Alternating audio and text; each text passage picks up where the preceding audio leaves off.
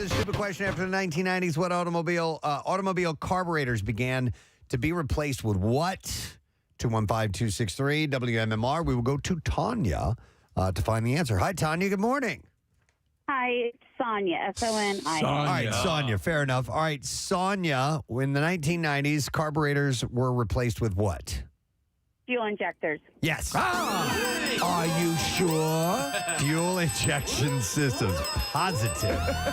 Hang on, Sonia. We are going to give you a pair of tickets to the Atlantic City Beer and Music Festival, June 3rd and 4th. Bader Field is presented by Ocean Casino Resort, featuring over 100 breweries, pouring 400 beers. Dropkick Murphys, will be performing on June 3rd and 311 on June 4th. You can visit acbeerfest.com for the tickets and information.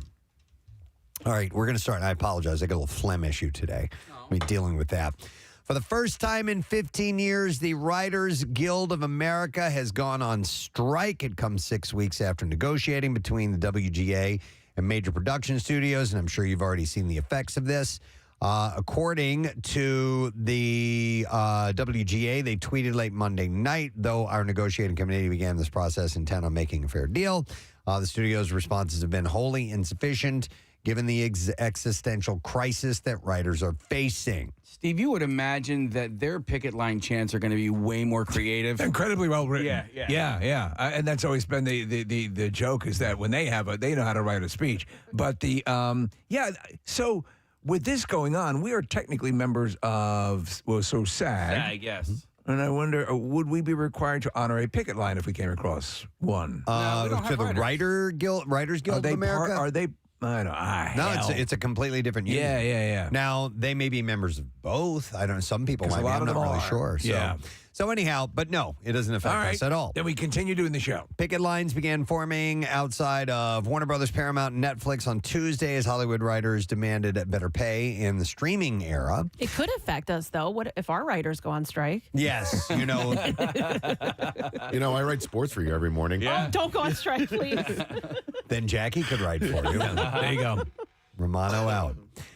So the comment said the company's behavior has created a gig economy inside a union workforce, and their immovable stance in this negotiation has betrayed a commitment to further devaluing the profession of writing, according to the union. I bet you they also are going to be bringing up the issue of AI. The outlet reports that affected shows so far include late-night talk shows such as Jimmy Kimmel Live, Tonight Show, Daily Show, Saturday Night Live, as well as scripted series like Abbott Elementary, Cobra Kai, House of the Dragon, and Yellow Jackets. Stars such as Wanda Sykes, Rob Lowe, and Aidy Bryant all shared their support for the writers on strike, joining them on the picket line on Tuesday. So this is wild when you have this going on. I remember the last big one, they were movies, 3/4 of the way through.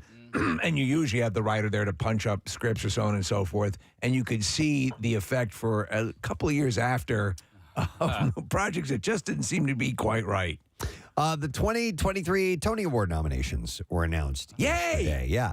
With Some Like It Hot leading the roster with 13 nods, and Juliet, Shucked, and New York, New York followed close behind with 9 nods each. The most nominated plays included A Doll's House, I don't even know how to pronounce this, Leopoldstadt, and Ain't No Mo with 6 nods each. So a number of those are revivals. I didn't realize they were doing Some Like It Hot on Broadway. Yeah, I didn't know that either. Yeah. I saw a story last week about a Broadway show that's called Corn. Oh, I'd love to. Or is it Shucked? Is that what this is? Is that the same thing? Maybe they're two. Got to be it. But it's all about corn. I want to see corn. And it's not. They wanted to stress it. It wasn't because of the corn kid. Right. Apparently, they've been working on the show for like 10 years, and it's like selling out like crazy. Shucked. It's at the it's called Shucked. That's it. It's at the Niederlander Theater, which is where Rent was for years. Right. So it's legit, and apparently, here you go. It's full-blown musical? It's up. Yeah, it's full-blown musical, and it's up for some awards as well. So Jessica Chastain celebrated her nomination for Best Leading Actress in a Play with her role in A Doll's House on Instagram on Tuesday. She said, "If I could tell that girl who yearly recorded the Tony Awards on a VHS that this would happen, it would have blown my world open. To tell her she'd be living in New York, performing in A Doll's House, and nominated for a Tony Award for Best Actress, it's a dream come true." Where does she live in Europe? What's that? You said she's living in Europe? No, that she'd be living in New York is what it said. Oh, New York. Yeah. So private practice star Audra McDonald was also nominated for Best Leading Actress in a play for her role in Ohio State Murders. Entertainment Tonight reports that this is McDonald's 10th nomination, making her one of the most nominated individuals performers in the Tony Awards history, alongside Chita Rivera and Julie Harris. I enjoy seeing Broadway shows, but the theaters are designed for dwarfs. Yeah. I'm always incredibly uncomfortable sitting in those chairs. Yeah. You know, these grand old theaters where the seats haven't been replaced in a long time. Yes, agree. Like when they have a little holder for your musket, you know you're in an old theater. And they just want to squeeze in as many people as possible because they charge you of course, $300 a ticket. It's ridiculous. to see corn. But they're amazing. That if you've never been, live theater period is awesome. But going to Broadway, there's something extra special about it. Yes, there is. Yeah. Kevin Costner's wife, Christine Baumgartner, has filed for divorce after 18 years of marriage. This could be good news for you, Kathy. Well, good news, or maybe he's just like, this is the reason. Like, he's got so much going on in his life. There's conjecture that might be part of it, that she asked him to not do another season, and he kind of wanted to, but we don't know for sure. Yeah. He's like, have you ever been to Wyoming? It's beautiful. Like, let's go. Come with me. And a representative in a statement said, "It is with great sadness that circumstances beyond his control have transpired, which have resulted in Mr. Costner having to participate in a dissolution of marriage action." So if she was sort of putting the screws to him and saying, you got to work less, and they get divorced, Kathy, maybe he'll be back for Yellowstone. Yeah. That's what I'm hoping. So they got married. His misery will work out to your benefit. They got married in 2004. They shared 3 children together: sons Caden, who is 15, Hayes, who is 14, and Grace is 12. It's his second marriage. He was previously married to Cindy Costner from 1978 to 1994. They are parents to daughters Annie, who is 39, and Lily, who is 36, and Joe, who is 35. I mean, for Hollywood, that's 2 long marriages. Yeah, that's pretty good. He's also father to 27-year-old son Liam, who he had with his former partner Bridget Rooney. Oh. News of Costner. It was Liam. I know. It was the closest I had, Close. so. News of Costner's divorce comes as talks continue about the actor returning to Yellowstone. Of course, he plays John Dutton on the show. Last month, fans wondered when the Paramount Plus series would return after Costner. Creator Tyler Sheridan and other cast members did not appear at the show's scheduled Paley Fest panel. Well, yes. And they had this one, I guess it was I don't know if this is the same event, but they had this fan fest. And they had promised all these names and people ahead of the whole thing said, no, I'm one of the main actress, I forget her name, but she had a prior work commitment, said I couldn't attend, and they still left her name up on the thing. Geez. So tickets based on that. And then they all got flack from the fans because they're saying, why didn't you show up? We never said we could show up. That's a shame. Yeah.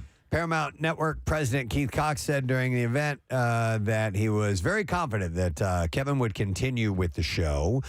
Though some outlets speculated online the show might come to an end. There are currently no release dates for the second half of the 5th season. Yeah, like they have to do something. They left it so wide open, and they called it the first half. So, well, we need the second half. Well, I've of all the people I've heard that mentioned seeing this show, I've never heard anyone say they don't like it. Like I've never seen a show get like almost universal thumbs up.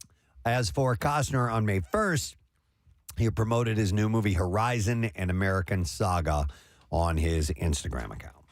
Allison Holker opened up to People magazine about the loss of her husband, Stephen Twitch Boss, in her first interview since his death. The DJ died by suicide in December of last year. He was just 40 years old. And she had said that no one had any inkling that he was low. He didn't want people to know. He just wanted to be everyone's Superman and protector.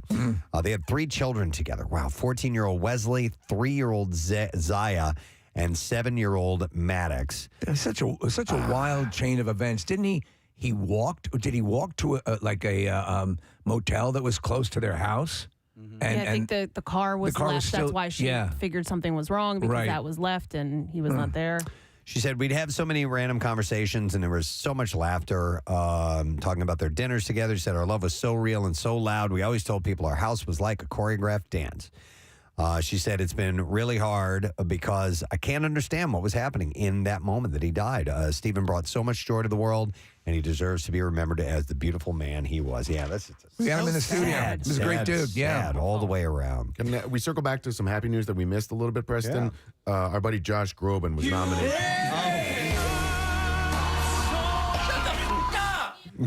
Best actor in a musical for Sweeney Todd. Josh Groban.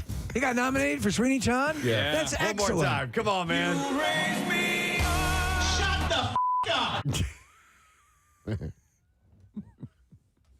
Oh, no. But I think Josh Groban would have fun if he knew that we do that. Sure. Because he seems like a pretty fun He guy. seems like a fun guy. I agree. But he's up against Ben Platt, and that's my dude. He what? He's up against Ben Platt. Yeah, what are you going to do, man? I don't know. Suck it up. Dear Evan Hansen, right? Yeah. That's like one of Pitch your main. Perfect. Yeah. Yeah. All right, so the 16th season of It's Always Sunny looks like it might be loaded with some cameos. Rob shared a photo on Twitter showing Breaking Bad stars Bryan Cranston and Aaron Paul with the rest of the cast at Patty's Pub. That's cool. There's been no confirmation that the meth-making duo will appear in the new season, which begins on June 7th, and FXX has teased an episode about celebrity-branded products. So who knows? But in real life, Cranston and Paul co-own Dos Hombres Mezcal, and last year, McElhenney, Glenn Howerton, and Charlie Day created the spirit brand Four Walls to benefit Pennsylvania restaurant workers. Maybe there's some kind of collaboration. We'll have to see. They collabed. Yeah. Now you're tied into them. You're a business partner. I was. I don't know if Rob's in at Really? In Patty's Pub? at Patty's anymore or not. Not sure. Okay. All right. So this is are they going to come back and shoot anything here? Do you It's know? a good question. It's been years No. since they have, right? Yeah, not this season. Yeah. But there are rumors of some other stuff happening with that crew in Philly this summer. All right. So FXX added that the episodes in the new Always Sunny season will highlight Mac's struggles with allergies and long-distance dating, Charlie's confrontation with his sisters, Dee's fight for rent control in women's athletics, and something involving Frank and a gun. And Dennis will try to improve his mental health. In the run-up, there also have been signs that Chase Utley will make another appearance and that Gritty might be in line for a cameo as well. I think, isn't Dennis, though, Casey, you'd be more aware of this, he's the one character who's actually murdered someone, right? Wait, who did he murder? He murdered the news reporter who shot all the cleavage, and she had she was in a hospital bed, and What did he smother? I don't remember. he killed her with a pillow. Oh, my God. Yeah. I don't remember. He's a psychopath. So it's been a year since Pete Davidson and Kim Kardashian walked the red carpet together at the 2022 Met Gala. God, I want them back. And the Kardashians star stirring controversy for wearing Marilyn Monroe's dress. While the former couple have since gone their separate ways, Davidson and Kardashian were photographed talking to one another at this year's Met Gala on Monday night. And he was wearing Joe DiMaggio's skin. Oh my gosh! Yeah. It's and he and Marilyn were married at one point. Yeah. At one photo shows the Saturday Night Live alum smiling as he looks at the Skims founder while she talks to Usher. Another shows Kim addressing Davidson directly and holding up her hand at him. Talk to the hand. Kim and Davidson dated for 9 months before breaking up in August of 2022. He was supposed to host SNL this weekend, and that won't happen. Right. Yeah. Writer's strike. You're right. That time, Preston, when they were together, I can say absolutely categorically the best time of my life. Of your Yeah. life. I agree. You really had you had a shine about you. I was You on had a- cloud nine. Yeah, it was pretty amazing. Yeah, he's got a show coming up on, is it a Hulu show? It's Peacock, I think. Yeah, you're right. It's him. Peacock, It's and basically his life story, right? Yeah, and think it Joe starts Pesci tomorrow. is a co-star in the show. Wow. So Padma Lakshmi is celebrating her new spot in Sports Illustrated swimsuit issue. The 52-year-old Top Chef host appeared on Jimmy Kimmel Live on Monday and said, I would have killed for it when I was in my 20s and a model because it is the holy grail and they never even called me for anything like this. And I really thought that ship had passed, to be honest. She said, so when I got the call now a few months ago, I was like, you're effing kidding me. Really? And I did not believe the news on the phone. And then I started freaking out. One of the more amazing pairings throughout history has to be her and Salman Rushdie. Mm-hmm. They were together as a couple. How does that even happen? You know, well, you look at Marilyn Monroe and Arthur Miller. Arthur Miller. Yeah. So maybe it was that type of attraction. Who knows? So I was sad to see this, Steve, and you'll remember this woman, Ellen Saki, known for her role as bar owner Rosie on MASH, passed away on Monday in Los Angeles after a battle with pancreatic cancer. She was 79. Enough with this pancreatic cancer. I was just gonna say, I keep hearing it. Like, I'm hearing it more now that the people are getting it. It's awful. The actor was featured on 9 episodes of MASH. Saki played the role of Rosie, the local bar owner. She was the third actor, actually, to take over the role and the longest to do so. Her career in acting continued on with roles featured in other projects such as Splash with Tom Hanks, Chips, and History of the World Part 1. I'm not sure who she was in History of the World Part 1. It's been a while since I've seen it. But she went on to land the role of Rosie in MASH after sneaking on a Fox lot and meeting Burt Metcalf, who cast her in the series. And after she finished MASH, Saki asked Metcalf if he had other work for her, leading her to joining the cast of History of the World Part 1. She was a lung cancer survivor. She had that in 2004, going on to return to her passion for entertainment. Most recently, she was doing like some commercial work in 2022. She was in an Uber Eats commercial. But I always liked that Rosie's was a cool little spot that they could go to. And that was a sad news. I always loved how they would use the medical equipment as a still. Yep. Mm-hmm. Emma Watson is opening up about why she stepped away from acting. In an interview with the Financial Times, Watson reflected on why she hasn't made a movie since Greta Gerwig's Little Women, which finished shooting at the end of 2018. She said, I wasn't very happy, if I'm being honest. I think I felt a bit caged. She said, the thing I found really hard was that I had to go out and sell something that I didn't really have much control over. To stand in front of a film and have every journalist be able to say, how does this align with your viewpoint? It was very difficult to have to be face-to-face and the spokesperson for things where I didn't get to be involved in the process. She got involved in motocross, right? I believe so. Yeah. No, she said, I was held accountable in a way that I began to find really frustrating because I didn't have a voice, I didn't have a say, and I started to realize that I only wanted to stand in front of things where if someone was going to give me flack about it, I could say in a way that didn't make me hate myself, yes, I screwed up. It was my decision. I should have done better. It's part of, getting more mature in life. Yeah. Following the end of the Harry Potter film franchise, she went on to star in The Perks of Being a Wallflower, The Bling Ring, Beauty and the Beast, The Circle and Little Women. Although The Circle of Little Women would be great. It would be fun. That sounds great when they're like a lesbian to lay in daisy chain. The daisy chain. It's a beautiful thing to see, man. And then they flip over. That's an actual conversation, by the way. It is. Yes, it is. Which left us stunned. I'm sorry, but it was also an initiated conversation by him. Right. Yeah. I don't know. I think the question was, well, how is it outside? I love when lesbians get in a daisy chain and flip over. Yeah. Okay, Gary. So should I bring a jacket? During her break from acting, Watson ventured into writing and directing. Last winter, she wrote and directed an advertising campaign for Prada. Mm-hmm. She also teased that she's been asked to direct a music video, though she wouldn't reveal whose music video it is, other than hinting you will definitely have heard of him. I have to imagine that core crew of the Potter actors are set many times over, right? I would think so. I would hope so. Yeah. That many years in that franchise and... yeah, being able to renegotiate, saying, you can't do this without me, you know? Right, yeah. Despite not acting for nearly 5 years, Watson didn't rule out a return to the screen. She said, yes, absolutely. Preston, will she ever do a daisy chain? But I'm happy to sit and wait for the next right thing. I love what I do. It's finding a way to do it where I don't have to fracture myself into different faces and people. And I don't want to switch into robot mode anymore. Does that... Shut the f*** up! And she said, does that make sense? I loved her, and I've said it many times, and I'll say it again. That Beauty and the Beast live action, loved her in it. She was great. So this is interesting. So Al Pacino could have played Han Solo. Yeah, I heard this. The Godfather star revealed that he was offered the part of the iconic Millennium Falcon captain in the original 1977 Star Wars film, but he turned it down. Instead, the role, of course, went to Harrison Ford. In my home, in my bedroom where my wife sleeps, Where my children come and play Where my with their Wookiees toys. play with their toys. In my Millennium Falcon! Of course, that launched Harrison Ford. So he said, well, I turned down Star Wars. He told Variety in an article published last week. When I first came up, Can't you give me a straight answer anymore? I was the...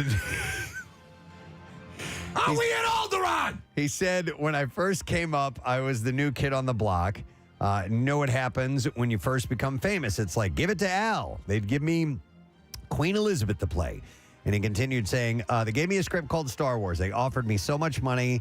I don't understand it. I read it, so I said I couldn't do it, and I gave Harrison Ford a career. Where my children come and play with their toys. Pacino, of course, played Michael Corleone, who we're here and there. 1972 is The Godfather, 74 is Godfather 2. And by the way, he reflected on the differences between the first and second Godfather movies in this interview as part of the People Who Inspire Us series. He said, you see, The Godfather is more entertaining. Godfather 2 is this study, this personal thing for Francis, meaning Ford Coppola. He said, Godfather 1, I saw it recently. It's always got 2 or 3 things going on in a scene, and you're always in the story. You're going. You don't know what's going to happen next. It's storytelling. It's really storytelling at its best. Godfather 2 sort of linearizes, and it's kind of a different somber. It's kind of a different somber and moves slowly, but it's a great movie, I have to say. They're both so damn good. And it's always back and forth in my mind, trying to give one an edge. They're just amazing.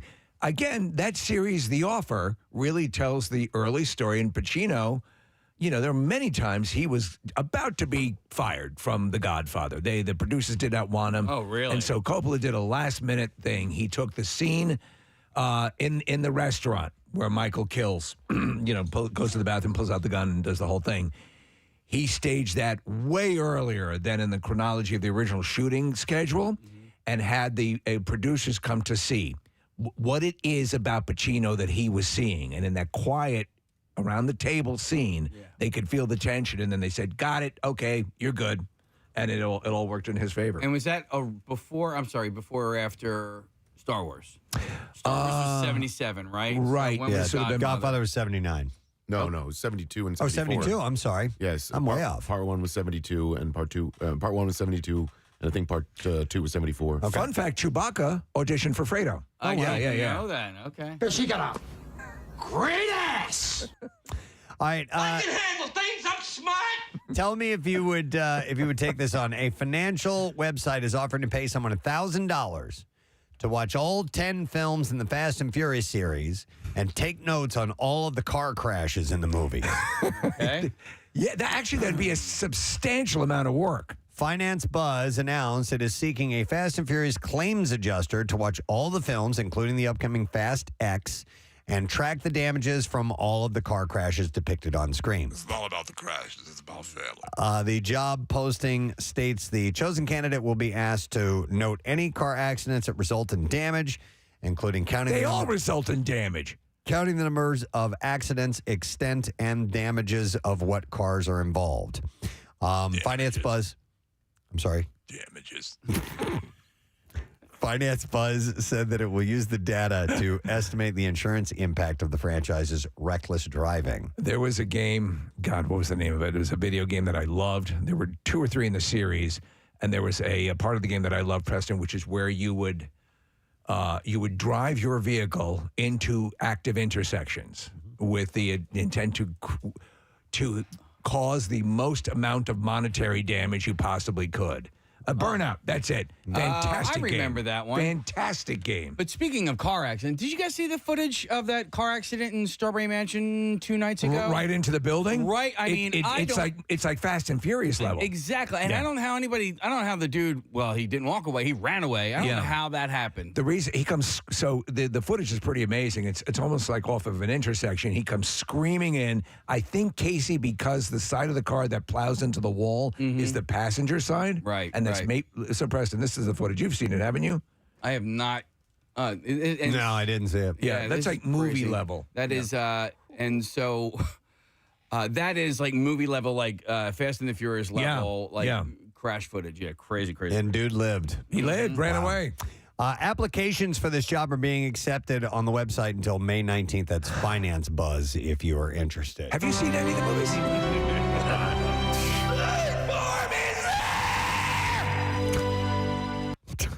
I had to. All right, you were asking me a question?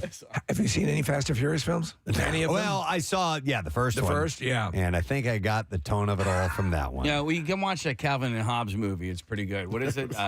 Hobbes and Shaw. Hobbes and Shaw. Yeah. Calvin and Hobbes. Now, Calvin and Hobbes movie Shaw. I would watch.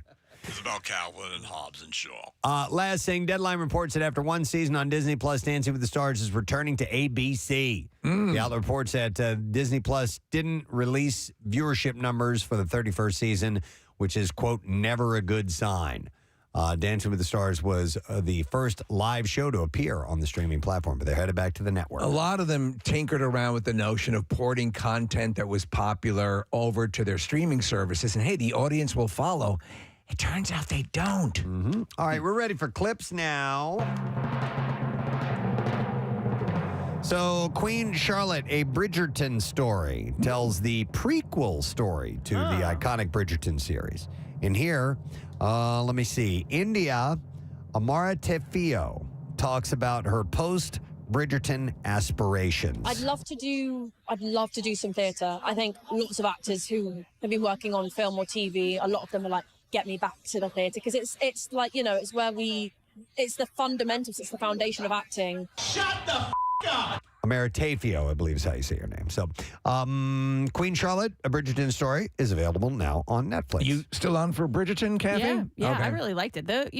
After the dude left and they did the next season, I really liked that season. I thought it was great. Hey, how was he in Dungeons and Dragons? I didn't even know he was in Dungeons. Yeah, Yeah. I know who he played. Paige Renee. He was awesome. Yeah. Okay, I didn't realize that was him because I didn't watch Bridgerton. Oh. But I know the character because he's like this super good-looking, suave guy. But he was great. Okay, cool. I remember leaving going, I really like that character and did not know that was him that played it. Yeah. All right, next clip. Here we go. The Real Housewives of Atlanta is back for another season of lavish lifestyles and plenty of drama. Now you're talking my action. In this clip, longtime housewife Nene Leakes Oh, Jesus. throws some shade on her fellow housewives. That girl is crazy. Something is really wrong with her. No, seriously. If it was my time to go, I absolutely have no problem with that because the show has been good to me. I've been there since day one, and I opened up this door so Kenya Big Mouth Moore could walk through. You're a complete dirty whore. I have no idea who the hell she's talking about. Nor should you. Don't go anywhere near it. Stay away. The Real Housewives of Atlanta returns for its 15th season. That's tonight on Bravo. All right, that is the entertainment report for today. But, thank you. Oh, please hold your applause. We have a movie screening tonight. So you want more entertainment? We got it for you now. Casey is hosting Guardians of the Galaxy Volume 3 tonight at 7 o'clock. It's going to be at the Regal Warrington. Have we ever done a screening at the Regal Warrington? No. Okay. Not that I think so. This will be a first time. So I tell you what. Well, okay, thank you. What? I said not that I think so. That's not a not thing that people I think say. so. All right. We'll take callers 8, 9, and 10. Not that I think so. At 215-263 WMMR. It's not that I think so. WMMR, and let's see if you can get through. I think people say. And join. By the way, today Here, Preston owns the color yellow, and you just created a new phrase. at Dilworth Park, Rothman Roller Rink is going to have a special Guardians of the Galaxy themed skate. That's from 4 to 6 p.m. today. Have we determined if there's actual skating in Guardians of the Galaxy? Or is Not that I think so. It's cool regardless. I'm just wondering. Yeah. It's catching on. Not man. that I think so. Not that I think so. I will report back to you tomorrow. All right. Okay. We'll let you know. All right, we're going to take a quick break. We'll come back in a moment. Later on this morning, the president of the Rock and Roll Hall of Fame, Greg Harris, is going to reveal to us who the nominees First are. call from the White House. We'll be back in a moment. Stay with us. Preston and Steve on 93.3 WMMR. Happy days.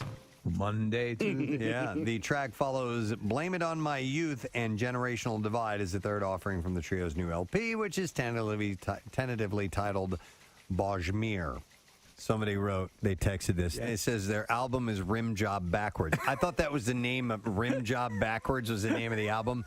No.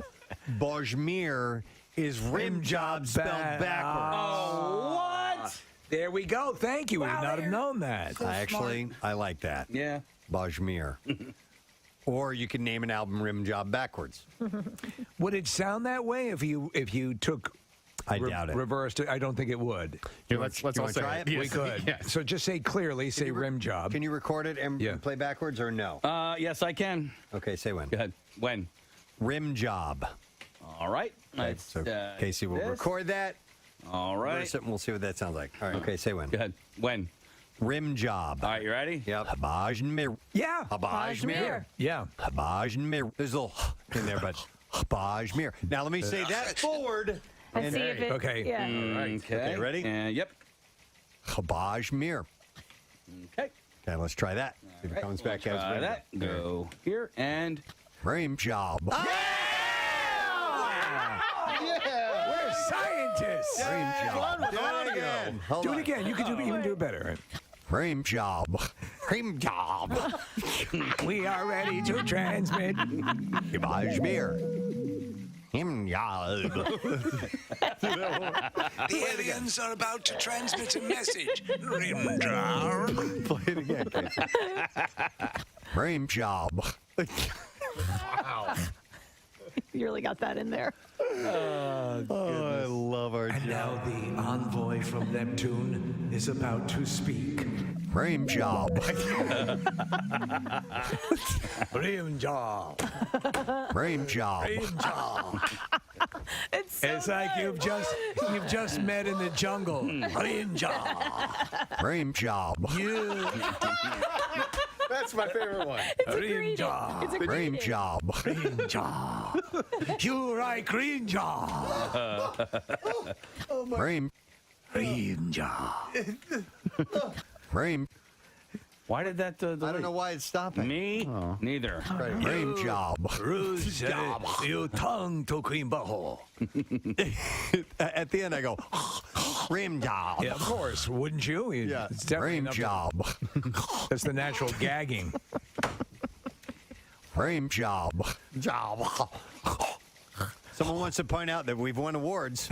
Yes. Yes, we have. I know. True. That doesn't mean they can't rescind them. Yeah. What? Do you get the spicy chicken at the Chick-fil-A, or do you just get the regular chicken? I have gotten the spicy before. I think I'm just a spicy chicken guy. Like there. Oh, dear God. I'm just a spicy chicken guy. Are you coming out right now? I'm coming out. I mean, Pride Month ended Mom, yesterday. can we Did it end talk? yesterday? Yeah.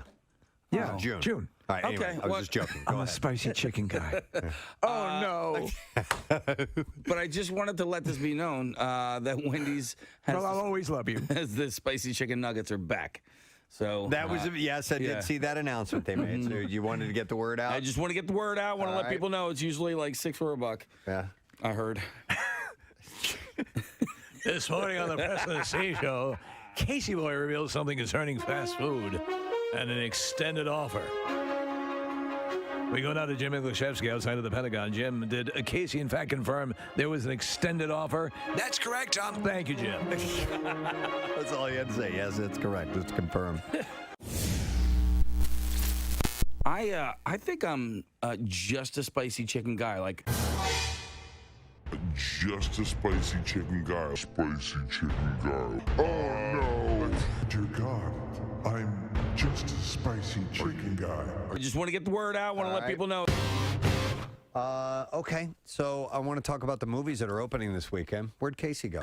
Do you think he had to make a boom boom? I'm not really sure. There's a lot of things that are off about him today, so... Is it even Casey? It might not be Casey. Did we check? Maybe it's No, the hair. we usually take a urine specimen every morning.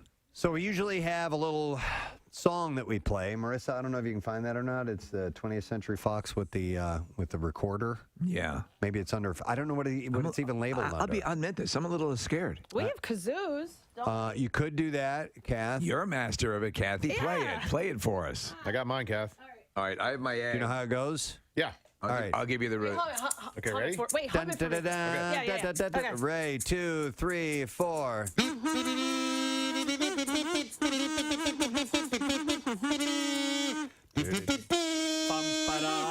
Yeah,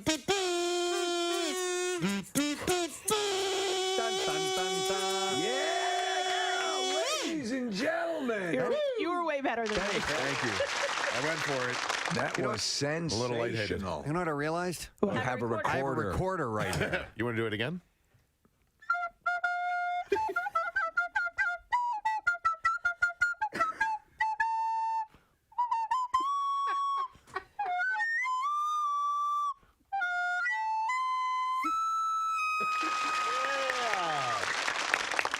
You okay? I'm better. Okay. Sorry, I don't feel good, guys. Right over here is Jason Kelsey. How you doing so far? You enjoying the off season? Yeah, it's good. You know, we just started up again about 2 weeks ago. This week was the first week on the field with the coaches.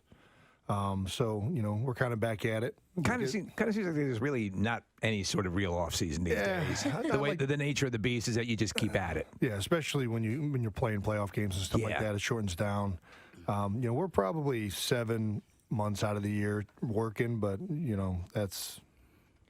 Pretty intensive work for 7 months. But Jason, is it a case of and is it sort of better that way because you gotta do more getting up to speed? Yeah. If you take too much time off, and if you kind of sort of keep at it, you're always just a tick off, fighting weight, basically. Yeah, I think most guys lift year round pretty much. Yeah. I mean, you'll take a few weeks off here or there, go on vacation, whatnot, but most guys are always staying in shape. This time of the year is especially important for all the new free agents that we got in, all the guys that are trying to learn the terminology, the new playbooks. Well, your brother's like one of the best tight ends in the league. Yeah. He does a great commercial, by the way. He's tackling an eagle in that commercial, or have we talked about this yet? He's dancing in the commercials, the commercial that I'm talking about, where he's sort of fantasizing and he's doing like an end zone dance, and then you realize that he's like standing in the middle of a store or whatever. Yeah. So I wanted to ask you, because you guys are both at the top of your games and the top of your positions, who's the actual better athlete? Oh, Travis is not even close. Oh, really? Not even close. You got to call him as you see him. Yeah. Honestly, he's living it out in fantasy, and you're doing it. Yeah. No, he's a special athlete, and he always has been. Even no matter what it was, basketball, baseball. He's just had a knack for sports. I think that I've always been big, fast, and strong, but the type of athlete he is, how fluid he is, the way he moves, his ability to change direction and things like that, and spatial awareness. He's a tremendous athlete. Jason, you and Nick share something in common. You guys have both climbed Mount Kilimanjaro. You climbed Mount Kili? I did. Yeah, I did it for charity as well. The organization you guys did it with was Chris Long and Bo Allen. And the Water Boys is a fantastic organization. And, when I did it, I thought I never want to do it again. Because same here. Yeah, it is the hardest thing I've ever done in my life. But now it's been several years, and I want to do it again. And part of the reason why I want to do it again is because of the work you guys have done for such a great organization. And I love philanthropic climbs at all. And to do it and make it that challenging is really impressive. Tell me your impressions of the climb itself. Same as you. Yeah. The moment I started going up that last night, about halfway through, I was like, what in the hell am I doing? Yeah. You're in the pitch black. You're going. What route did you go up? We did Umboy. Umboy? Yeah. We did Rongai, which is the only one from like the north side. Yes. It's the shortest, but I think. Is it steeper? I think it's at the top. It's a little bit steeper. Because everyone says it's like Nick was saying that basically as climbs go, it's a gradual, but there was one route that at the end, that's probably what you did, that it becomes a lot steeper. The summit is the hardest part of the climb. Exactly. And you're already tapped out because you've done a climb for several days in a row, and then it becomes the steepest part at the highest elevation. Oh, that's wonderful. I don't know if it's any steeper, I shouldn't say that, but you do have to, once you get to the top, you don't go right to the peak, so you have to like walk around to the other side of the peak, which is a little bit more of like another 2 hours once you're already at the top, which is kind of like, why in the heck am I? Are you walking? I should already be here. Is that so you summit like at daybreak? So you get up at midnight the night before. That's what we did on this route. You have a headlamp on. It's the blackest of black you've ever seen. I mean, there's not a light on a mountain. Yeah, and you just start making your ascent. And at this point, it's a little bit too steep for guys like me to go straight up. I mean, the porters and guys who do this, I mean, there's nothing to them. They're walking up and down like it's just another day of work. Bastards. But, for us, we go kind of like sideways in these skip backs, and It took us 7.5 hours to get to Gilman's Point, which was the top of the Rongai route, and then we had to walk another 2.5 hours to the peak. So I got to the peak around 10 a.m. Who else climbed with you guys? So it was me, Chris, Bo, and Haloti Nada were the 4 guys that have played with the Eagles. And Haloti? They said Haloti and Bo were the 2 heaviest guys that they've ever seen climb the mountain. And he announced his retirement from at the peak, at the summit. After the climb, the mountain is now 16,000 feet. As we're sitting here talking to you, the texts are coming in, and I wanted to find out what you hear most. Do you hear hungry dogs? What is it? Hungry dogs run faster? Yeah. Okay. Or if I don't eat breakfast, I'm pissed off. Yep. Or from that speech, there were several highlights. Do people just yell those out to you sometimes? Absolutely. Okay. Yeah. Which one do you hear most? I was actually surprised. Nobody this morning asked if I ate breakfast and if I was upset or not. You've heard enough, yeah, man. Right. Thank you. You know, I probably hear hungry dogs. I probably hear hungry dogs run faster than those. And that's not just from. I mean, that's still a mantra of Jeff Stoutland. I mean, he was just grilling some of the younger guys with it today, and or not today, but yesterday about, we got some rookies coming in here. We got some new free agent signings. You want to talk about, hungry dogs. And you're trying to 93.3 WMMR. Thank you very much, Kath. Later on this morning, we're going to have Mickey Morandini on the program, former Phil, great guy, and we'll chat with him about a charity event coming up. Greg Harris, the president of the Rock and Roll Hall of Fame, will be on, too, because the inductees are announced today. And just after he announces them, he will be talking to us. Yeah, so we're excited to talk to Greg later on. He's a good guy and has Philly ties as well. Hey, Casey played something yesterday. He wanted it to be maybe the new ending music for Tuesday mornings, and we didn't think it quite fit, but I think it fits for something else. Oh, yeah? And that is the stream of consciousness. I didn't even get to finish saying it. It's very... Stream of consciousness, nerd. With Preston Elliott. I like that. A journey of your mind. And just a way to get to different subjects. We really have no common thread. All right, so let's start with this. Steve, I saw this yesterday. You sent me the article this morning as well. It's about loneliness and social isolation. It has now been declared the latest public health epidemic by the U.S. Surgeon General. Dr. Vivek Murthy calls for individuals to build more connected lives and a more connected society because the mortality impact of being socially disconnected is similar to that caused by smoking up to 15 cigarettes a day. It's physically that bad for you, he's saying. Preston, I read this book. An author, Naomi Wolf, had written this book just recently, and it was an eye-opener. We tend to be, it's an abstract. Loneliness is bad for you, and it sucks to be lonely. There are real deal medical ramifications to loneliness. It literally can kill you. Yeah. And my heart breaks for people. Yeah. There have been times in my life where I felt lonely. Yes. And there are people suffering at heavy levels these days, and it's just heartbreaking. Yep. Is there an increase in loneliness or people not socializing? The reports I've read say yes, there has been an uptick. So, yeah, I didn't see that in this particular article, but I'm sure that there has been, and that's why that they're, I run an institute out of my basement, Preston. Concerned about it. But you know what? Well, let me read a couple things. Yeah. I'm gonna pose this to you, but it says loneliness is far more than just feeling bad. It harms both individual and societal health. It is associated with a greater risk of cardiovascular disease, dementia, stroke, depression, anxiety, and premature death. Yeah. According to Murphy's findings, loneliness and social isolation have increased the risk of premature death by 26 and 29% respectively, with 1 in 2 adults having reported experiencing loneliness in recent years.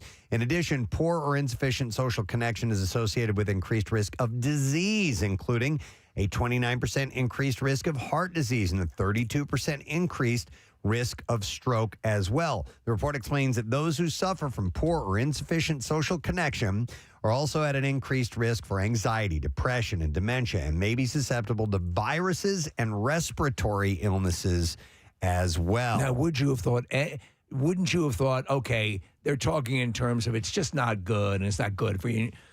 Not on this level and this amount of damage that can be done by loneliness. And that's why, you think about this and you're like, think about people in your life that you might encounter periodically who maybe don't seem to have a lot of friends, and and the need to reach out. It does. It's something that I hope I haven't missed an opportunity to help someone that way that is a lonely person. Yeah. People have helped me in my life do it. So, it's something that you can hopefully pay forward. How do you get past loneliness? I mean, that's my question. You know what I mean? You may have some issues with social cues and things like that, and common interest, and just not able to find people who are engaging with you. God, that's got to be hard. It is, and that's what makes a lot of people just go okay and give up. Yes, but there is. I think there is an onus on both parties, like people who might be trying to bridge that gap.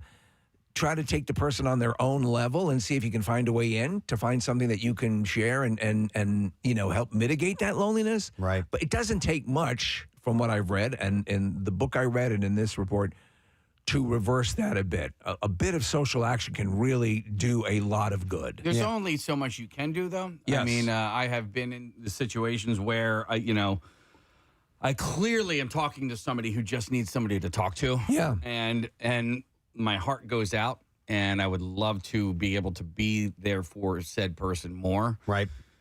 But I don't want to. Do you know what I mean? Like, well, that's not. You're being honest. Yeah. I know what you're saying. Yeah. I know what you're saying. You've got a full life as well. Yeah.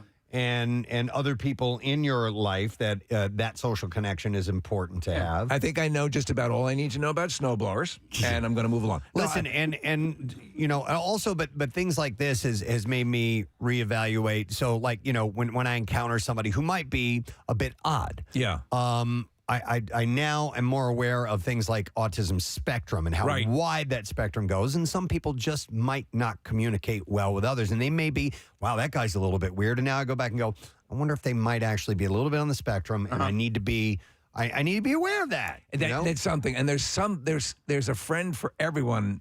There's somebody who you can pair with nicely, basically. Yes. And you just, oh man. Find and as a parent with now young adults, but watching them go through teenage years, was watching my kids when they find their group, and hopefully you do. And there are concerns along the way of, man, they just need to find somebody.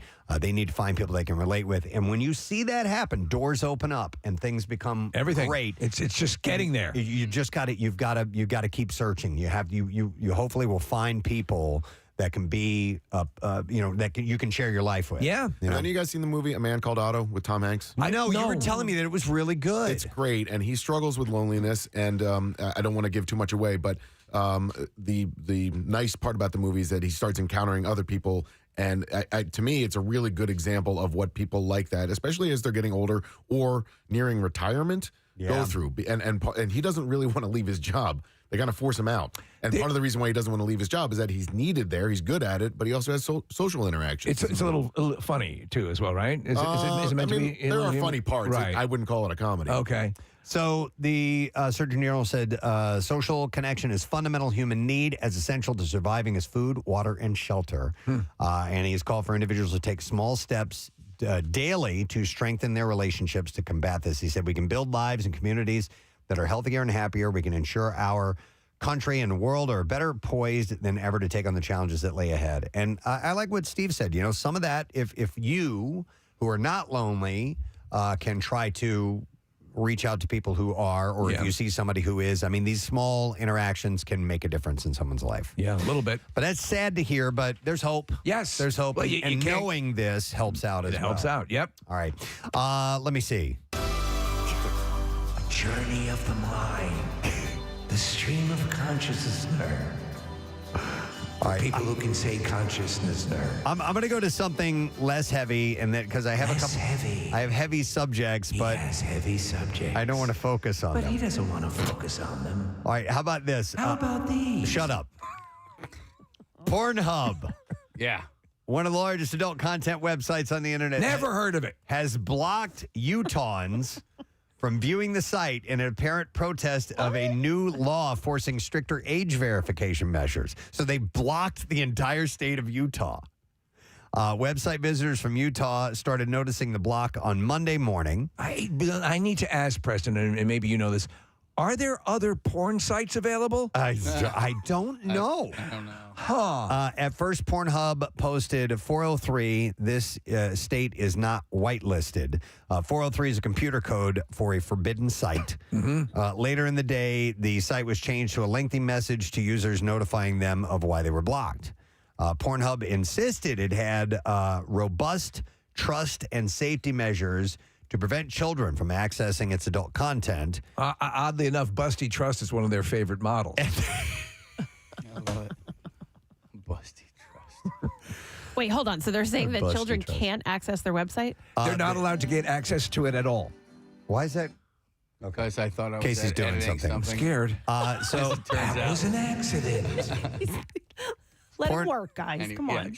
Kathy, I'll read this again. Pornhub insisted it had robust trust and safety measures to prevent children from accessing its adult content, and the measures that the state of Utah was requiring had no proper enforcement.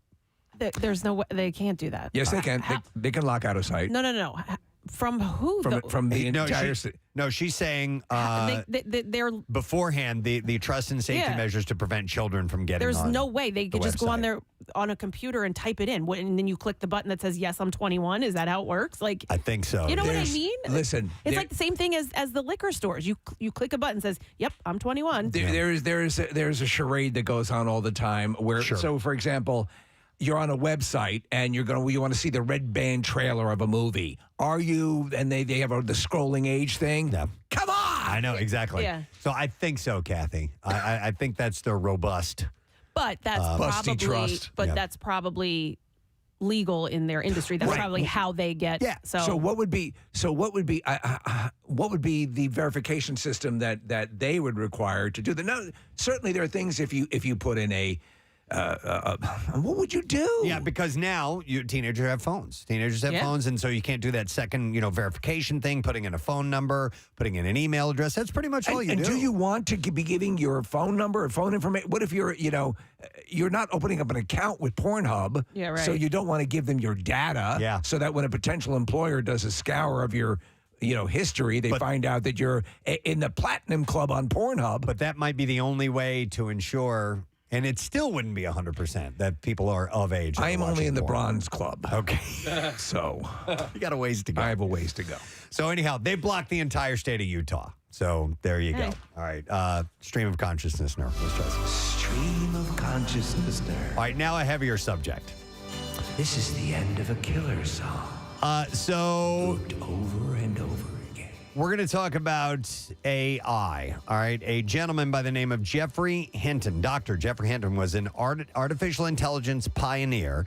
In 2012, he and two of his graduate students at the University of Toronto created technology that became the intellectual foundation for the AI systems that the tech industry's biggest companies believe is a key to their future. And on Monday, he officially joined a growing chorus of critics who say those companies are racing toward danger with their aggressive campaign to create products based on generative artificial intelligence, the technology that powers popular bots like ChatGPT. So he is, as many are.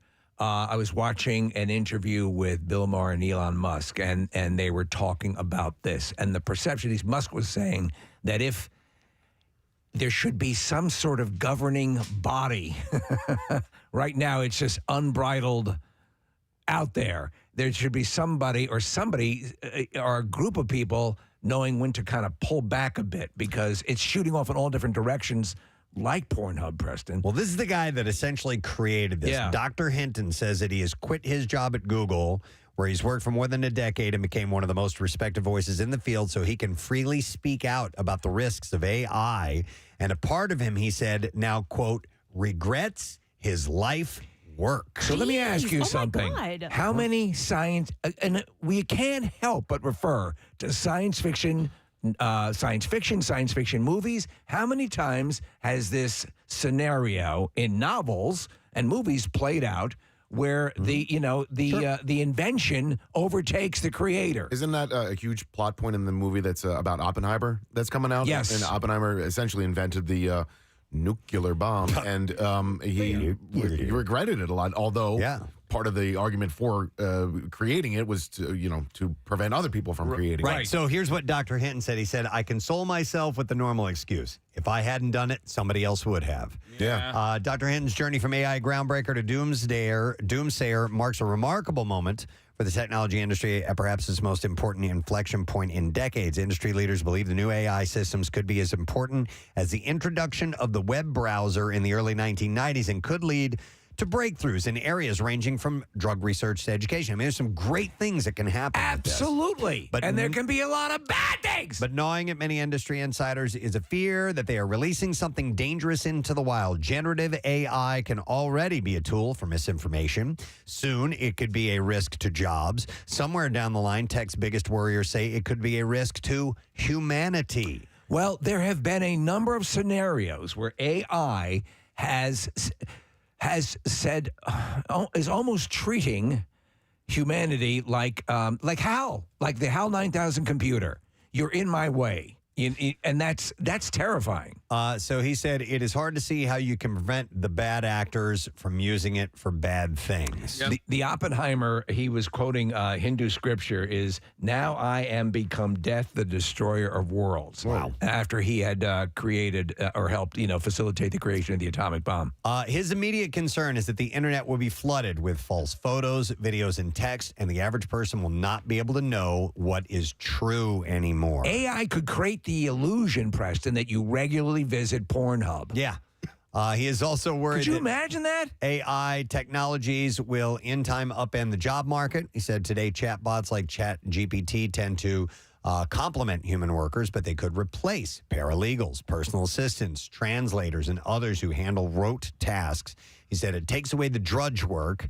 He said it might take away more than that. Did you see? So they had AI create a Bud Light commercial or a Budweiser commercial, and it's bizarre. It's amazing in some aspects, but it's also very creepy because it's a machine or a computer intellect creating all the imagery. So some of the stuff that doesn't quite work quite right, Preston, looks like a bizarre David Lynch kind of approach to making a beer commercial. I will have to see that. Down the road, he's worried that future versions of the technology pose a threat to humanity because they often learn unexpected behavior from the vast amounts of data that they analyze. This becomes an issue, he said, as individuals and companies allow AI systems not only to generate their own computer code, but also actually run that code on their own. And he fears a day when truly autonomous weapons, those killer robots, become reality. So, wow. And he's not the only one. Like, there's loads of people that are signing letters and saying that we need to pump the brakes here, gang. What was the one research scientist involved in AI and the program that he was working on, whatever it was, learned French on its own? Okay. Without ever having that input into the system? So he's hoping that, let's see here, many other experts, including many of his students and colleagues, say the threat is hypothetical. But Dr. Hinton believes that the race between Google and Microsoft and others will escalate into a global race that will not stop without some sort of global regulation, but that may be impossible, he said. Unlike with nuclear weapons, there's no way of knowing whether companies or countries are working on the technology in secret. Yes. And the best hope is for the world's leading scientists to collaborate on ways of controlling the technology. There's a chilling movie I've mentioned many times before. It's called Colossus, the Forbin Project. And so what happens is, Preston, this is taking place around the time of the Cold War, a little bit after the Cold War. So we set up this system a la Skynet, sort of a safety net that'll control the missiles and control all that so that, we have a sort of a second set of eyes, albeit a computer eyes, on the system. Well, the Russians do the same thing. And both systems actually join up and decide that, nah, you know what, we're gonna control humanity because they have this AI in it, and the image projected or portrayed in this movie will give you nightmares. Yeah, it's a terrifying concept for sure.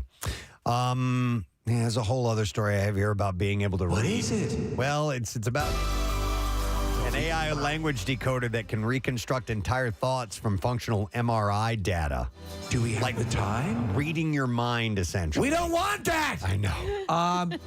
We also have concerning AI, Preston. There's, I don't know if you want to get to it now, but there's that the Beatles, a song I sent you over this morning. I haven't listened to it. What is it? Okay, so basically AI took a John Lennon solo song, and they took a Paul McCartney solo song, and they added both voices and Beatles aspects. AI did this to create a Beatles song out of the original solo song of Paul McCartney. Okay. Do we have any of the Marissa's attempting to send it over here in a moment. So, wow, man, listen to that. Shut the up. That was good. The computer added the "shut the f up." Oh, okay. So they took a John solo song, a Paul solo song, and made a Beatles song. So they charged the AI with turning it into a Beatles song, and it did. And both songs. And used samples of their voices. Added in all the Beatles flourishes. Okay. You'll have to listen. You know, I don't know if we have it over. Well, no, she's sending it over in just a second or so. Okay. But by the way, so yeah, they apparently the reading the human mind. I don't like that. This doctor, his last name is Huth. Huth. My name is Dr. Huth and his co-authors were able to decode words in short sentences using brain scans. No. He said, we're using MRI data that we recorded while somebody's lying in an MRI scanner and trying to decode the words that they're hearing or thinking or even words related to something like a video that the person is watching from brain activity. How many movies where they do this and the guy falls asleep and like the things in his id come out and then you before you know it, your toaster has a knife to your throat in the kitchen.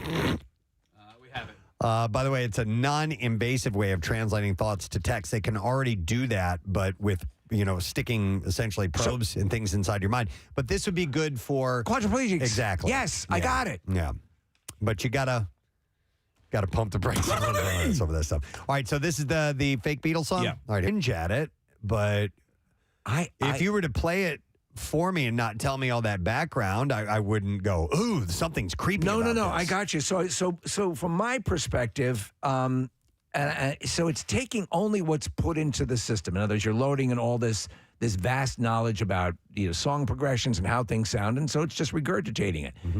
However, when you rob, especially in music, which is supposed to be such a personal expression, a human thing, when you conveyor belt it up, I think you rob it of everything. So, did that computer just create art, or did? Oh, I know. Yes, there's definitely a controversy on art created by AI. Is it art? I mean, is it art, first of all? And is that computer created, or is it people created because John and Paul existed and then a person invented a computer? What would you say, Nick?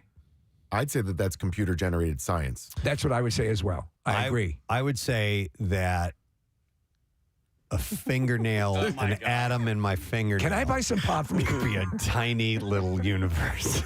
I think about this way too much, but we're lucky enough to be signed here for quite some time. When we have this conversation 7 years from now, are we just going to be playing brand new Beatles music because these computers exist now? No, man. What'll happen is, the computer, Nick, will never say, yeah, cup. And we will lose something, wonderful. There's the human factor right there. I mean, nobody can create that except for one person. Yeah, we cannot get what is the magnificent uniqueness of a cup Nick moment. Although, if we could just give that sample to AI... and create an entire language out of it. Have an entire language created from that. Cuppian. That would be Cuppian. Couple. Are you a Cuppian? Do you speak Cuppian? Yeah, a couple. That's like Groot, right? Cup. Yeah, a cup. It only says 3 words. Or a Wookiee. Yeah, a cup. Yeah. No. We Watch it, fuzzball. We a cup. It is unnerving. Wow. Yeah. I find it unnerving. But listen, here's the deal. Just hearing that song, I wouldn't immediately go, that's fake. I would go, it's kind of cheesy sounding. Yes. And I don't really like the harpsichord in there, but it's not, I wouldn't, it would pass right by you on the air and you go, okay. I go, wow, that's kind of just an okay song. Right. And I'm hoping that That's terrifying. Right. But you know what the thing is they will. This is the beginning. Yeah. They will tweak this. Yeah. And it will get better. It will become more palatable and more desirable because they've only just gotten started on This is the music your refrigerator will be listening to in the future. Yes. Yeah. I need you to stop talking. All right, thank you, Bill. Yeah. All right. That's AI, Bill, by the way. We have streamed all the consciousness that this consciousness nor can stream. We've learned so much, but our journey must come to an end. Yes. Because we have to go on live with Fox. That, and we also have to get to the concert keyword. So, yes, let's take a break and come back in just a moment. Fox Good Day will do that, the Bizarre File, and more. So stay with us, friends. Preston and Steve. On 93.3 WMMR. In the city, and it kind of all correlated together that I probably hear that one the most. That's Jason Kelsey. Yeah! I did notice something else. More from the noticer. He notices so you don't have to. I noticed across an empty field.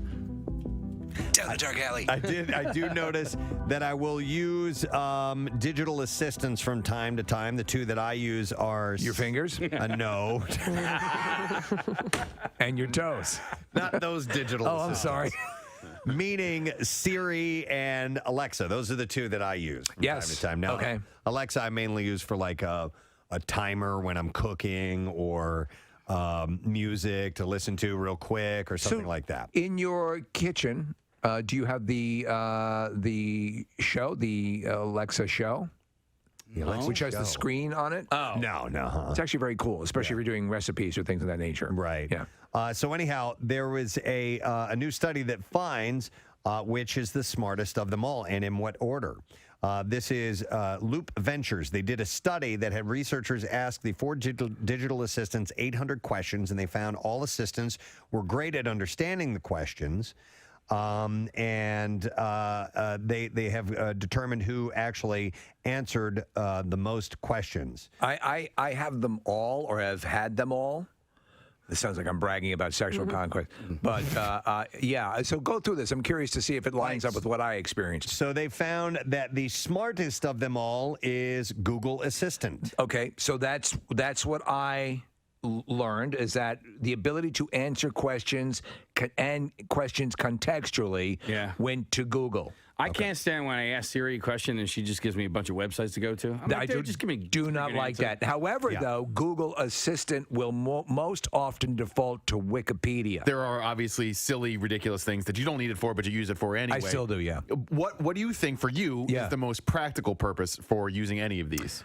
Well, honestly, for the when I'm sitting, for example, if I'm sitting and I'm setting up something for the media. You know, I'm watching TV or whatever, and I'm looking down at something, or I need the lights on, or turning lights on and off. Okay. Playing music. I think that's the radio. What I would use it for. Playing. I walk into a room. I constantly use it for weather. I constantly use it. I'll get a quick news update. Yep. So I'm interfacing it with that. And if you look at if you find out on your app on your phone.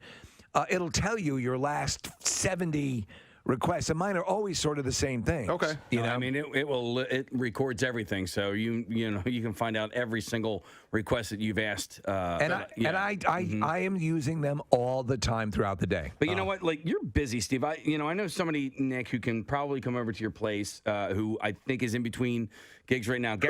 Gary Lauer is not doing anything right now. His house is closed. You know what? Honestly, you don't even need an echo. Just have Gary answer. Yeah.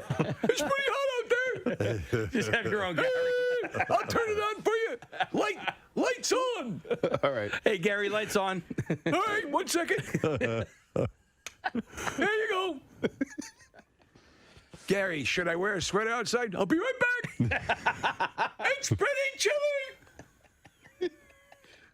Lauer. Yeah, Lauer. that's what it would be. Yeah. Hey, Lauer. Because Gary would be too common. Hey, Lauer, play Allman Brothers.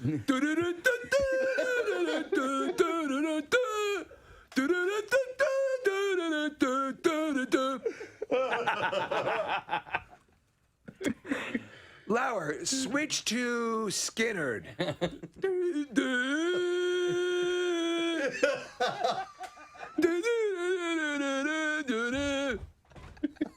Hey, Lauer. Yes.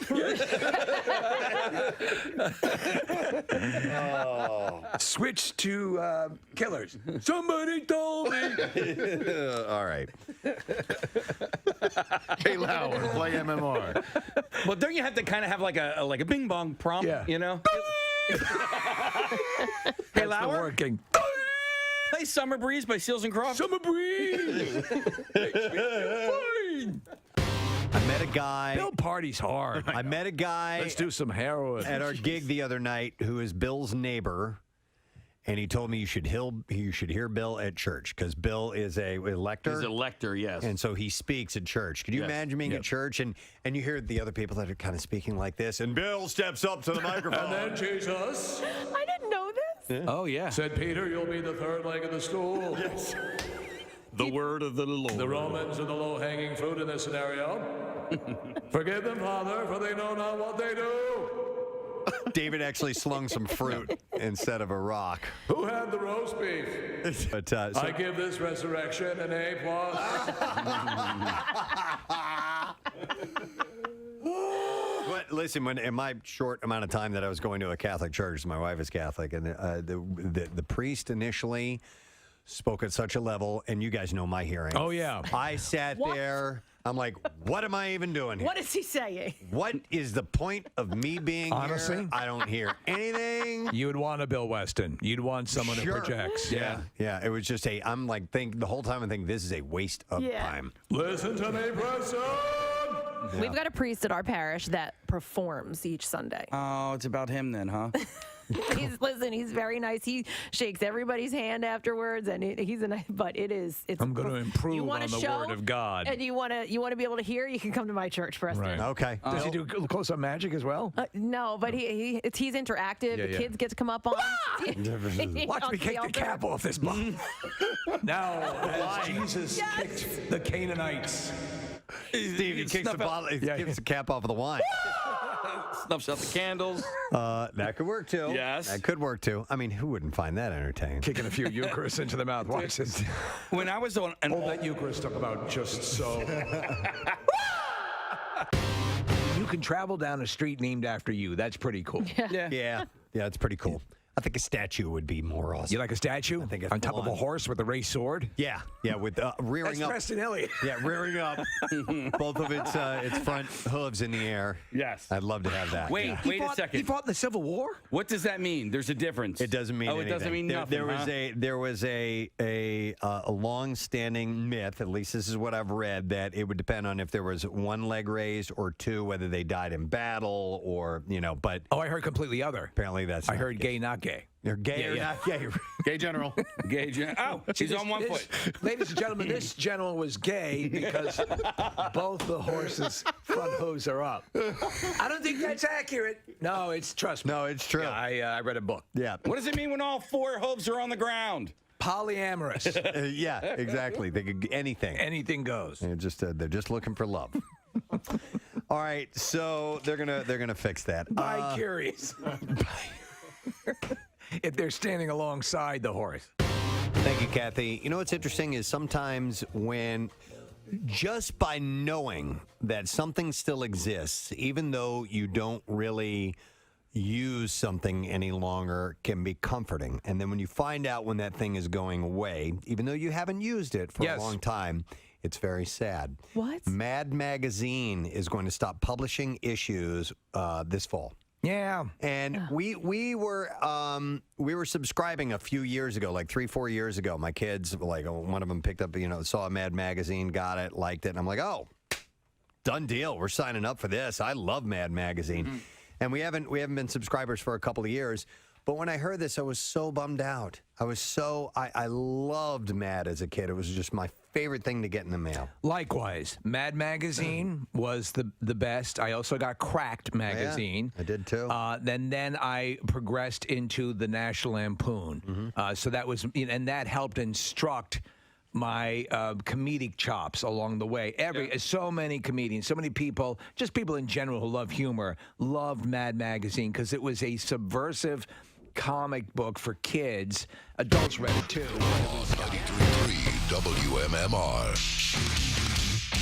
All right, we're getting right back into it. We're going to go live on Fox Good Day in just a moment or two. It is 7:54, so let's go right ahead. Take a look at traffic, see what's going on, and then we'll do that thing. Kathy, what's up this morning?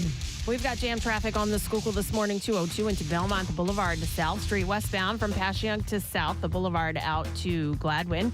95 southbound jams from Woodhaven to Bridge, the Betsy Ross Bridge into Girard. Northbound side in Delaware. North 95 at Route 1 southbound. The ramp partially blocked with a crash. Only the left shoulder gets by it.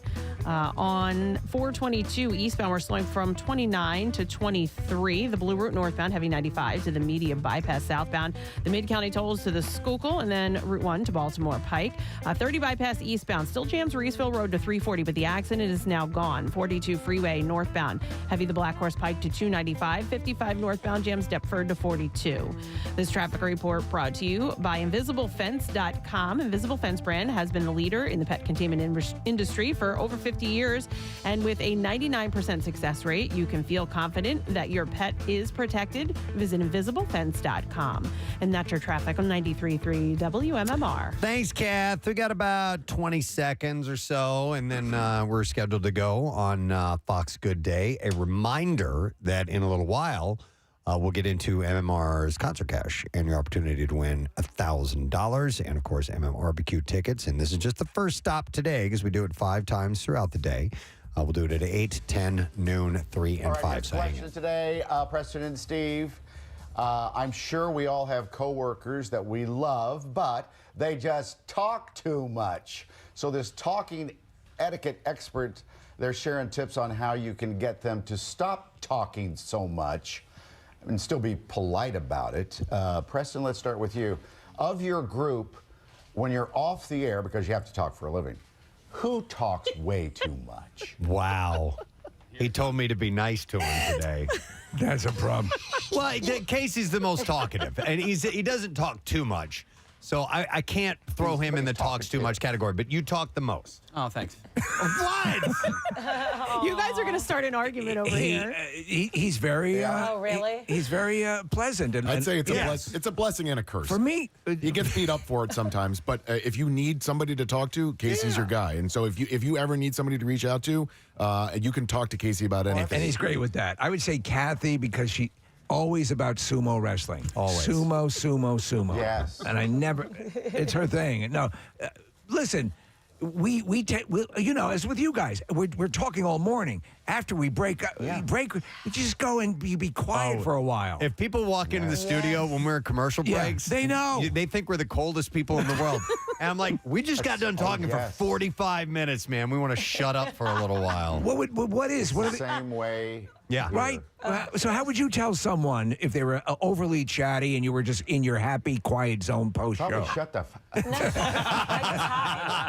You have to, yeah. Like if you see someone coming, I was like, oh, let me get a drink of water. Let me go, pretend I'm on the phone. Hide in the bathroom, yeah. Yeah, there are definitely evasive maneuvers that I've taken around some people, and you just can't help it because at work you are trying to be productive. You're trying to get your work done, and when someone is impeding that, it's not being rude. It's like, I got stuff to do. So sometimes you send all those visual cues like, and I don't want to talk to you.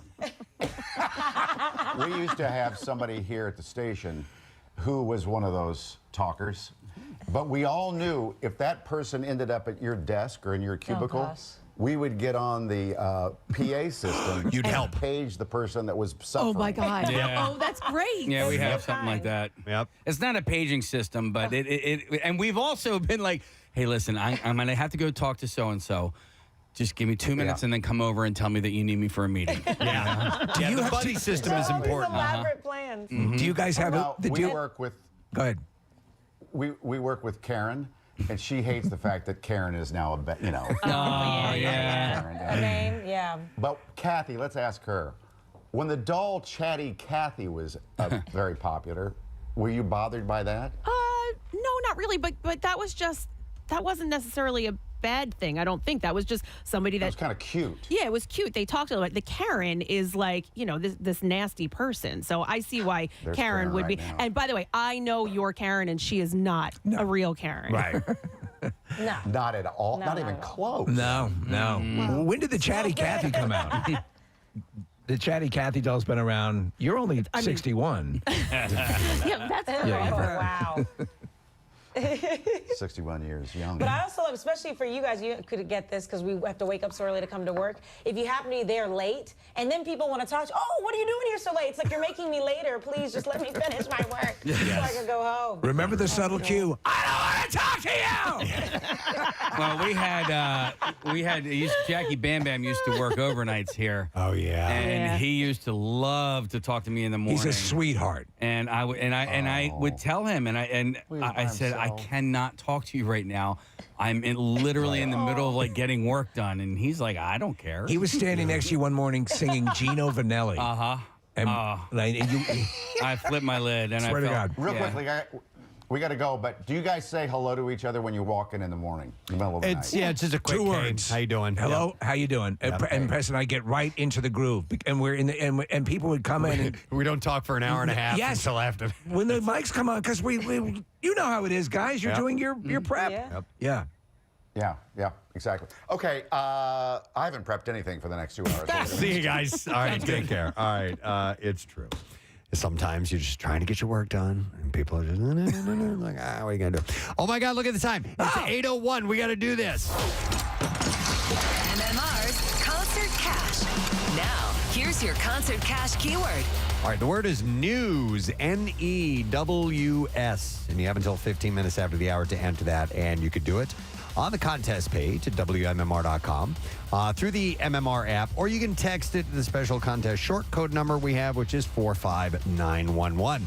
One random entry wins $1,000 in this company-wide contest, and all MMR winners get 2 tickets to the Barbecue, Saturday, September 16th. Tickets are on sale now. Winners will get a call from our company, Beasley, so make sure that you do answer your phone. Contest rules are available at WMMR.com. And for MMRBQ details, text the word finally to 39333. We'll send you a link. It's sponsored by Meineke. So the word again for you right now is news, News. Good luck. WMMR presents Preston and Steve's Bizarre File. All right, it's brought to you by J-Dog Junk Removal and J-Dog Carpet Cleaning. Got junk, want it gone? Got floors, want them clean? Call J-Dog Junk Removal and J-Dog Carpet Cleaning. Veteran-owned and operated. Started right here in southeastern Pennsylvania. Call 844-GET-JDOG or visit jdog.com. An Arkansas woman finally faces charges months after authorities arrested her co-defendant for allegedly buying stolen body parts from her. Stolen body parts? The district attorney's office in Cumberland County, Pennsylvania, named Candace Chapman Scott last year with announcing their case against Jeremy Pauley. A federal grand jury indicted her on April 5th. Scott and Pauley allegedly belonged to the same Facebook group regarding oddities.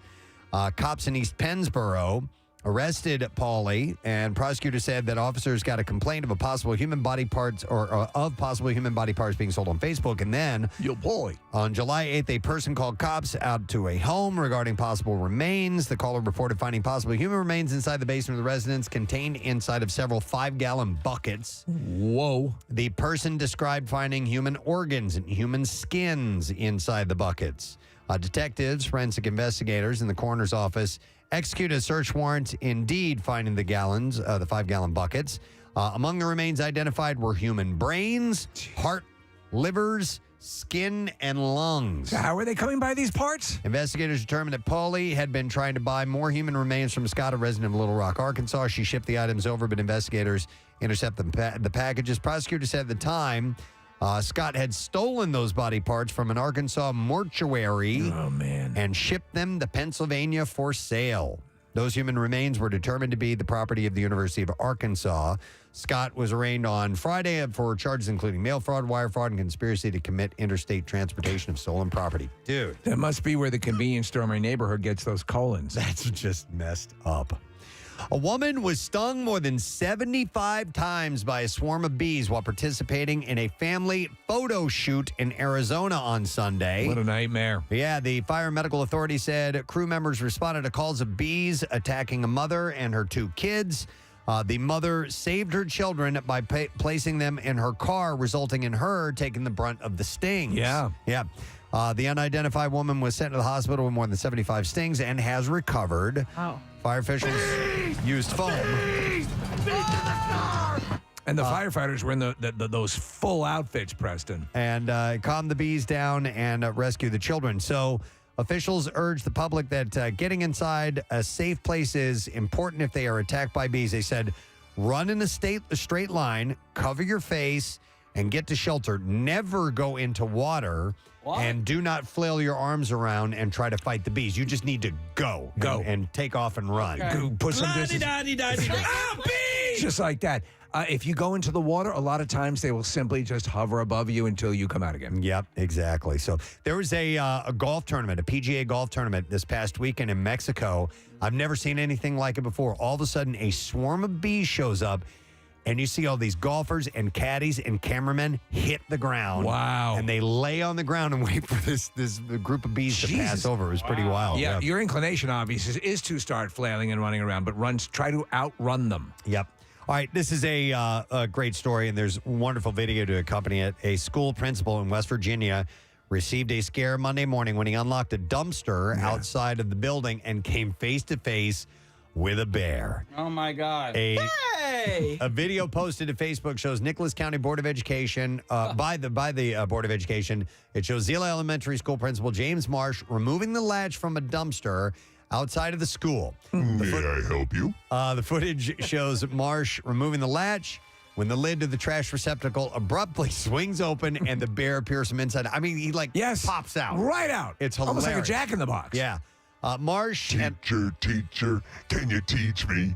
Marsh and another employee exiting a door just as the bear appears are seen running for safety as the bear emerges and runs in the opposite direction. They were both scared. Who says principals don't deserve hazard pay, the Facebook post said. Marsh said the bear must have managed to squeeze past the dumpster latch to get into the container and then found itself unable to escape once the lid closed behind it. What I thought was wild is that the guy runs like in a direction opposite of the door he came out of. Oh, really? Yeah. This is scary. A baseball player for Texas A&M Texarkana was shot while standing in the bullpen during a home game on Saturday. What? Police posted to Facebook on Saturday evening that it was investigating the circumstances of the shooting, and it appeared that he was struck by a stray bullet from some type of altercation in a nearby neighborhood west of the park. Believe that? Yeah, the school said in a statement that the unidentified player was being treated at a local hospital and was in stable condition. The player's 18 years old. The paper said that the shooting happened in about the 5th inning of the school's game and that the student was shot in the chest. Wow. The game was declared a no contest after the shooting, and the school Sunday morning said that its softball doubleheader at LSU Alexandria had been canceled because of that shooting. A McDonald's in Kentucky has been fined for hiring 2 unpaid 10-year-old children and at times making them work as late as 2 a.m., the Department of Labor said. 10-year-olds. Yeah. The pair of children were employed by Bauer Food LLC, a Louisville-based operator of 10 McDonald's restaurants. The 2 children would prepare and distribute food orders, clean the restaurant, work at the drive-through window, and operate a register. Hey, can you close up? I got to get up early for nursery school. Investigators also found that one of the 10-year-olds was allowed to work the deep fryer, which is a prohibited task for workers under 16 years old. Bauer Food told Insider that the 2 kids were visiting their parent, a night manager at one of the restaurants. Yeah, I could use you 2. And were not approved by management to be in that part of the restaurant. Any work done by the children was at the direction and in the presence of their parents. The operator said the kids' work was never authorized by management or the franchise leadership. Bauer Food added that it's made sure that its employees are now clear on the company's policy regarding children visiting their parent or guardian at work. It must be 11. They said under no circumstances should there ever be a 10-year-old child working in a fast food kitchen around hot grills, ovens, and deep fryers. So the Labor Department also found that Bauer Foods allowed 22 other teenagers under the age of 16 to work more than legally permitted hours. Under federal labor law, 14 and 15-year-olds can work up to 40 hours on a non-school week and 18 hours during a school week. They were fined about $40,000. And another 2 McDonald's operators were also fined for allowing minors to work beyond legally permitted hours. I might be 10-year-old, but I'll beat your ass. I'll beat your ass. All right, and there you go. That's what I have in the bizarre file for you. You have about 5 minutes left to enter the word news. That is our MMR concert cash giveaway keyword. So do it now through WMMR.com or on the MMR app, or text it to the special contest short code number, which is 45911. Again, the word is news, NEWS. As we take a break, I'm going to give away some more passes, and it's for the Guardians of the Galaxy 3 screening, which is tonight, by the way. Casey will be hosting at the Regal Warrington at 7 p.m., So we'll take callers 1, 2, 3 at 215-263-WMMR. 1, 2, 3. And we will give you those passes. So call now. And keep in mind, there's a special thing going on at Dilworth Park today, a roller skating event from 4 to 6 p.m. for Guardians of the Galaxy 3. So remember, callers 1, 2, 3. 1, 2, 3. We'll set you up, and we'll be right back with the president of the Rock and Roll Hall of Fame. Yes. And the inductions for this year's class. We'll be right back. Preston and Steve on 93.3 WMMR. Starlog, Fangoria, National Lampoon. I was getting lots of magazines at home fairly frequently. I used to get Entertainment Weekly for work. Oh, yeah. Yeah, I used to get that, but I still subscribe to a couple. I'm Golf Digest and Golf Magazine. There you go. I still want the hard copy magazine in there. I have a hard time reading magazines, a full magazine online. You know what I mean? On the crapper. Now articles, I can see, picking up here and there through aggregator sites and stuff like that. But if I want to dive into a full magazine, what they have to offer, I still need the hard copy. So, did you ever subscribe to dirty magazines? Because I did. The only one I ever had. Playboy. I had a prescription. God knows I needed it. Son, you need something for your boner.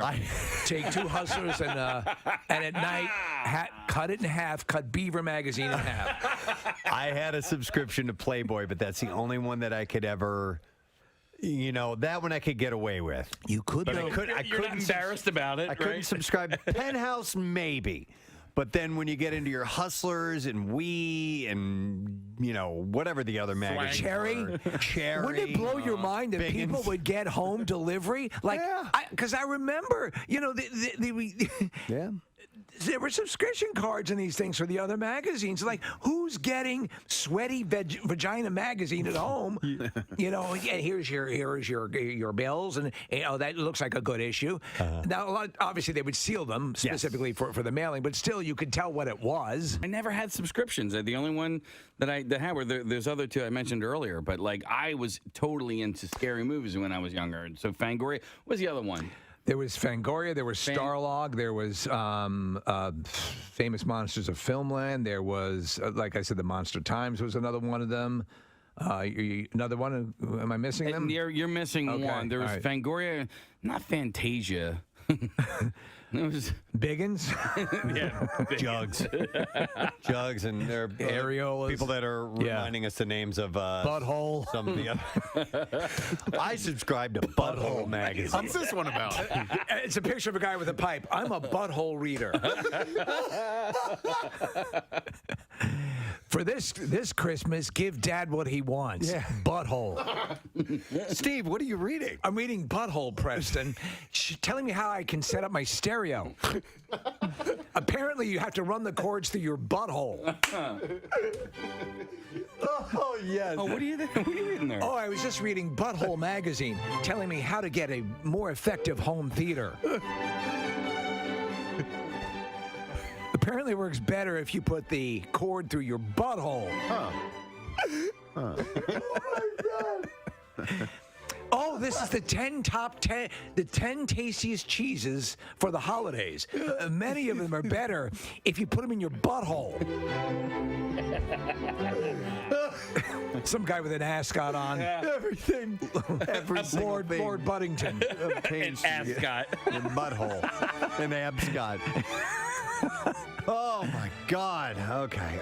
You know what? I think now that I'm reminiscing, fondly about Butthole magazine. No, I'm pretty certain it had to have been Mad Magazine. Had to have been my very first subscription to anything. I'm going to say likewise. Yeah. I loved it so much. And there's just, do you remember when you would see something in it? And it's not like you could do today, obviously. You would look at this, you'd lend the magazine. I And never say, read it. Oh, my God. Yeah, I don't, unfortunately, the only thing that I know that what you're talking about is Alfred E. Neumann and that little thing in the back. But Preston, the fold. So Case, not only would you have the picture in a lot of these cases, but what you would love is in the background there'd be like flies with little fly lines around them. Yeah. There'd be these little things that they would do to just Yeah. augment the picture that made it great. Yeah, agreed. And the artists were great. There were almost little Easter eggs throughout as well, and outside of the frames All and over the things like that. place. Yeah. Yeah. So you really had to. You could spend a lot of time reading the magazine. It wasn't just you pick it up and tear right through it. I mean, I would hang on to them and go back and see things that I would miss the first time around. I remember laughing out loud, as a kid, and one of the first times really laughing that profoundly, and that carried over to National Lampoon, which again, great memories of that. And Nick, you saw the documentary about with Will Forte. Yeah, and there Phenomenal. I remember they did a piece on it was an old style brochure for the largest ocean liner ever built. I think it was called the Tyrannic. And the artist illustrations were done in that sort of Art Deco style, where, they drew the ship on such an enormous scale that you were just howling with laughter. Yeah. You can't describe it, you have to see it. But to have that reaction from a magazine that you're sitting there, to read something and laugh that loudly is just... you don't get that. Mad Magazine had published 550 issues prior to its reboot, by the way, which was in 2018, I believe. DC purchased Mad Magazine in 2017, but they're going to hang it up. At its height, it had 2.8 million subscribers. Now they took which was in like 1973, I think. They took a big hit when editor Max Sherman went over to handle the chores at Butthole. And, yes, exactly. Do you know what you're getting into over there at Butthole? Oh my God. Butthole Magazine. Someday. I'm curating their wine list. Yeah. Apparently, it tastes better when you drink it out of someone's butthole. But it's sad. It's sad that it's going away, even though I haven't, actively been a subscriber for a couple of years. But nonetheless. Anything from Silicon Valley to Patriots Day to Crazy Rich Asians to It's Always Sunny in Philadelphia. The little list goes on, ladies and gentlemen. This is Jimmy O. Yang. Yeah. How you doing, Jimmy? Morning. I'm doing well. It's Excellent. great. Thanks for being here. Yeah, thanks for having me. Patriots Day, you were fantastic in. Thank you so much. Sadly, not a lot of people watched it. Your character was the one who was kidnapped, held hostage by those guys, and eventually escaped and alerted the police. Hey, I know where these guys are. I know who they are. I didn't know that story. Yeah, that guy was amazing. Yeah. Danny Mang, Chinese immigrant, college student, and this is about, of course, the Boston Marathon bombing. Yeah. And I bugged him every other day. Spoiler alert, he stays alive, in the movie. Yeah. So I bugged him every day when I was in Boston, and we had dinner, went to Chinatown every other day. He was a really nice, warm guy, and he came to the premiere and tapped me on the shoulder. He's like, hey, I think you did a great job. There you go. Is stand-up comedy where you kind of started, or acting, or where'd you begin? That's where everything started. I started doing stand-up at the Ha Ha Comedy Club. In L.A. I had to pay $5 for 5 minutes of stage time. You were born in Hong Kong, correct? I was born in Hong Kong, yeah. Came here. I know you have a book called How to American: An Immigrant's Guide to Disappointing Your Parents. Yes, that's true. And so you're working at a financial firm, or where was it? Yeah, it was Smith Barney, which was under Citigroup. And I graduated 2010 from college, which is right after the financial crash of 2008. It's a perfect time. Nobody in finance was hiring, and nobody was going to trust a 22-year-old kid with their money. Right. So my dad hooked me up with an internship, and one day he came home, he was like, Jimmy, great news. They're going to hire you full-time. You're going to be a great financial advisor. And literally, tears of joy was coming out of his eyes. And I thought that was just the worst news ever. That to me sounded like a death sentence, And I just didn't know how to tell him. And I was like, I don't want to do this, I had to, disappoint my parents in order to not disappoint myself. Yeah. That was the creed that I lived by. So after college, I did that internship for a little bit just to appease my dad, and then after that, I got 3 jobs. And when I graduated, I was a used car salesman. I worked at a comedy club as a doorman in exchange for stage time, and then I was a strip club DJ at night. So I did all those 3 things, still not knowing what I wanted to do. But there was no customers in that club, so nobody ever. What was it? Were you doing like day stripping, or was it the night stripper? It was night stripping. It was after my comedy club show. There was no prime time in that club at any time. I started off with just a stand-up community, which I thought was so cool. That's one of the main reasons why I did stand-up. So you've seen Bobby Lee's penis then? Sadly, no. I feel a bit left out. I feel a bit that guy gets naked every time he comes in this studio. Oh, really? I've been to his house, and he still has not shown me his penis. Like, we're not even Asian. We're closer friends. Yeah. I know. There must be something wrong with me. Maybe he only shows penis to white people. It might be that. That might be it. And he tells you guys about, listen, here's what I do with the white. Whip it out. But yeah, like Bobby was somebody I looked up to. I watched Matt TV religiously. Steve Byrne was somebody I looked up to. Ken Jeong, and now we're all like really close and good friends. That's great. Ken, of course, was in the movie. Yeah, it's great. And you know, we all love each other. And doing this movie, one of the greatest thing, you know, was I felt like I found my creed. You know, of actors, comedians, because we all kind of went through the same phase of disappointing our parents to do this job. We all had the same experience. And like when we're hanging out in Singapore, there was no questions of like, hey, can we go to Chinese food? Like, look, it's not like weird Chinese food. It's just like, no, everybody was just down. We go to authentic Chinese food, and we did karaoke every night. Everybody was just on the same page, and it felt so good. Did you do work with the Harlem Globetrotters? Oh, man. You know, people ask me that. It was one of my very first paid jobs ever. So the Harlem Globetrotters, they go to China for like a world tour every year. Right. And I was like one of the only Chinese American comedians they could find. This was like 10 years ago. And I was the only one they could afford, I guess. They paid me $200. To do what exactly? To be a consultant. So they sent me the script for the Chinese tour to make sure nothing's offensive. Oh. Okay. Honestly, I didn't even read the script. You're good to go. I didn't know. I was like, that was my first job as a comic. I didn't know.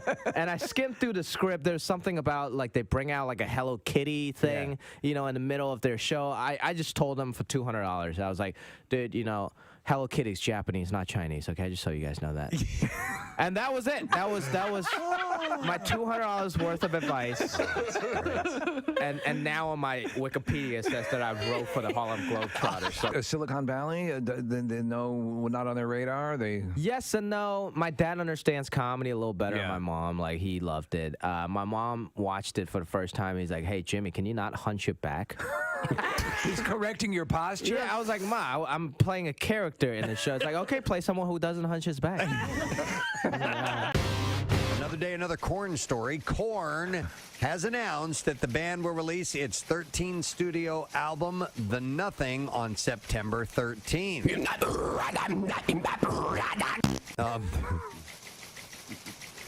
The follow-up to 2016's The Serenity of Suffering has been preceded by a first single called You'll Never Find Me, which arrived on Wednesday. Again. Oh, okay. Jonathan Davis said, deep within our earth lives an extraordinary force. He's right. Very few are aware of the magnitude and significance of this place where good and evil, dark and light, bliss and torment, loss, gain, and hope and despair all exist as one, pulling at us every moment of our lives. Welcome to the deep, dark caverns of energy.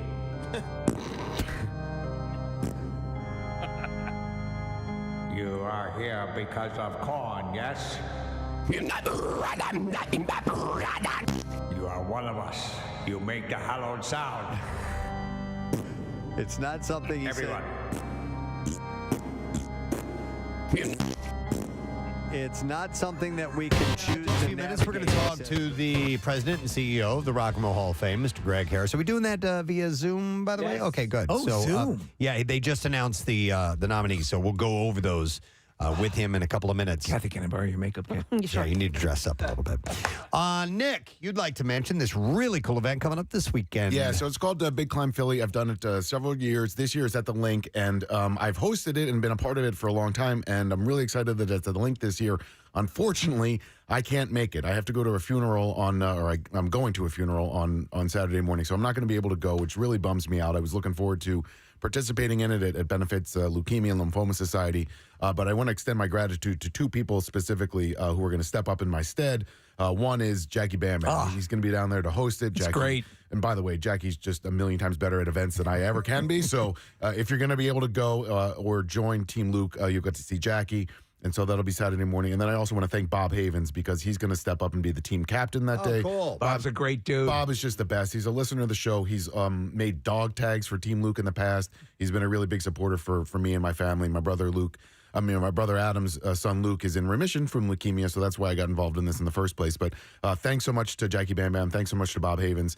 All the information about Big Climb is on PrestonandSteve.com. So if you'd like to go, be a part of the event, you can still sign up. We're looking for team members. And the Link. And it's at the Link. That's awesome. It's going to be a nice weekend for it. So I wish I could be there, but I'm really glad that a lot of other people can.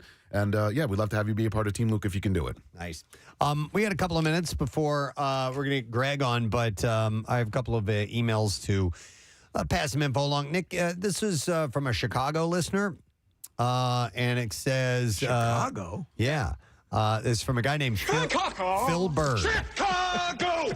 Phil Bird. He said, this exchange probably isn't even going to be a blip on your radar from 15 years ago, but I wanted to reach out and say thank you for everything you've done for me over the years. The experience back in 2008 gave me such a strong identity and real connection with people. I also struggled with things that you shared publicly over the years, and I always admired your bravery to spill your guts to the Philadelphia area and later to the world. This was sent to Nick. I'll be 40 this year, and I've been listening since I was in high school. I live in Chicago now, and there are some diehard Sonny fans here, and I'm always quick to point out that, those construction workers, those are radio DJs at Max Big Break and are local celebrities, and I sat in on their show once. They are effing rad, you jabronis. Anyway, I hope you're well. And Gadzooks and says, go Birds from Phil Bird. So thank you, Phil. We appreciate it. The first time Phil and I corresponded was back in 2008. It was right after Marissa. Oh, she's getting ready to do the Zoom. But Marissa had met up with Taylor Hawkins and did the Hungry Hippos. And so this guy Phil's a huge Foo Fighters fan, and he was very happy for Marissa because she got to meet Taylor. Okay. This is this one's from England. Says, good morning, it. Hey, gang, I've been listening to your show since my stepdad had me tune in during middle school and still listen to you guys from England as now I teach primary school, which is elementary school in America. Your show makes me feel close to home when I need some Philly comfort. My partner and I have officially moved into our first house recently. A flat. And I would love nothing more than an enormous housewarming chart for the show whenever possible. A flat's an apartment, though, isn't it? Yep. Yeah. So they're in a house. I says, my partner would think that this shout out is disgusting, but I'm forever laughing at fart and poop jokes, so myself and my parents would love it. And says, quick side note, I will never forget when I worked on The Upside. That's a movie, by the way. Bryan Cranston was in it. Oh, yeah. And Preston was taking a tour of the Aston production offices, studios, etc. But I was on a lunch run for the production office, so I missed out on meeting him. So hashtag sad bro. But I have been in the WMMR studios a few times, so hashtag no sad bro. Thanks so much, Gadzooks and Ray John. That is from Ryan Mills. So shout out. And congratulations, Ryan. And then this one is this is from Kurt Anderson, who's a longtime fan, and he wanted a congratulations. He's like, yeah, it's beyond egotistical, more than sanctimonious, rather selfish and downright self-righteous to request a personal shout out, but damn it. Why not? I worked my ass off for this, and I'm proud of it. And he has earned his national EMS certification. So, Kurt, congratulations. Professor of Physiology, Department of Biological Sciences at Ohio State University. You've heard me read his emails before. And then I wanted to mention this one for sure. I got this actually on Monday. I believe. No, actually, it came out yesterday. I said, I don't know if you have time, or I don't know what time to call in and ask for a shout out, but my friend Bernie Higgins turned 97 years old yesterday and is going in for a triple bypass today. He gives his time and energy to charities, and the homeless, and it keeps busy by doing free work for the elderly in our area. We want to have Bernie around for a long time. Bernie. He's an avid listener of the Preston and Steve Show. Even at 97 years old, he remains faithful to friends, family, and your crew. So all of us who know and love him thought he deserved at the very least a shout out. That's from Gene and friends of Bernie. So Gene Clark. We got to get Bernie in here. All right, Sit in Bernie. on the show. Happy to hear he's doing all right. I got a follow-up email that says he's doing well. Excellent. Here's another one that says, hey, I'd like a shout out for my beautiful daughter-in-law, Michaela Del Soto, who is an awesome teacher at Strathaven Middle School in Delco. Yes. Her and my son, who wrote to you in 2015 to save my life, and you read the email on air. I was blessed with a living kidney donor transplant. Wow. So I have to say, we are all MMR fans in our family. So I guess we helped out with that. Yeah, we found this place that this guy has a whole bunch of buckets full of organs. Oh, yeah. And we were able to get some stuff. I didn't know that. Yeah. So that right in PA. That is from Maureen Del Sordo. So this is for awesome. Michaela Del Sordo. It says Del Soto and Del Sordo. Yeah, it's like schedule and schedule. I guess it's like that. Hey, you know what? Can I want to, because you just mentioned Strathaven Middle School, and I need to do this shout out, which is long overdue. This is from a guy named Dan Massey, and he is an art teacher at Strathaven Middle School in Wallingford. And I had some artwork that his students had done, and that they sent my way, which is really, really cool. But there's a guy named Brad that this guy works with as well. And if you ever see like my Delco shirts and stuff like that. He does all that? He does all Wow. that. Yeah. So It's good stuff. Really, really great artist. He does a lot of great T-shirts and stuff like that, and they work out of these, pop-up shops, right? In Ridley and Swarthmore and stuff like that. So I just wanted to give a shout out and a thank you to Dan and Brad and all the students at Strathaven Middle School. Well, if we're killing time, can I do one as well, Preston? Yeah, man. All right. So I mentioned this earlier this week, or probably yesterday, which should be earlier this week, technically. But there is a benefit for the Snyderman family. They pretty much their house is gone from a fire they had on April 25th. They're going to be living out of their home for the foreseeable future. And so this benefit is at Graham's Pub. It's this Friday from 8 to 11. These are great people. Eric is a great guy, and I think I've met the rest of his family. But regardless, I'm going to show up around 8 o'clock and hang out for a bit. It's at Graham's, which is a cool pub. Again, they're offering over their facilities. And a $50 wristband gets you Wells, Domestics, and wine. It's a cash-only bar. There's going to be tons of raffles donated by, they say, the amazing, generous local businesses. And it's a neighbor sort of thing. It's a Roxborough kind of thing. It's neighbors rising together to help this family. They're very humble, and they were not begging for assistance, but friends want to help friends. So they're doing this event this Friday night. Again, it's at Graham's Pub on Ridge in Roxborough, and would love to see you come down there and maybe help this family out if you are capacity to do so. Awesome. Excellent. All right. Well, we now have our guest ready to go.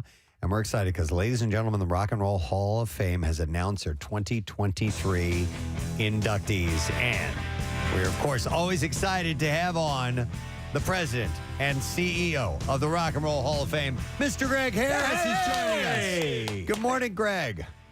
Good morning. Thank you for that generous introduction. And as a born and raised in the Delaware Valley, hearing Fran's Pub brought back a lot of memories. Well, Graham's, but yeah. Nice, man. Well, hey, we're excited that you guys are doing it again. Yes. Another event coming up for obviously the induction ceremonies. And by the way, when will that take place? We'll get to all who's in, but when do you actually do the inductions, Greg?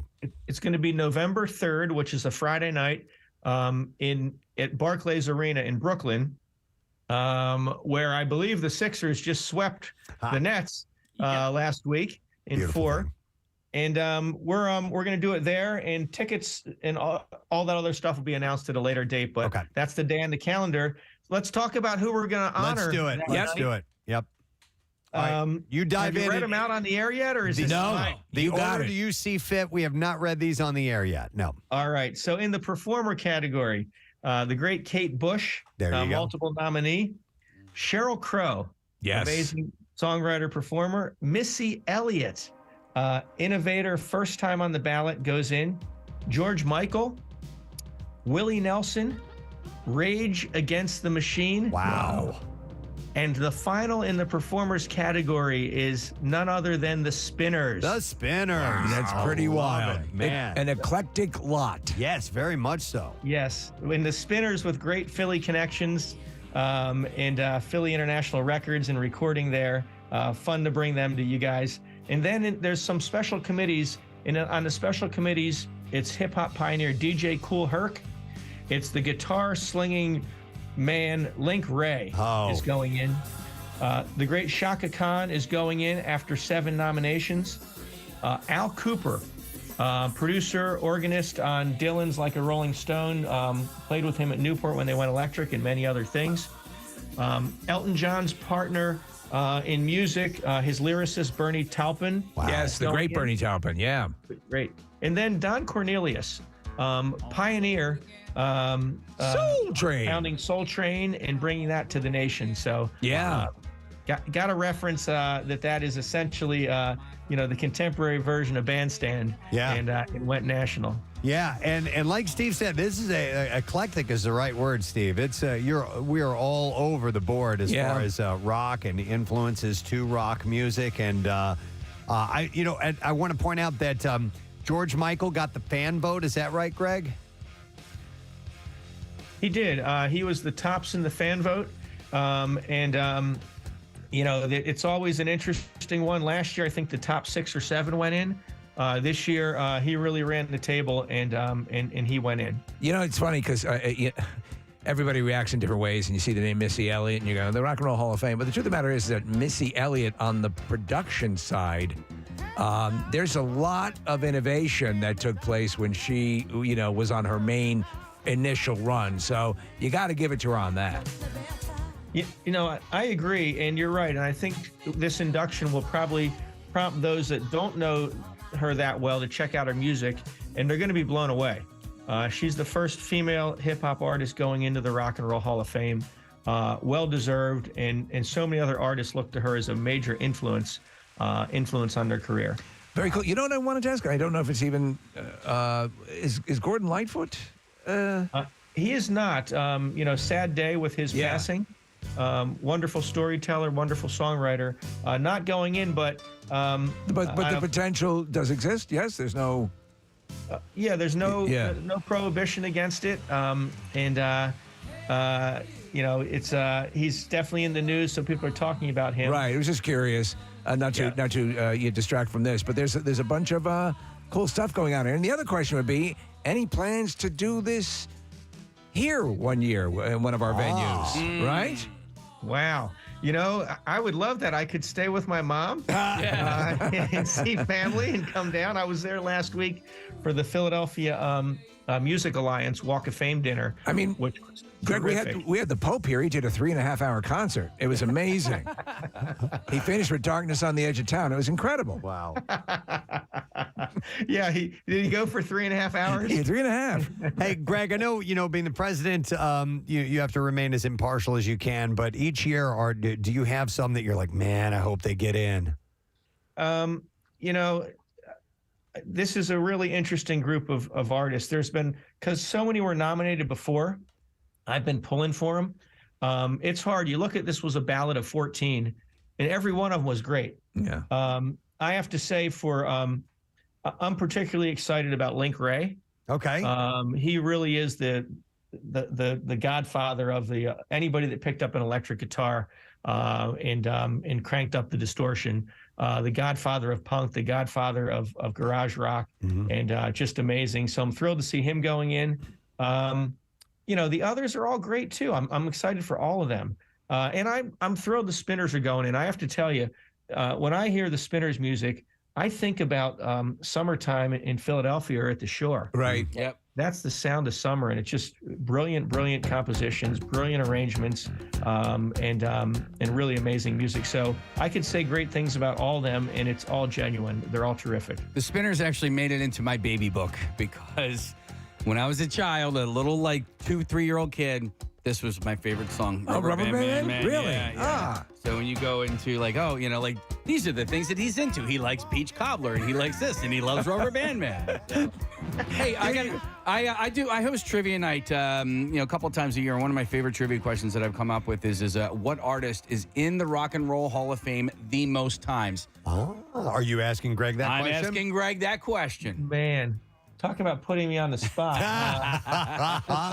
Is it Clapton? It is Clapton. No kidding, because all the different bands he was in, and as a solo artist as well. Well deserved. Yeah, you forget how many permutations of an artist's career become eligible at certain points to that. Kate Bush, I love to see Kate Bush in this category and being inducted. She so well deserves it.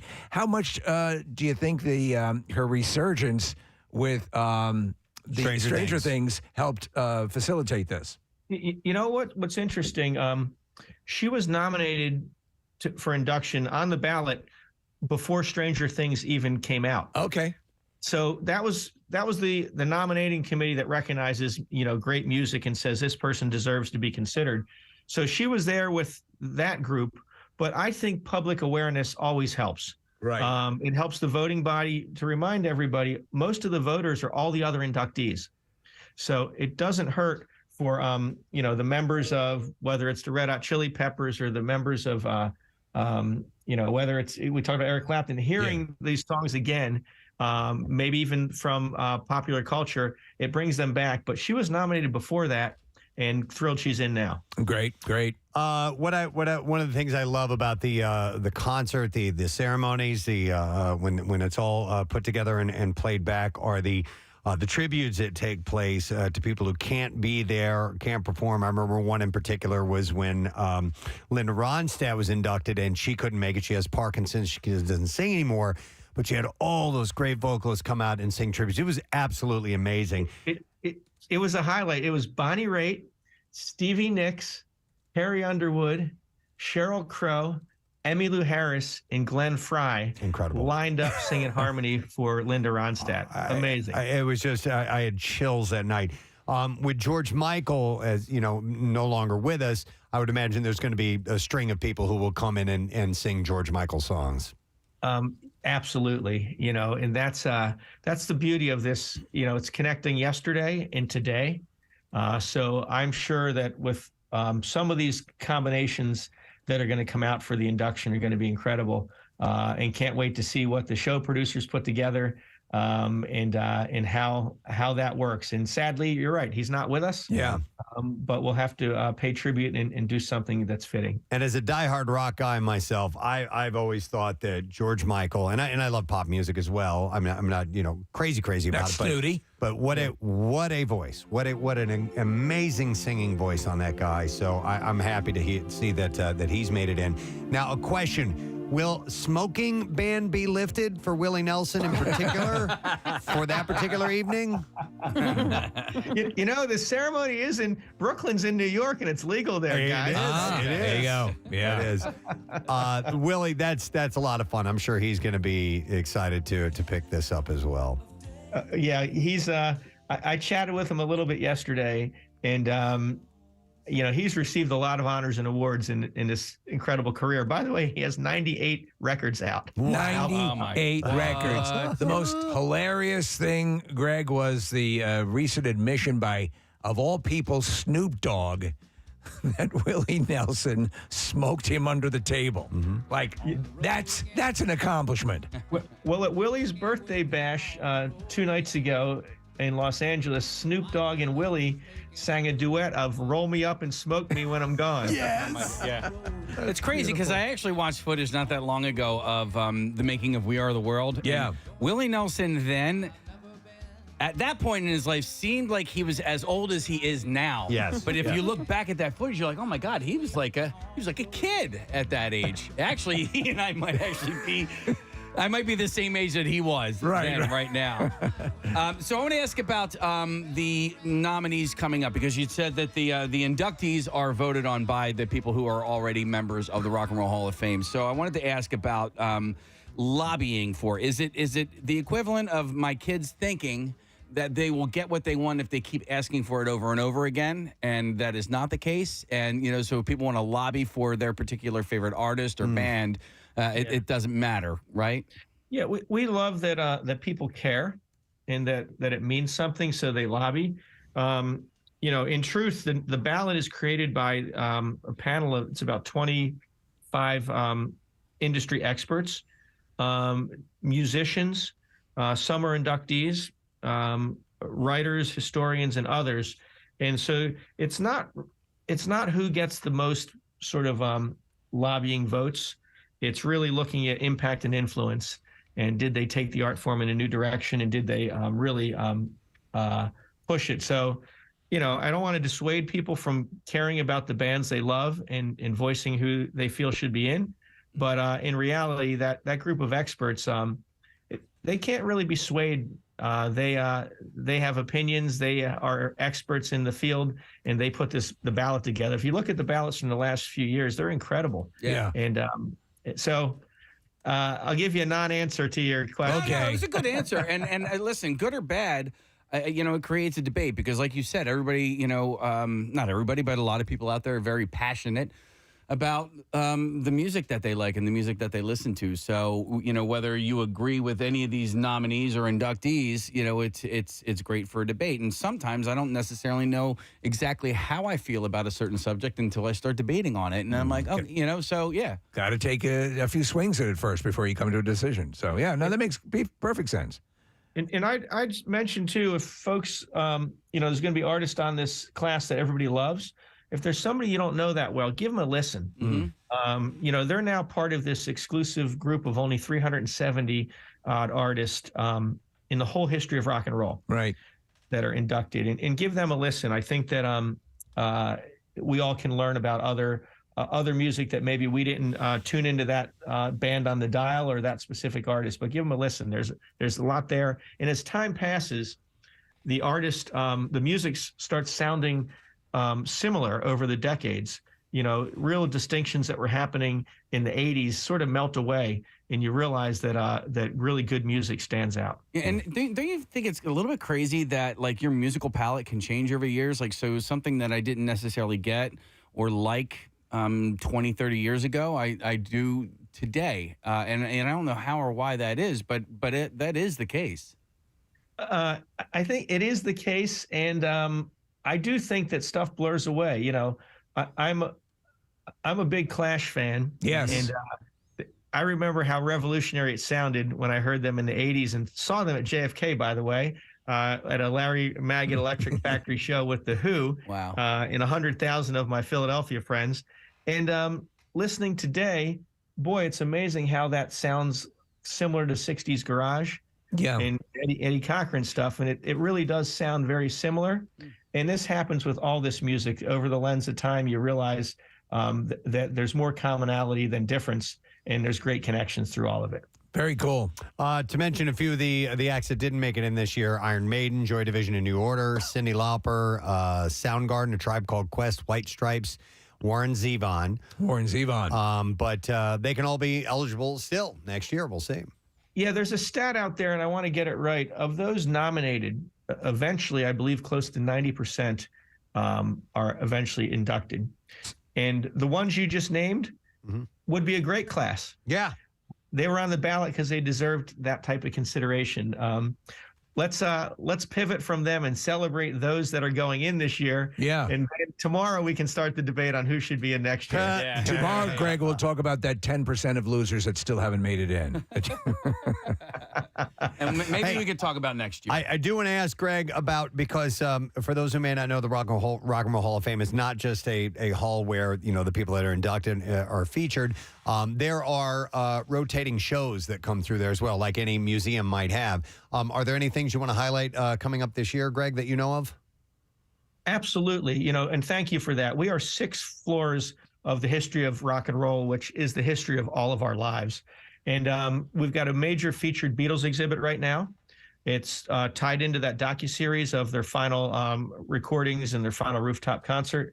We're going to open an exhibit on the 50th of hip hop. And because WMMR is in Philly, I want to mention we have some great stuff in our Philly Soul exhibit. with the Stylistics. The Spinners will be on exhibit. Wow. In our punk rock exhibit, we've got Ruin and Pure Hell and some other great Philly bands. And we've been in talks with the Charlie Gracie family, and we're going to exhibit some stuff from Charlie, Philly's original rock and roll star, in our really deep, wonderful case that has Buddy Holly and people like that. We're going to add Charlie Gracie. So if Philly folks are thinking of coming out here this summer, there's a lot to see and do. Go to rockhall.com. Odds are good there will be a live band on our plaza, and we'd love to have everybody out here. Nice. Excellent. And we'll be broadcasting there one day, I promise you. We're going to work that out, Greg. We're going to make that happen. The studio is yours whenever you want it. Come out, please. All right. Hey, we love you. Thank you so much, Greg. Great to check in, and congratulations on a new class going in. We'll talk to you soon, okay? Thank you. All right, take care. Greg Harris, President. El Presidente. Absolutely. Rock and Roll Hall of Fame. I need to get there. I keep saying I want to take a trip there. I want to broadcast from there, and aren't we trying to make it coincide with the viewing the eclipse? It's been banted about. We may even talk about that in our meeting today. April 8th, 2024, which is a Monday. So we could go out and see a Cleveland Guardians game and then watch a solar eclipse and broadcast live from the Rock and Roll Hall of Fame. Well, all right. Let me see. You know what? I guess we should probably take a break because we have another guest who's coming up in a little bit. But let me give away some more of the Guardians of the Galaxy movie screening passes. Yes, and I want to let you know, Preston, I am going to be hosting tonight, but I do have a very special guest host that's going to be with me. It's Craig Legance. Yay! Yeah. That's cool. He can definitely Impart. supply you with a little bit extra knowledge No about doubt. anything going on in there. We'll take callers 20 and 21 at 215-263-WMMR. The show is at 7 p.m., and it's at the Regal Warrington tonight with Casey Boy as your official host. So we're going to take a break, come back in a second. Mickey Morandini will be joining us next. Stay there. Preston and Steve. On 93.3 WMMR. Forces exist where the soul finds its refuge. Welcome to the nothing. Did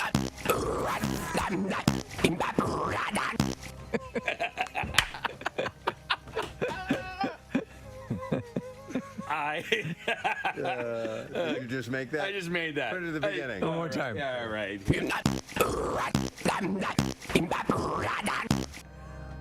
are in the nothing. Play the ceremonial sound.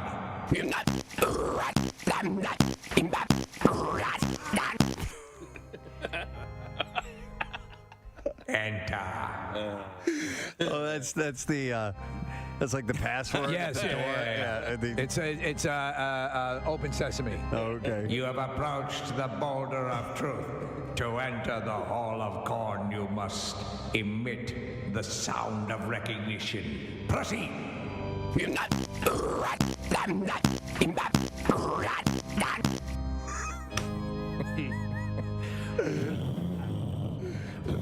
Slowly, the boulder rolls to one side. Enter.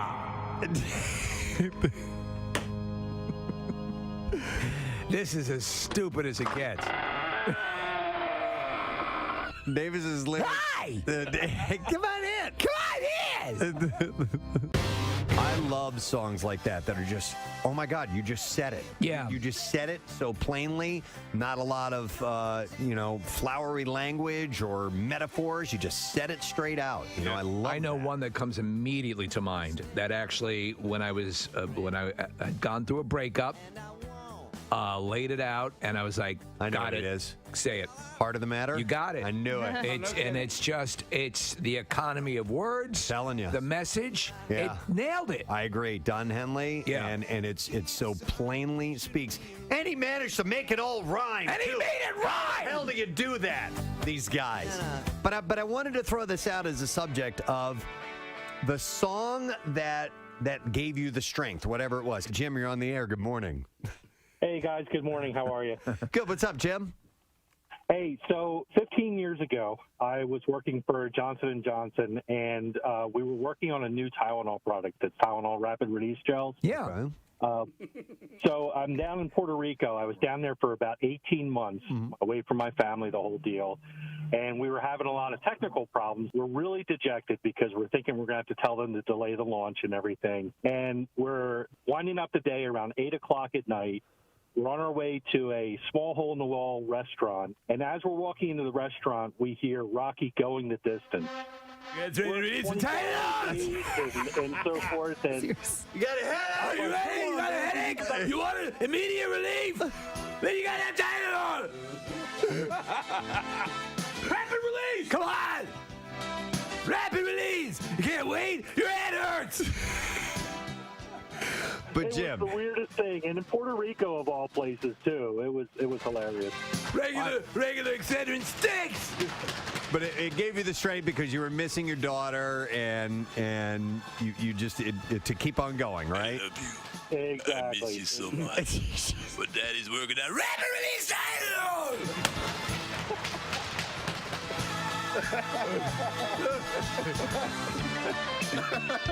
Down here in Puerto Rico.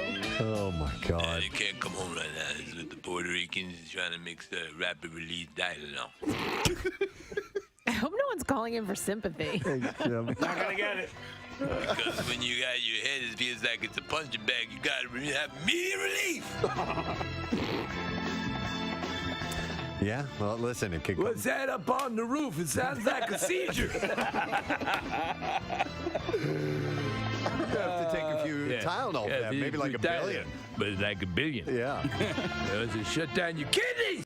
An artificial tongue that can taste minute differences between varieties of Scotch whiskey could be the key to identifying counterfeit alcohol. I was watching this story yesterday, and I guess the guy who invented it, Preston, has a really thick Scottish brogue. Yeah, so they're engineers from the University of Glasgow and Strathclyde in Scotland that created this. Yes. So and it can.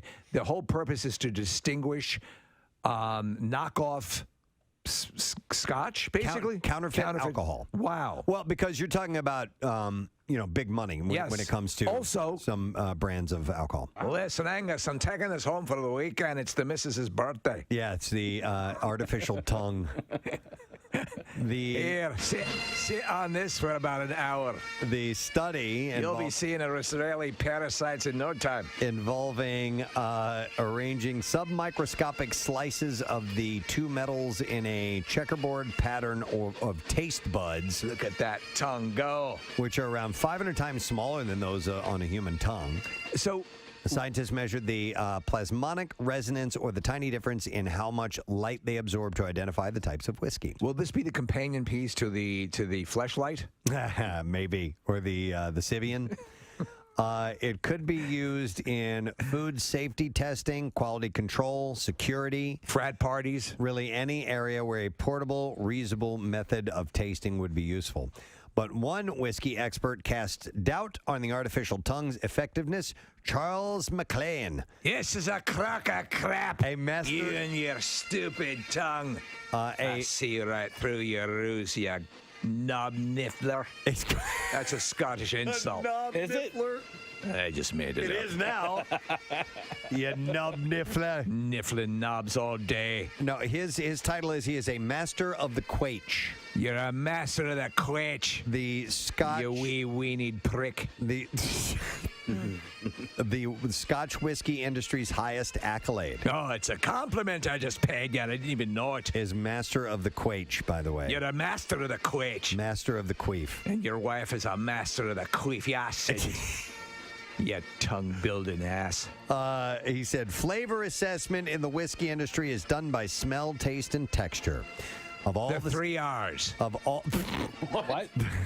I'm Scottish. Of all the senses employed, smell is the most important, he says. Absolutely. Whiskey blenders and quality assessors rely entirely. Stick your tongue in your nose. So anyhow, they made an artificial tongue. You made it. Look at you. Yeah. You're finally living the dream. You made your stupid ass tongue. You fake tongue freak. You frig nibbler. Frig nibbler. He's just making things up. I'm making them up and they're sticking. I love it. I'm rubber, you're glue. Yeah, you frig nibbler. You frig nibbler. You chowder huffer.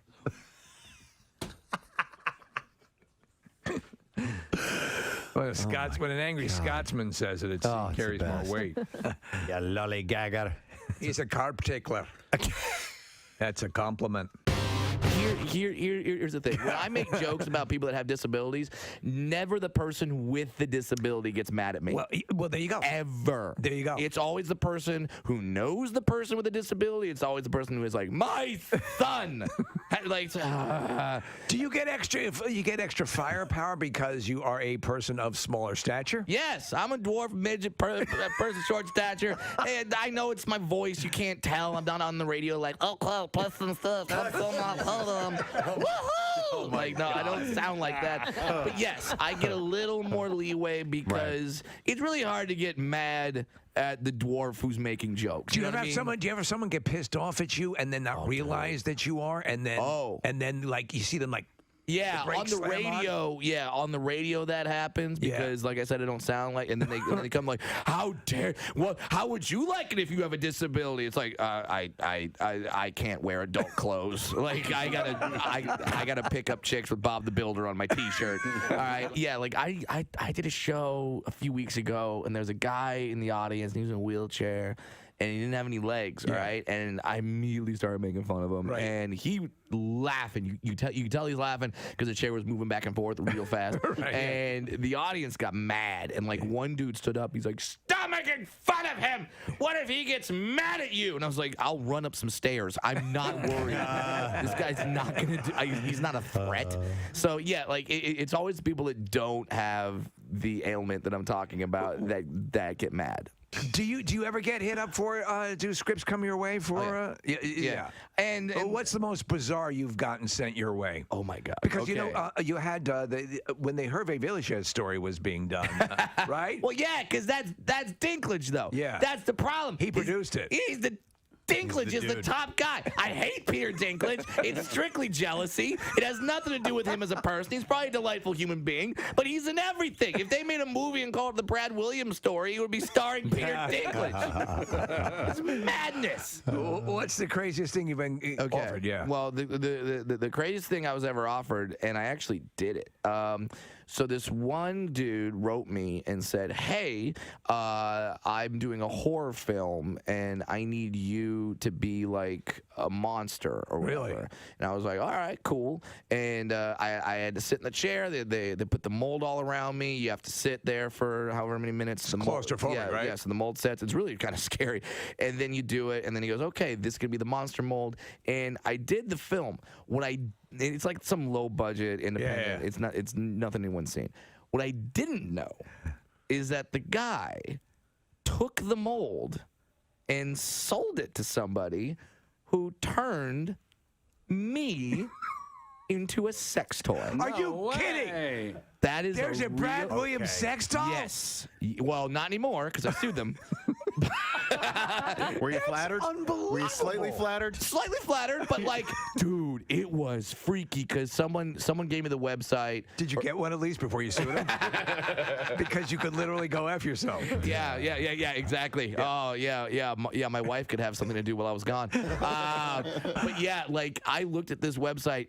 It was me. It was me. And I just thought to myself, like, how weird is this going to be if someone on the street who bought this sees me walking the other way and just goes, "Whoa!" Like, and it just like has this weird reaction. I'm like, "Why are you acting like that?" He's like, I usually put my penis somewhere on you. Like that's great. Was it being marketed as Brad Williams? Or? No, I'm sure not. Yeah. No, it was marketed as like a midget sex toy. Like, like this is how you could bang a dwarf. And what I'm just a world! Like, Wow. Yeah, and what I'm just like, world. wow. So yeah, I had to get my legal team involved in that. Oh my Brad, what were they going for? Do you know? I'm just curious. It was like $125. It was like an expensive sex toy. Wow. I once was asked to play in a charity golf tournament, and I thought, absolutely great, I'll go play in the charity golf tournament. And I do, and they had these golf carts that had the names of all the celebrities on the golf carts. So I'm walking, and like it's Bill Engvall was in it, and like some guy from Greece, not John Travolta. So who the hell cares? And then I see my golf cart. It says "Wee Man" on the golf cart. No way. It says Wee Man on the golf cart, and at first I was pissed, and then the group I was playing with start walking towards me, going, "Oh, we're so glad we got Wee Man. All our friends got lame celebrities. We got Wee Man." I'm like, "Oh God, now I got it." Yep. Now I can't be like, "You actually did get a lame celebrity." So I faked it. I faked being Wee Man because I thought, these guys are giving a lot of money to charity. Sure. Let's make sure they have a good time. So like I faked it. I started saying I was Wee Man. Then we get to this hole that's sponsored by Hooters, because if you play in these charity golf tournaments, there's always the holes that are sponsored by different restaurants, corporations, whatever. So the hole is sponsored by Hooters. It's a bunch of girls. They're the Hooters girls. They have the wings and beer and stuff. And we walk up, and this Hooters waitress sees me and goes, "That's not Wee Man." Wow. And I'm like, wait, no, I'm Wee Man. Like, yeah, because now this has gone down to like 12, 14 holes. I can't just suddenly turn around. So I'm like, no, what are you talking about? I'm Wee Man. And she goes, no, that's not Wee Man. I had sex with Wee Man. Oh, God. You are not Wee Man. And I'm like, what? So I run up to her. Oh, my God. I grab her by the wrist, and I kind of explain to her the situation. And I'm like, hey, I know I'm not Wee Man. These guys are doing it for charity. Think I am. The freaking charity thought I was. Like, so it's on them. This is not me trying to do this. Just play along. And then I peeled her off like $40, because when you give $40 to a Hooters waitress, they'll do anything. So did she immediately, was she receptive to it, or did you have to work her? She immediately flipped around and was like, oh, okay, totally get it. And she's like, never mind, I was wrong, Wee Man. And I thought, kudos to her. Yeah. Because she's, first of all, she blatantly just yelled out in front of a group of strangers, I had sex with a midget. And then a few minutes later says that to the same strangers, I had sex with a midget and forgot which midget it was. So that's kudos to her. Yeah, that's worth $40. That's worth $40 just for that moment. But then, oh my God, here's the best part. All right, it's not done. Here's the best part. I like, so now the problem is solved, and now the guys are like all teeing off, and I go to the back and I kind of go to her and go, hey, so you had sex with Wee Man? And she goes, yeah, I had sex with Wee Man. And she goes, here, he came in the restaurant, he chatted me up, and it was good. I recognized him, and then we had a little fun. And then she goes, here, I'll show you a picture. And she busts out the picture, and she shows me the picture, and I look at the picture, and I go, that's my dwarf friend, Sean. Oh, no! Yes! That's not Wee Man. That's not She Wee did Man. not have sex with Wee Man. She had sex with Sean. I like Kevin Costner, so I'm sticking to that. You know these two. All right, thank you very much, Kath. There's an event that's coming up on Saturday the 12th. That is a really, really cool charity. It's the 6th. Why does that say the 12th? It says, I'm sorry. Okay. It says 12 p.m. Okay. Sorry. So it's Saturday the 6th. So this coming Saturday. Okay, yes. Is when that's going to be. And it's cool because it raises funds for a really cool organization. It's called Homers for Hope. And we are happy to welcome our friend, Mickey Morandini. Hey, how you doing? Nice to see you again, Mick. Good to see you. Thanks for being here, bud. Thanks for having me. And along with him is the man who's behind the charity. His name is Derek Morgan from Homers for Hope. Thank you. Nice to see you, Derek. Likewise. So thanks for wearing the jersey, man. It's really cool, though. I don't know. It just adds an extra. I was going to wear my powder blue, which is my all-time favorite Oh, yeah. jersey, but I went with this one, the stripes. Yeah, that one pops, but the powder blue looks good, too. I do like the blue. Yeah. How long was that active? Or like for a whole full It was season? before my time. Was it? Oh, yeah. Okay. I think it was in the 80s, all through the 80s, kind of. I've lost track. Yeah. Do you like when they change up the uniforms a little bit? You think it's kind of cool? I do. All right. I do. Yeah. I had a question I wanted to ask you, and I'm curious. We're going to get to all the specifics about the charity event.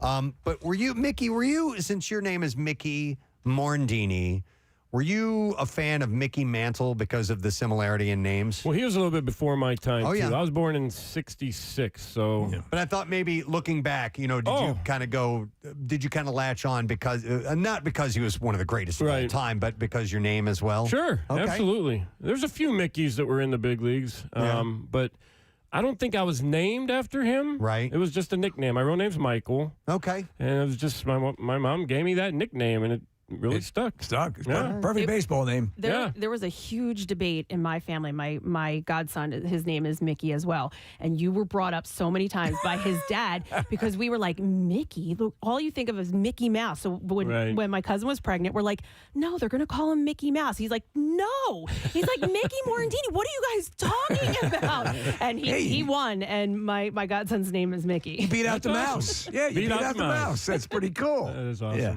All right, so the event it's going to be this weekend, and what I love about Homers for Hope, the organization, is that what you guys do is you offer up assistance, financial assistance to people who had something terrible happen in their lives. We do, yeah. So, I mean, we've been around for 13 years now, and essentially we started as just this little group of baseball guys putting money up to help a local family. Yeah. You know, one of our teammates passed away, unfortunately, left behind a wife and son.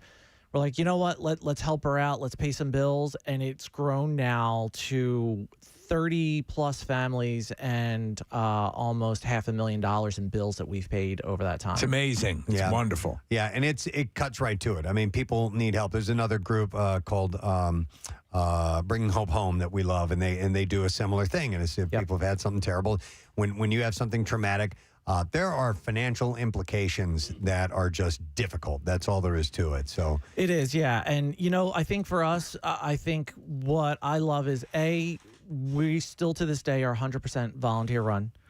We don't have a paid employee at all. But all of our contributors we don't have huge corporate sponsors. It's like local contractors and electricians and just like the everyday folks, you know, $5 and $10 here and there, and you can to help these people. You can focus in on specific families. I mean, there's obviously there are charities that are much more of an umbrella sort of approach, and they're going to help as many people as they can.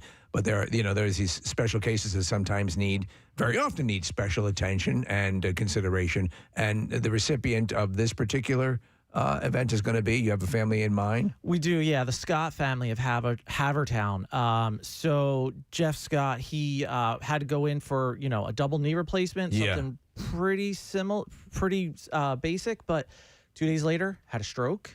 And because of the complications, lost the ability to walk, talk, even swallow. Man. Couldn't go through any kind of physical therapy for his legs. Right. And so now he's at a point where, you know, he's recovered some of that ability. However, he's wheelchair bound at this point. And we're trying to raise funds through this event to help the family basically kind of retrofit some of the house so he can get around. Because right now, like, his wife and a nurse have to physically pick him up, put him in a wheelchair, move him around from room to room. So the event's on Saturday at FDR Park, and it's a celebrity softball game. And Mickey, you're going to be playing in it? Yes, sir. Nice. Do you know what they got you do? What position you're going to play? Or are you coaching? Well, I'm an infielder. You're an infielder. So I got to play the infield. Nice. That's right. But Milt Thompson's joining us. Charlie's going to be there. Nelson Figueroa, who was a pitcher, is going to be there. We got some other MLB players, some minor leaguers coming in, so it'll be a fun day. Nick, you had a question about Mickey and pitching. We were off air. You were asking about this. Well, the last two nights, Phil's pitching has not done so well. He gave up 13 runs 2 games in a row, and Cody Clemens had to come in and pitch last night and the night before, I believe. Yeah. Did you ever have to pitch in a game? No. Wow. I never did. Do you think you would have been able to? Yeah, I would have thrown strikes. I was a pitcher up through high school. I'm always curious. I would have thrown about 60 miles an hour. But I would have thrown strikes. You know, sometimes when these guys come in, yeah, right. That's the heater.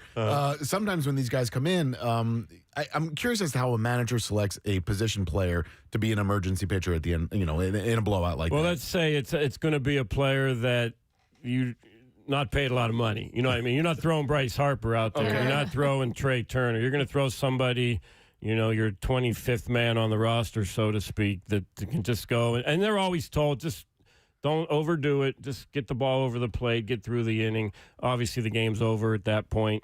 You wouldn't want to take a valued player and blow out their arms. Exactly. Yeah. But with Cody Clemens, he's pitched 2 days in a row, right? So he's not going to be available to pitch tonight. You know, those guys can't pitch 3 days in a row. Right. Did you ever bat against his dad? I did. And how did that go? Not too bad. Yeah? You know, I was a good fastball hitter. I could hit the fastball. I didn't like those pitchers that threw the junk balls up there, but I could hit a fastball. I mean, Maddox, I have a 340 career average off of. Doc Gooden, Randy Johnson I faced a lot, Mariano Rivera, Schilling, those type of guys. I could hit those guys, but, the soft throwers, I struggled a little bit. I was at my son's Little League game last night. We were just having this conversation, and then Nick and I were talking about it because I texted him a question, and I want to know if you know anything about this. But we can't remember if it was Dykstra or not that told the story on our show, but somebody did, about how he was so hungover, and it was an extremely hot day, sure. and he tried to get thrown out of the game, and the ump said to him, "If I got to be out here all day." Yeah, he got on base. It was 140 degrees on the turf. He was not feeling so well. Said he didn't want to play in the game. Walks the first at bat. I think he tried to steal second. Got called out by Eric Gregg, and just started going off in there because he wanted to get thrown out. And Eric said, "If I got to be out here all game, you're going to be out here all game." He wouldn't throw him out. That's a great story. Yeah, even though they're massively similar, softball can throw a hardball player off a little bit. How's your softball game? Well, I haven't swung a bat in a long time. Really? I'm a golfer now. So I'm going to be a little nervous trying to hit, but it's slow pitch. All right. So, yeah. And the ball's a little bigger. Yeah. So I got a chance. Because our intern has I think she's got like a 70 mile an hour. Oh, really? Yeah, I think so. I'm not worried about the swing. I'm worried about the hamstrings and the groins when I start running. Yes. I don't want to pull a muscle. Forget about your quads. I always pulled my quad when I played softball. And by the way, that one of the lowest points in my life, and by the way, I'm sober, so this says a lot, was striking out in a celebrity softball game at the Vet. Yeah, you don't want to do that. Oh my God, it was a really, really low point in my life. Well, you were probably thinking, knock it out of the park. Absolutely. And you can't do that. You just got to go for base hits. But I will say, my very, very last at bat in softball was a home run. There you go. And I've since retired. Perfect. Yeah. All right. Somebody said you had a golf question. Well, we were talking about going on Amazon. Everybody wants you to buy stuff for them on Amazon, right? Yeah. So I need a new left-handed putter. And they told me to come to you. That's my wish list. All right. Can you work on that? I'll work on that for you. All right. What would you recommend? My dad. Now, are you a lefty overall? It's weird. I'm naturally left-handed. Okay. I cannot hit a golf ball left-handed. It's just ugly. So I taught myself right-handed. I've been golfing for about 5 years now, and I got my handicap down to about 8. Okay. But I putt left-handed. So I play right-handed, putt left-handed. That's the way my dad always played. He swung right-handed, but he's a right-handed person, but he putted left-handed only. So Is that common? He's not really. No. But he's older now. He can't play the game anymore. But my friend just bought him a left-handed putter, so he could just have, we can go out and putt and do stuff like that. But he got a tailor-made left-handed putter. Nice. So yeah. So you're not going to use it, right? No, we are going to use it. Okay. I can give it to lend Mickey. it to you sometime. I can give you my old putter. We can swap. When did you start playing? Really, I played once or twice a year left-handed. Yep. And then really when I got the ambassador job is when I really started to play a lot of golf, so about 5 years ago. Okay, and you're already down to an 8 handicap. Yeah. Single digit. Good for you. I get to play with Tommy Green a lot, so I get to watch the ball fly about 300 yards off the tee box with him. So wow. Yeah. Yeah, well, at least you're out there doing it, and sounds like you're improving. So that's but I good. play in a lot of charity golf tournaments, probably 25 or 30 a year. We just played in one for autism, and I played in Brian Dawkins' tournament yesterday out my way. So were you at the one in Delaware at that autism Fieldstone? Yes. Yeah. Okay. Fieldstone. Yep. Yep. Yeah, we got a good event. Got a text from our buddy John Brazier says that you're golfing at Oakmont at the end of July. Oh, wow. In your hometown. Brazier tells everybody we're doing that. Yeah, we get an opportunity. Brazier knows Art Rooney's grandson, who's owner of the Steelers. Yeah. And he said he can get us on to Oakmont. Never played it. I hear wonderful things about it. One of the best courses in the country. Yeah. So me, Brazier, and Tommy Green are going to go out and play around there. It's pretty exciting. How's Brazier? How's his play? Well, he can be pretty good, and then he can be just awful. But he yells at himself when he hits a driver, like a few cuss words, in third person kind of thing. Yes. But he can play a little bit. I played with him a week and a half ago, something like that. Yeah, he can hit the ball a ton. Not as far as me, but he can still hit the ball a ton. And I think he is probably shoots somewhere in like the high 80s, low 90s. Okay. But did he get on himself, cuss at himself a little bit with a bad shot? Yeah. I mean, don't you? You don't do that? No. Well, you played baseball at a professional level. I'm sure you have a. I know my golf abilities, and He's come to terms I'm out with for it. fun. Yeah. Yeah, nice. By the way, Derek said he has something for us. You brought something. I do, yeah. So we're It's a fortunate. putter. Exactly. I let you guys just run with it, and I had this sitting in the box the whole time.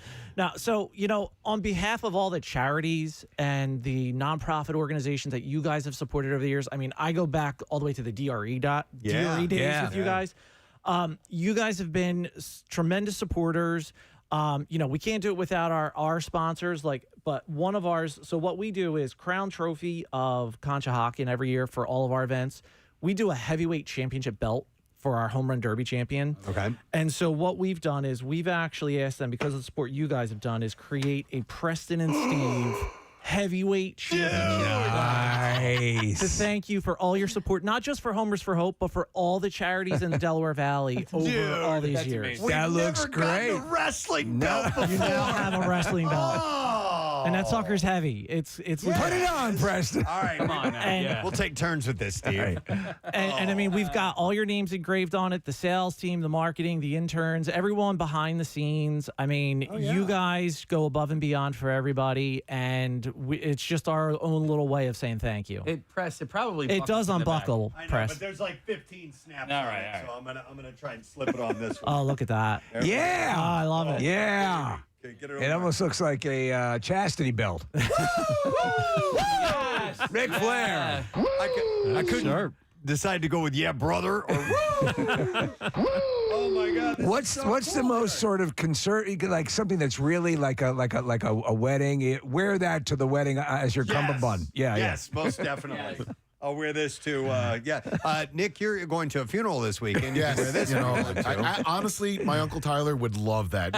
So he'd be smiling down if I wore that to the funeral. Oh my God, that's fantastic! Thank you, Derek. Absolutely, you didn't need Thank to. you. Terrific. We'll put this in a you know what? A special spot In the our office. museum. Yeah, I'll put it up in the museum. For Yeah, sure. very Excellent. nice. All right, cool. All right, well, a reminder that Homers for Hope is going to be Saturday at noon, and it's at the Urban Youth Academy Fields in FDR Park. What's a better way? Homersforhope.org? Homersforhope.org is the website, yeah. And I mean, I also just want to add special thanks to the Monkey's Uncle in Doylestown. They've been the presenting sponsor for this and really helped drive a lot of it with the apparel. Nice. You were speaking of the throwback Phillies jerseys, by the way. Yeah, Mickey doesn't know this yet, but the uniforms we're giving jerseys, they're the Phillies throwback color. That's fantastic. And Charlie Manuel's going to be there as well? Charlie's coming, Nice. and Milt Thompson's playing. So I get to manage against Charlie Manuel. That's kind of cool. Wow, that's insanely cool.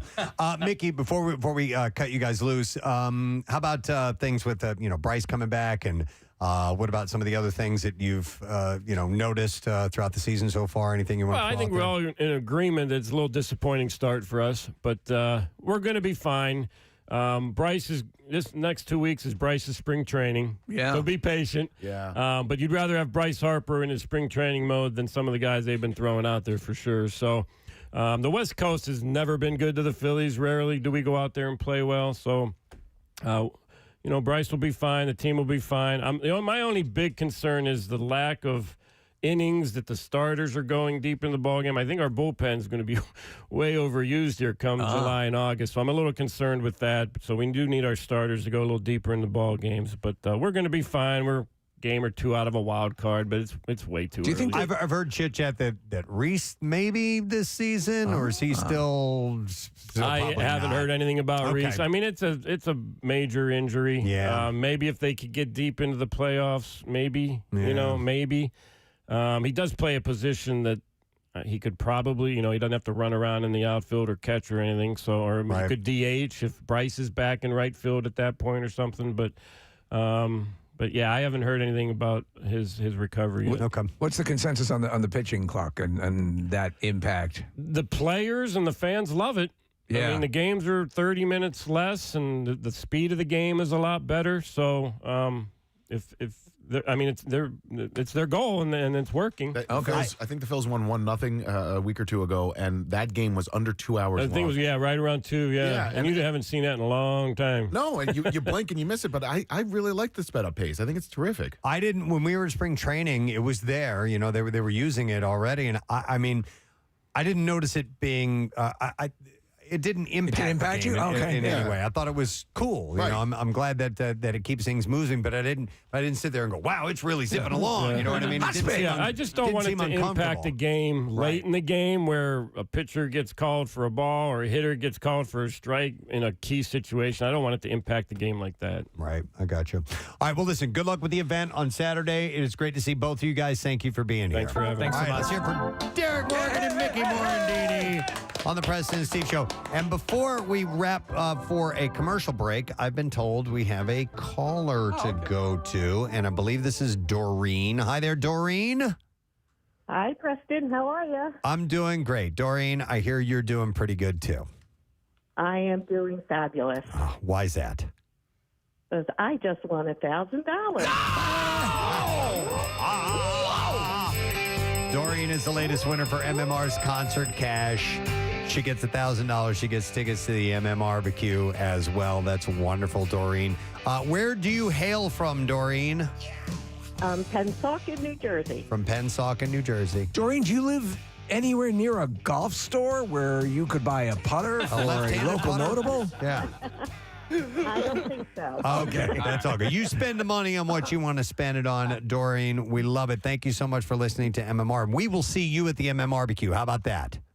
That's awesome. Thank you guys so much. I love listening to you. All right, we love you. Let's hear for Doreen, everybody. We're going to take a break. We'll come back in just a moment. B-File is on the way. Stay with us.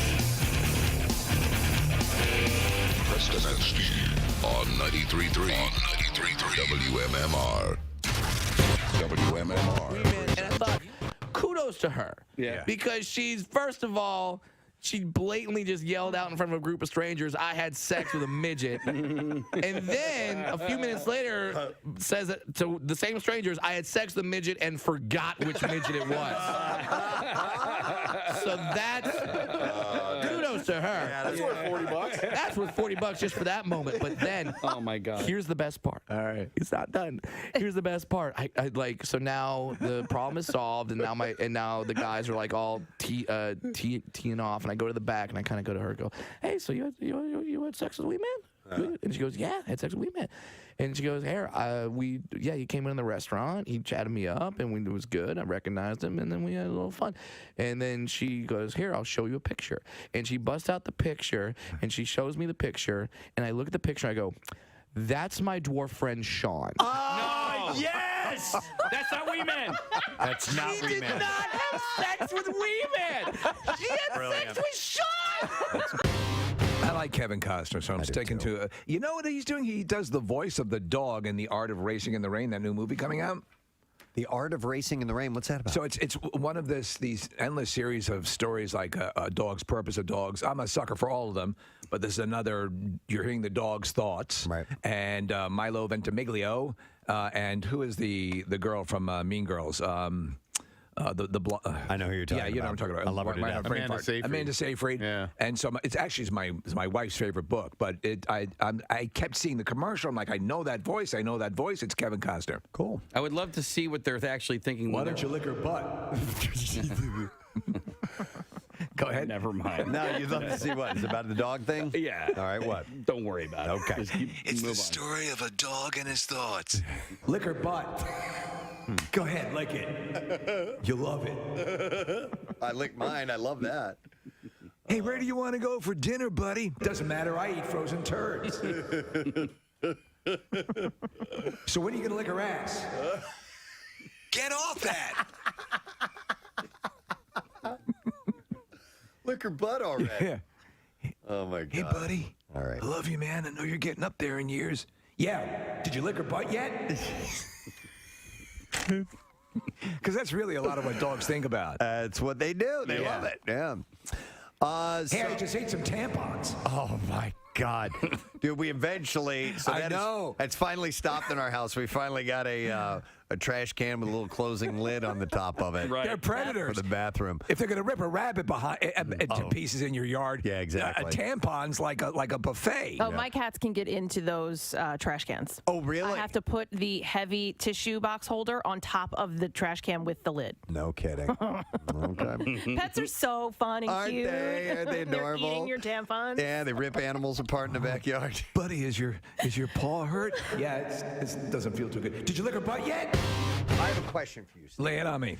Should I get into the Bachelorette stuff here in a little bit, or we can? We did it as a separate segment. We can parse it out here if you want. All right, so Jed, pop the question. All right. We got the clip here. Now this is the dummy who is a up and coming musician, and to this point, the only thing he's sold is a dog food jingle. Hey, that's an accomplishment. That's it's not even a good dog food jingle. I would love to see throughout the series when he's talking to the camera and saying, I'm really just looking to find someone that I can fall in love with and all this. And at the end of this going, well, I really did this for my career because I figured it would boost my visibility a little bit. Right. That's really what I was doing. But if you're trying to paint yourself as sort of an emotional, in-touch singer-songwriter, and this is the way you treat this girl, it's not going to really work for you. Oh, we have his jingle. Marissa just sent over his dog food jingle. Here we go. All right, here we go. Rain or shine, kind of love like nothing you've seen before. What? This is for dog food? It's for dog food. Okay. And the dog is waiting. The dog's what? The dog's waiting for the master to come home. Okay. And it's a high-quality dog food. Okay. Is the dog wearing something sexy? Sexy, lingerie, yeah. And has a dildo in one paw. Okay. The dog really does deserve the best. Go pick him up some better balls. And the thing, it's beneficial. Okay, so here's the deal. And his reason for doing the commercial is real, because this is the food that he's been eating at home himself, because the career's not going well. Man, I love this stuff. You put it on some bread, it's delicious. And then the last birthday today, our favorite butthole, Hope Solo. Hope Solo's butthole. Hope Solo, the goaltender for the women's U.S. Soccer team. And then we found out there was a Twitter account called Hope Solo's Butthole because she had posted naked pictures of herself, and apparently you could see that particular part of her body, and somebody took upon that name, and we just thought it was funny. Our favorite Twitter account. That and Bill Weston's hair. Do you remember she had, there was some controversy of her being abusive, I think it was? Yes, to an ex-boyfriend. Yeah. A family member too, right? Yeah, something along those lines. She beat the hell out of like a niece or nephew or something? I've forgotten, but... she was arrested in 2014, charged with 2 misdemeanor counts of assault and in the 4th degree. Wow. Lest I remind you that her butthole has never been arrested. Not once. Yeah. How old is she? I'm just saying. I'm sorry, ma'am. We're going to have to arrest your butthole. Why? How do you cuff them? Wait a second. I'm just collateral damage. I didn't do anything. We're taking this butthole downtown. Why does anybody talk to me about it? This is not right. Get my lawyer. What, do you just expect me to pucker up and go along? Right, sorry, Gabby. Mr. Butthole. Oh, yeah. Mister. Yeah. Happy birthday, Hope Solo and her butthole. You guys are just being wacky. They both turned 38 today. They're both 38. He's one of the co-creators of the band Mr. Big. He is one of the biggest, most badass guitarists in the world, in my humble opinion. Ladies and gentlemen, please welcome to the program, Mr. Paul Gilbert. I want to explain to some people who may not know the name Paul Gilbert. You have a lot of fans. Most guitarists would know who you are. Everybody who knows me knows me. Yeah, exactly, right? 100% of those But I've only had one. I was only famous for 2 weeks in 1992. So that's So, Paul, when I do meet people and we're talking music, and I'll say, one of my favorite guitarists is this guy, Paul Gilbert. If they're a guitarist, they'll know exactly who I'm talking about. Some people don't, and I have to explain. Okay, so, he was in this band, Mr. Big. Before that, there was this band called Racer X. You may or may not know. Metal, real intense, shredding, crazy, really technical, awesome music.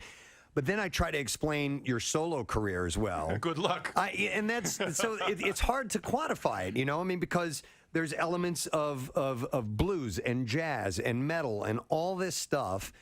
What's a good way to describe your music? Well, it's still evolving, and the discovery I made was that I really always wanted to be not a guitar player, but a lead singer. Because when I was a kid, those were the records I had. My parents had the Beatles records and Stones and bands that had lead vocalists. And I liked Led Zeppelin because Robert Plant had a great voice. Now, I didn't have a particularly great voice, and that didn't stop me from trying. Right. But it also didn't stop me from kind of, not doing as well as I would have liked to as a lead singer. So the discovery that I made on this new album, Behold Electric Guitar, is that I can actually play the vocal line on the guitar. So, take it like a really challenging vocal, like, the "Hey, Mama said the way you move," which, with my little falsetto is not so great. Right. But, you play it on guitar.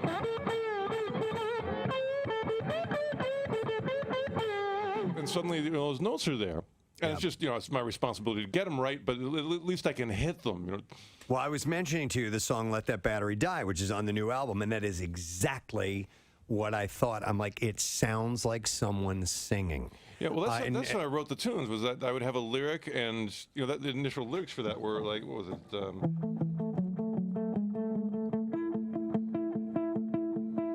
My battery is low, but my mind is high. And again, I'm squeaking it out. Yeah. But with the guitar, I can get a lot of control and a nice tone. And so for the first time in my life, I'm actually able to connect my inner melodic generator with an instrument that functions. Can you give us a little of the Rocky you were playing before, the Rocky theme? Oh, yeah.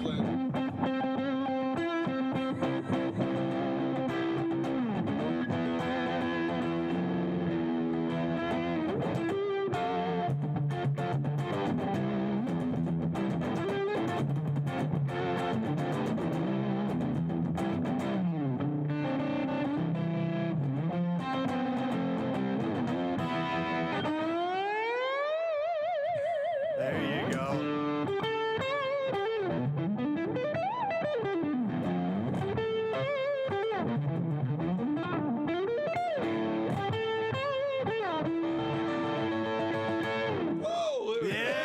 The YouTube thing you mentioned is amazing. I grew up with albums, so I never expected to communicate with the world that way. And I do have to mention one. If you're in YouTube, there's one where I was doing a clinic and I had this little loop pedal, and I decided to put like the most scary, frightening shred lick that I could ever do inside the loop pedal. So I just pressed the button and it goes. Yeah. And I would pretend to play with my teeth, and then I would press that button, and the whole audience was like, "Oh my God!" and so of course he's playing with his teeth. Yeah, he was playing sweep picking with his teeth. How did he do that? And it was a guitar clinic, so everybody raised their hands and goes like, "How did you do that with your teeth?" And I said, "Well, it's pretty impressive to do sweep picking with your teeth, but I said it's really impressive to do it with your ass." Oh, yes. And then I just wiped the guitar, That's great. on my backside. Yeah. And I'm still a fan of the Beatles and Led Zeppelin and Aerosmith and the regular rock bands. And so now I can step on stage and really be the lead singer via my guitar. Hey, I had a story that keys off of teachers, and I thought this was kind of interesting. This is out of, where is this? Somewhere in the South. I think it's in the... is it Florida? No, it's North Carolina. The teacher at Northeast Carolina Preparatory School in Tarboro, North Carolina, had apparently punished one of their students. By punish, I mean making them write a phrase over and over and over and over again. A la Bart Simpson. Because he called her ma'am. Ma'am? Yes, ma'am, and she didn't like it, and so he had to write the word ma'am numerous times. His teacher asked him to write it. He told his mother that he had to return this with the parent's signature after he repeatedly called her the word despite being told not to do so. Okay, well, if she told him not to, then... Yeah, he completed his assignment during class hours, which made his mom worry that maybe it had interfered with some of school, schoolwork. Yes. According to the mom, Mrs. Wilson, the teacher also told the young boy that if she had something, she would have thrown it at him. I'm sorry, said to the boy. So if she would have had something, she would have thrown it at him. After the mom signed the paper, she had also had the boy write down the definition of ma'am, which is a term of respectful. 93.3 WMMR. Thanks, Kathy. Yeah, speaking of that Guardian soundtrack, when the first time I saw the trailer, I was in the theater, or maybe it was online, but anyhow, the first time I saw it, they're playing an orchestral piece of music. I'm like, I recognize that song. What is that? And then it dawned on me, I'm like, that is Since You've Been Gone from Rainbow. Since You've Been Gone. Great song. Wait, okay. Yeah. Is Since You've Been Gone, does this sound anything like Kelly Clarkson's Since You've Been Gone? Nope. Okay, all right. Not at all. All right. Not the same song at all. In fact, I'm sure you can find it in the system. But I was like, now that's I loved that song back in the day.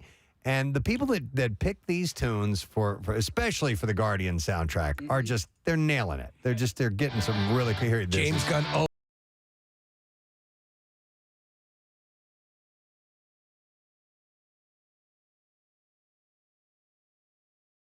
An orchestral.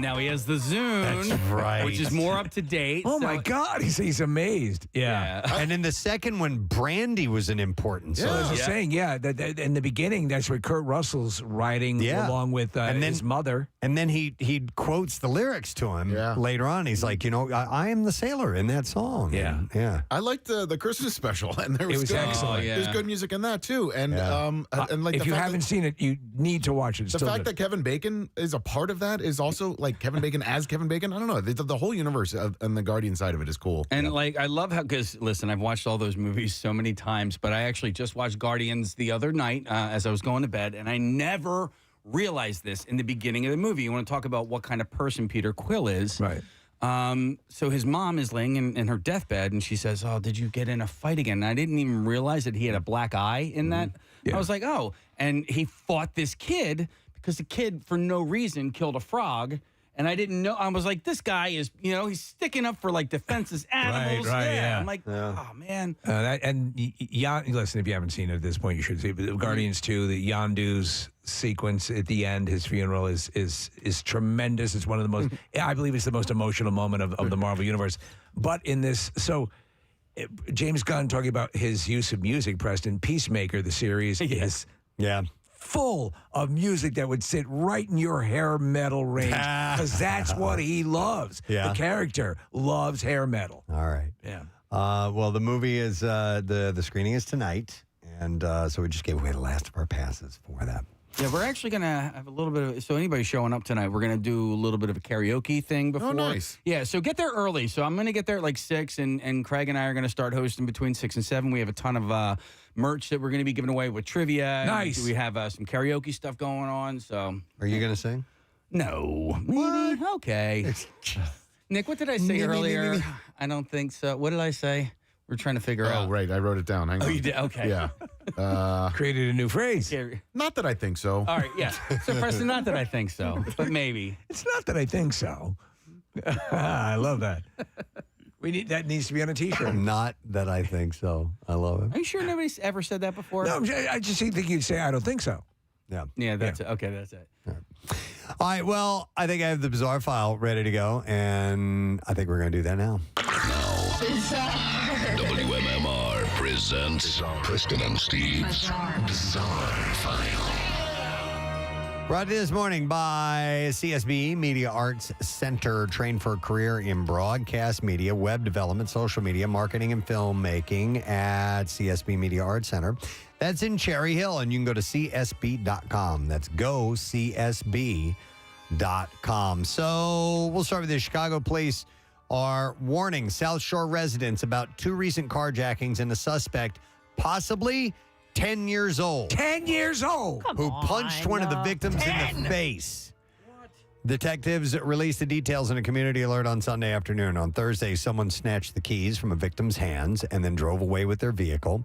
The suspect was described only as someone wearing a furry jacket with a red and black ski mask. Just 30 minutes later, and on only a few hundred feet away, a would-be carjacker opened a driver's door as they tried to park. Just around the corner from the earlier crime. Police said an offender who is 10 to 13 years old punched the driver in the face and tried to take their car, but the hijacking failed. And according to the alert, the young offender stands, it says 5 feet to 5 feet 7 inches tall and wore a hoodie, black jeans, and a mask. No weapons were seen in either incident. Bondi, an 8-month-old toy poodle, had just returned from a walk when he began stumbling. His head wobbled, and soon he could barely stand. So his owner, Colleen Briggs, rushed him to the vet. The good doctor quickly made a diagnosis. Bondi was stoned. And on his walk, a sniff must have led Bondi to a discarded joint, which he ate. This is happening now, right? Yes. Briggs said that he was just doing his usual, exploring everything, sniffing everything. And apparently, they started to notice that the pot shops are starting to pop up around New York City. The frequent whiffs of marijuana and unfinished joints are now littering sidewalks. And in places like New York, where the first legal recreational pot dispensary opened last year, users can smoke it in open. And as a result, more dogs are coming across and eating discarded joints and edibles, prompting alarm among veterinarians and pet owners who blame the steep rise in poisonings on smokers oblivious to the harm that they can do by littering. They're saying on the way to the vet, Bondi kept saying that he was late for the seahorse party, Preston. No way. Yeah. Oh, wow. Seahorses forever. Seahorses forever. Marijuana poisonings, which are almost never fatal, were once rare among pets, even when medical dispensaries started opening. Until recently, many occurred at home when pets got into their owners' stashes. The American Society for the Prevention of Cruelty to Animals said cases are rising nationwide. Last year, there was an 11% increase from the roughly 6,200 cases reported in 2021. And over the past 5 years, there's been a 300% increase. Wow.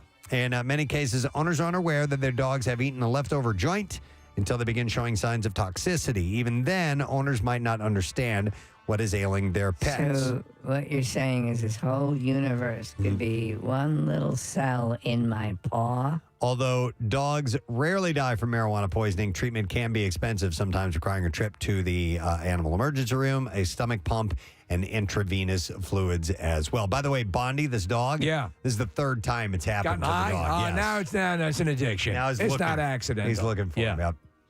A wild elephant who sparked a massive debate and a legal battle in the southern India state of Kerala, of Kakalola, has been relocated to a tiger reserve. But it's not a tiger. I know. Officials claim that... What the hell am I doing here?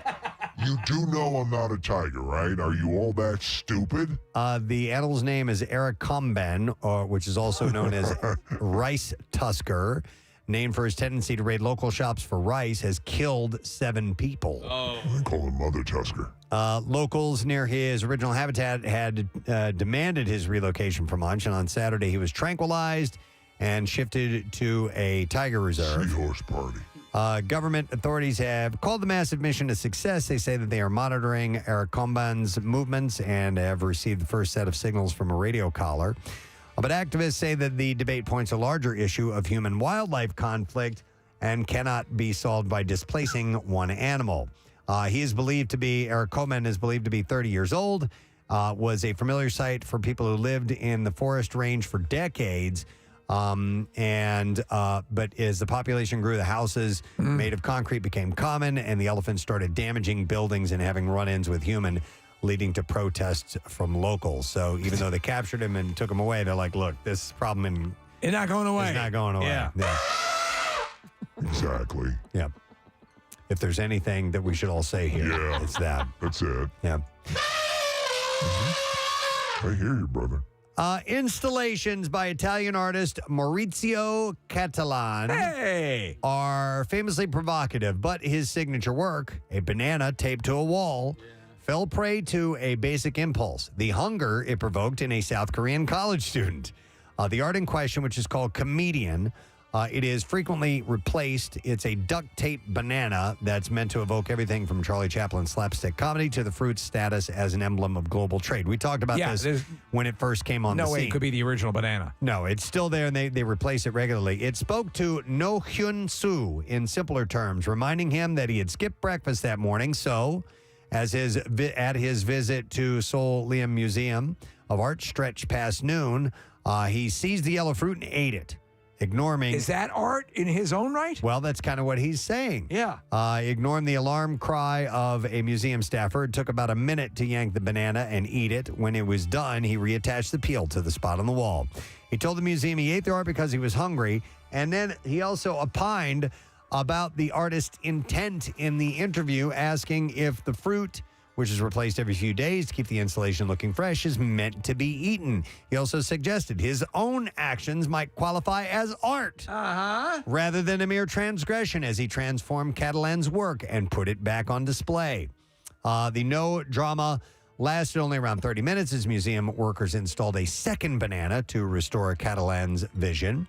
They have banana employees there, clearly. The museum will not pursue any damages. The staff said that when the artist was told about the purloined banana, he replied that it wasn't a problem. There we go. Artist All does right. not have an issue Did with it. you create your own banana art in the office? It wasn't a banana, but yes, okay. I did do my own version of that a while back. All right, and there you go. That is the last story in the bizarre file for you. We'll take a break. When we get back, we will have our concert keyword, but we have a different word that we need now. It's secret text word time. Yes. So, Kathy, we do indeed need a caller, please. 10. All right, 10th caller. You heard her, 215-263-WMMR. We'll see if you know the secret text word.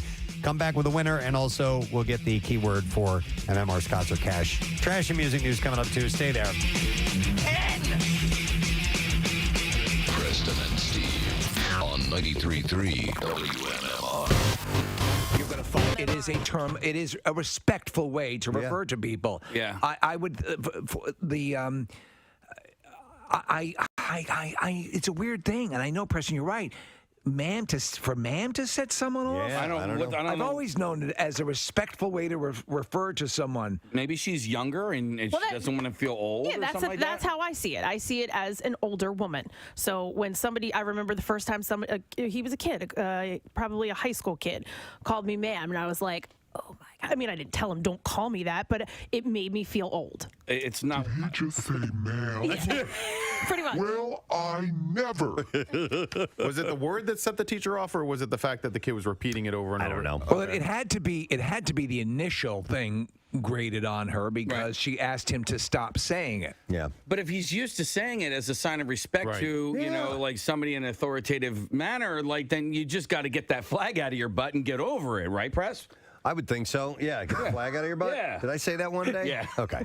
I was hiking around the area, maybe on Friday, said hello to this young feller, probably 13 or 14. How are you? How's it going? Very well, sir. I'm like, yeah. It's a title. It's a title. We're not This doomed. kid walking along, that you come with me. I want to show other people what you just did because it was so good. It's a title you've earned. I earned it.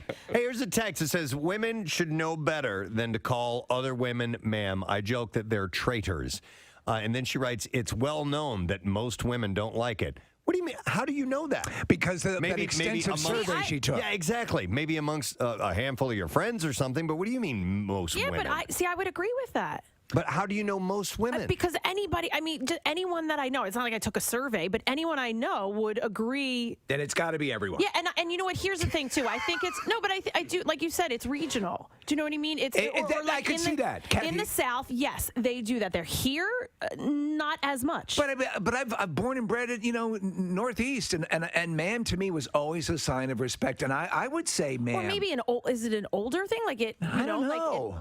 I don't know. I just You keep going back to old. No, old the standard thing would be pretty good, ma'am. Wouldst thou takest me? But here's the deal. I think it's all about intent. And if you hear someone saying it clearly as a sign of respect, you should understand that they're just being polite. Yes, of course. I'm not going to get mad at them, but it doesn't make me like it. It's still, right. I still think it's. I don't like it. Yeah, no, I don't. My gosh darn bit. I'm looking at my activities list. Oh, God. No, I listen, and if it rings to your ear and you don't like it, you can simply say, "Oh, it's okay. You don't have to call me ma'am, or I'll punch you in the throat." Yeah. I would never read it as an insulting thing. That's a way to respect. It's your own fault for being old. Jesus Christ. No, What's with you in that aging thing? It's not insulting. It's just we just don't like it. And that's fine. But all right, it's your personal I don't preference. think somebody saying it to me is insulting me. All right, but what do you just want don't your like server? What do you want your waiter or waitress to call you when they go up Sugar to your teas. table? Yeah. Young lady, maybe? I'm lady. Oh my God, she has to see my ID. Now we're living in a fantasy. Now you're getting into pandering territory. I haven't been underage for 38 years. Wait, let me tell you something that happened on Saturday. I have to tell you this.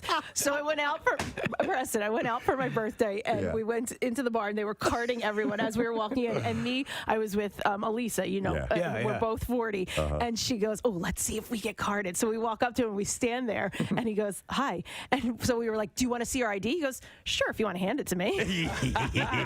See, he did. I want to see what you think of this, Kathy.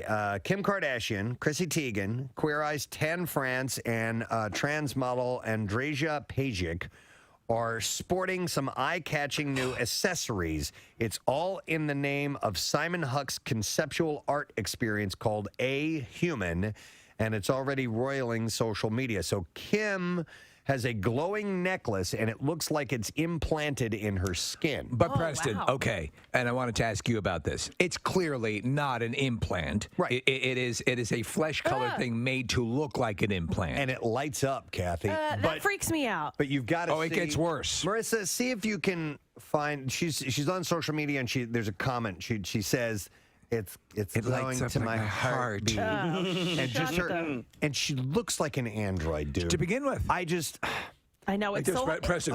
It's such a shame. She's got the lips like. Yes, full on, Let me see. full on constructed duck lips, so she doesn't have to make the She doesn't pout have to do duck anymore. It lips. does it automatically. Close to the beat of my heart. Yeah, exactly. It's like this. And I'm who finds that? It's dysmorphia. We're looking at video. Look at this, Kathy. It lights up, and it looks like it's under your skin. Yeah, that's kind of. Kind of wild. Well, there's a couple of different ones, Preston. So Chrissy Teigen had one. There was a disgusting one that I think it might have been the trans model had, where it looks like almost like mushrooms growing out of their neck. Ooh. Yeah. This is just somebody who has a lot of money, so is going to pay them to do this. This isn't going to be a fashion trend. But you can't. It's too expensive. And Yeah, exactly. no, it's not. How would you pay to get this put on? It's got to be a fairly And if elaborate it is, process. it's going to be so quick. Well, now I'm just kind of thinking out loud here, guys. Here's our fashionista. Well, I mean, for the people who don't have that kind of money to spend on a glow necklace, okay, and that's all that is just a stupid glow necklace. What if it was like some sort of like thing that you could insert glow necklaces into, Kathy? Right? What do you mean? Yeah, So you know what a glow necklace is, obviously, The right? things Like you glow, crack? yeah, the glow bracelets. Yeah. What if it was like just a vessel that was like decorative that you could insert the glow And make it necklace? different colors? Well, I see what you're saying. The pitch here, though, is that it looks flesh-colored. It looks like you have altered your skin. You're saying not looking like it's implanted. not like but accessorizing your glow necklace. Like what Twiggy wore in Buck Rogers. Here's the audio of her showing it off. Here we go. My necklace glows like a heartbeat. It moves to the rhythm of my heartbeat. Oh my God! Shut up!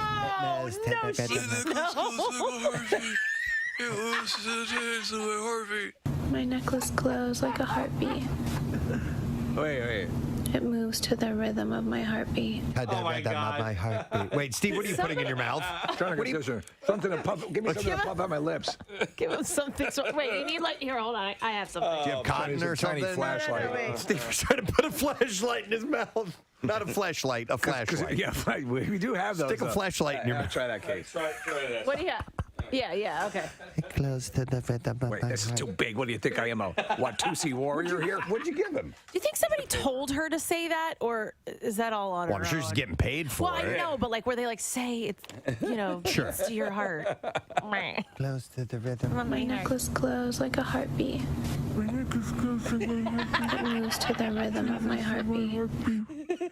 You look like Let me see. like Bill Murray in where the giant plant when he goes to the dentist. Little Shop of Horrors. You look like Little Shop of it goes to the beat of my heartbeat. It's right under my neck and it glows and it pumps to the heart of my heart. Glow, turn on my heart light. It moves to the rhythm of my heartbeat. Oh my God! Shut up. Yeah. Well, this person Simon Huck is a conceptual artist, so it's. I'm a conceptual artist. And I want your neck to glow. Stop it. Okay. They don't see that outside the bubble. All right, the so rest of the world is like, what are you doing? I'm looking at one. Nick pulled this up. It looks like she has feathers growing out of her chest. Yeah, Yes. Steve, this is Chrissy Teigen. Okay, so Yeah. Nick, do you have the other ones as well? Kind of cool. This is no. That's cool. She only posted one. I mean, listen. It looks like studio makeup done for a movie. Yes. For a horror movie. Yeah, a horror movie or Yeah, some sort of fantasy, sci-fi thing. So why not be like the large singing plant from Little Shop of Horrors? Yeah. So meanwhile, Seymour? so Tegan, sported a featherhead breastplate, they called it, while Tan France wore a piece made to look like ruffled skin with bioreactive crystals, and Pajik wore horn-like sculpted shoulders. That's it. Okay, so the one that looks like mushrooms growing here, if we can get that one, I think it looks kind of really like Casey. You don't like things that look like openings and circles and indentations in a body. Wouldn't it be awesome for like the socially elite for it to become fashionable to wear like a horn out of your forehead? But Preston, Wouldn't it? Like the you're Hunger not Games? far. Yeah. Preston, the bagel thing. Yeah. The implant. Japanese were doing the bagel implants on the forehead. But I'd like to see like a rhino horn coming out of their forehead. Oh my God. Charge. Rhino. That's so rhino. All right, anyhow, the full exhibit of futuristic clothing-like objects inserted under the skin opens in New York City next week. The entrance fee to even see this stuff is $40 if you want to go check it out. $40 to see these incredible expressions of self.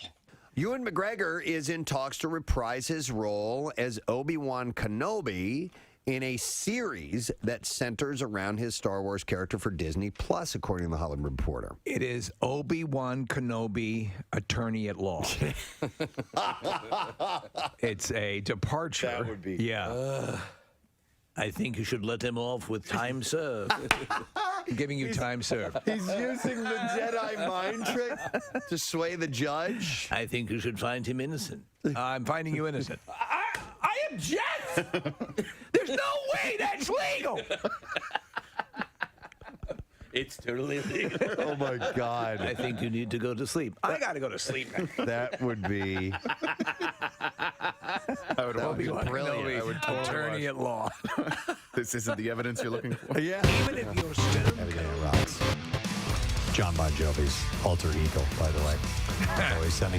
All right, 9:59 a.m. We're right on the cusp of giving away cash and tickets. Let's give away something else first. Woohoo! We were looking for caller number 10 for the secret text word. We have caller number 10, and it's David. Hey there, David.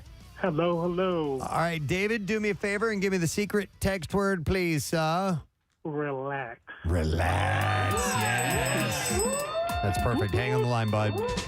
Casey, I realize you wanted me to do the other thing That's first. all right. I apologize. David, we're going to set you up with a chance to win you did win a 90-minute float session and 30-minute sauna session at Halcyon Floats.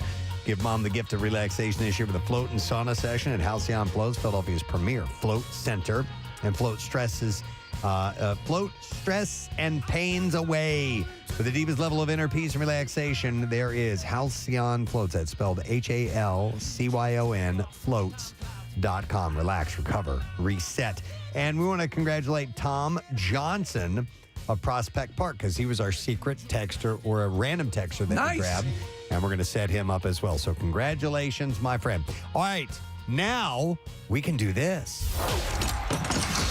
MMR's Concert Cash. Now, here's your Concert Cash keyword. All right, the word is learn, L-E-A-R-N. You have until 15 minutes after the hour to enter it. You can do it through the contest page, WMMR.com.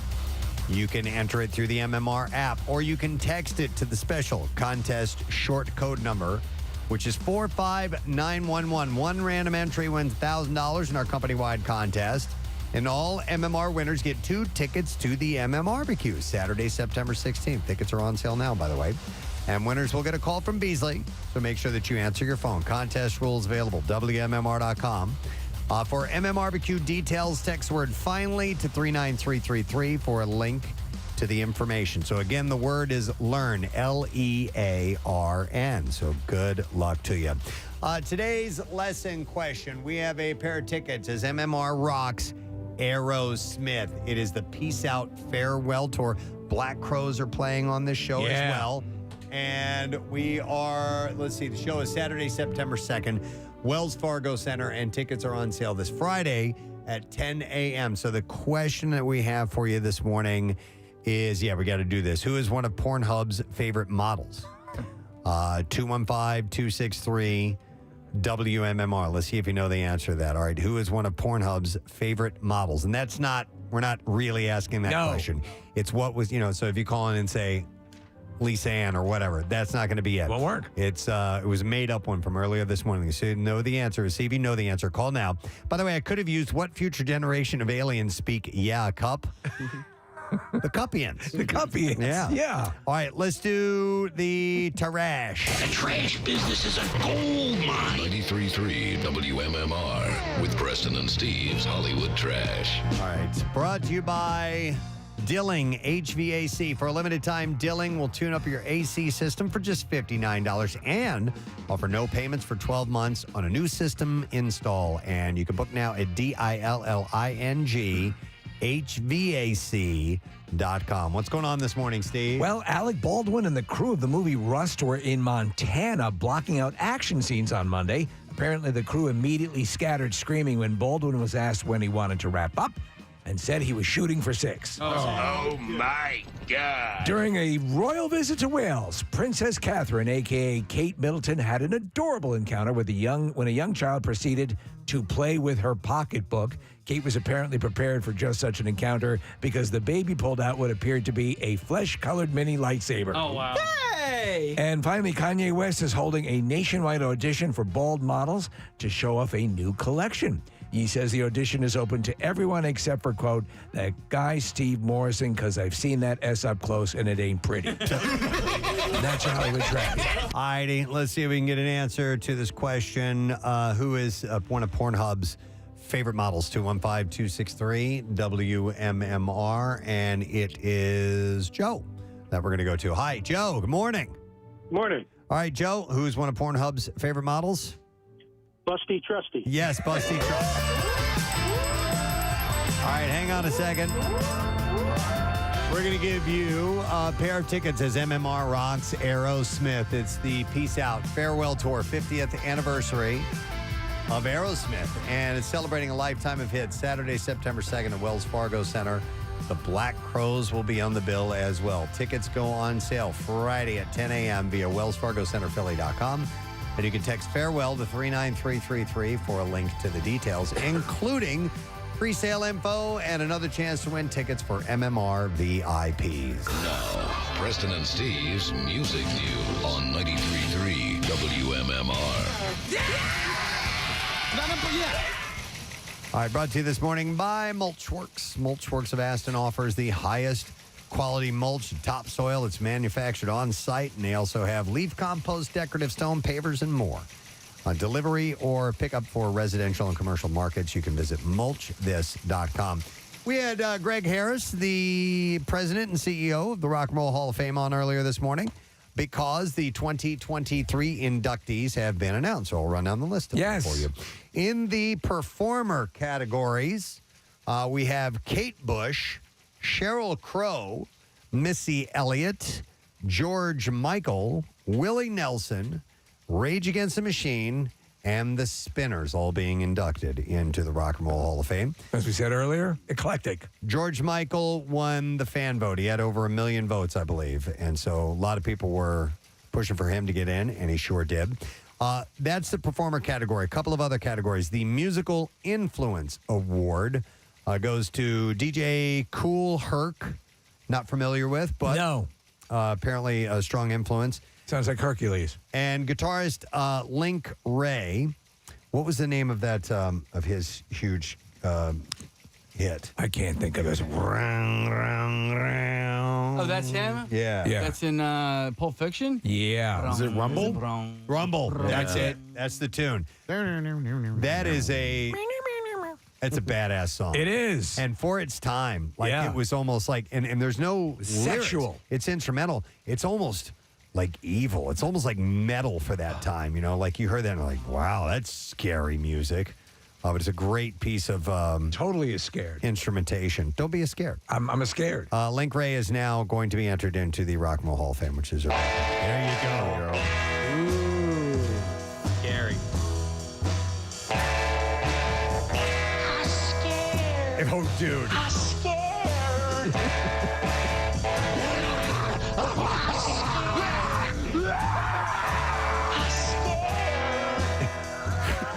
Dude, I like this version of this. I'm scared. I'm scared. I'm scared. Where are the sausages?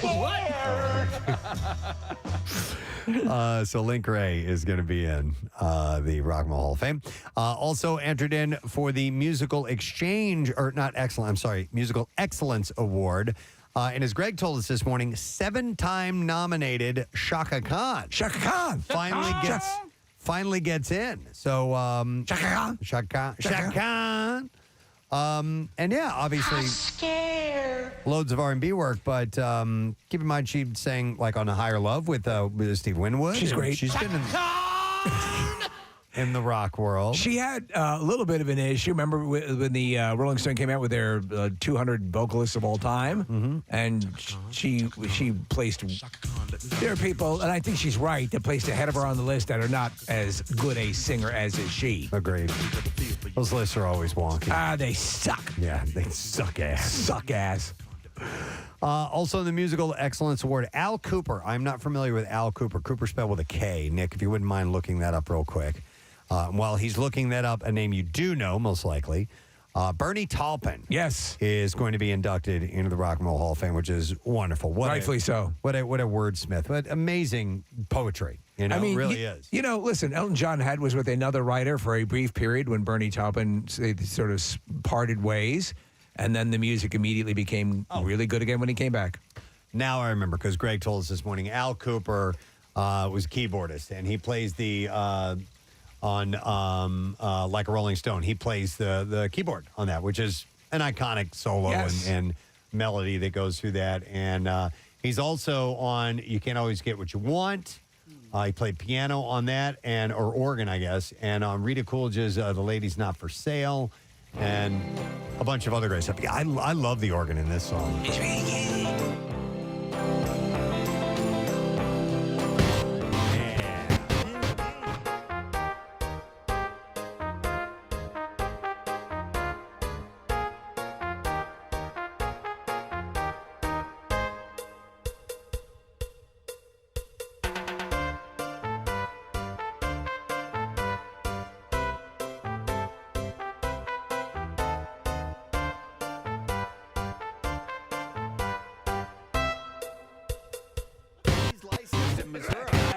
And even if I'm not, I'll convince them I am. Yes, that's right. I'm licensed in Missouri. He's licensed in Missouri. Better call Obi. Would he wear Would he be a cowboy hat? He's cowboy. Beaver Be Gone. I did not know that. Yeah. I don't remember Beaver Be Gone. That was a hair removal one, too? Absolutely. Okay. Nice beaver. The final award, Amit Erdogan. The Amit Erdogan Award goes to Don Cornelius. That's right. Soul Train. I used to watch Soul Train every Saturday. Yeah. Once the cartoons would wrap up, they would go into Soul Train. Great show. Yep. So congratulations to all of those now inductees. And I'll do It's amazing. I wonder who that guy was. Yeah, who was that? Who was the guy that screamed that? Because as a kid, that used to crack me up because his voice goes up so high. You on see the that. animated train sort of moving boogieing. along, boogieing along. I think you could hit that note, Dave. That's really up to... Oh, I don't think so.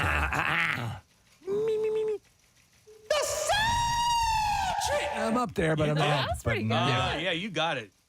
Girlfriend. Yeah. You think Kyle could do it? Yeah, he could probably do it. Kyle hit some pretty high I don't think he falsetto, but can. that's way Not like up Steve there. can. It's so close. I'm right there. right. Now I have something to work for. It's a guy Nick, you named could probably do Joe it. Cobb. And His sister's Corn on the... Corn on the, and she was legendary in a different field. But this guy was apparently a broadcast legend, Joe Cobb. Invented the Cobb salad. Wait a A minute. lot of people don't know that. Could you imagine someone's first name being Corn on the? I'm Cornina. Not even corn on the. Cornina. Yeah, well, that. Cornina Cobb. Corn on the Cobb. Joe Cobb also owns Gravity Hair Salon. No kidding. Wow. Same guy? It's amazing. I don't think so. So the same guy who sang that high part of the Soul Train intro owns Gravity. There's a bunch of famous Cobbs. There's Randall Tex Cobb. There's Ty Cobb. I love Randall Tex Cobb. Yeah, there's We this should get him guy. on. Is he still alive? I'd love to get him on for an interview. He's Randall got Tex. Philly connections, too. Randall Tex Cobb does. He invented Ben Franklin. Nope. Wait, what? Should we do famous Cobbs one morning? Yeah. Okay. Your favorite I Cobbs? like that. It's very relatable. Everyone knows a Cobb. Cornina. Cornina. Cornina. You want some good breaking news, Preston? Are we done with this thing? We always have bad, so yes, No, good this would is be nice. I'm done with that thing. What is it? Joel Embiid is going to play tonight. Breaking news. Wow. So it was on the fence up until just now? Yeah, he apparently told the rest of the team, and so game is starts at 8 p.m. tonight. Tip-off is at 8. I thought they might wait until Friday night because it's a home game and they can, give him the trophy on Friday night. Matt Cord said that the commissioner from the NBA is going to be there on Friday as well, but looks like he's going to play tonight, which is a good that's sign. excellent. Yeah. And they're going to do halftime performance of Corn on a Cob. Right, yes. As a special tribute Yeah. to Joe Cobb. Honoring the sister of the man who sang the high part of the Soul Train theme song. Ladies and gentlemen, Cornina Cobb. There's a lucky fan. That's her brother. Cornina. Do you want to hear Joe Cobb explain? Hang on a second. Yeah. How he hit that high frequency? I do want to hear that. All right.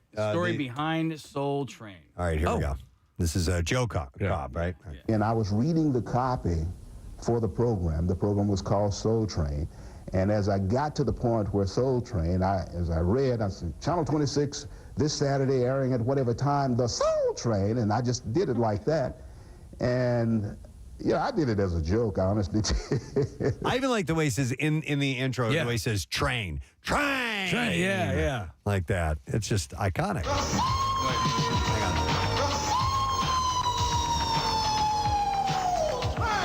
Train! Can I try something here? Yeah. Do it again. All right, you ready?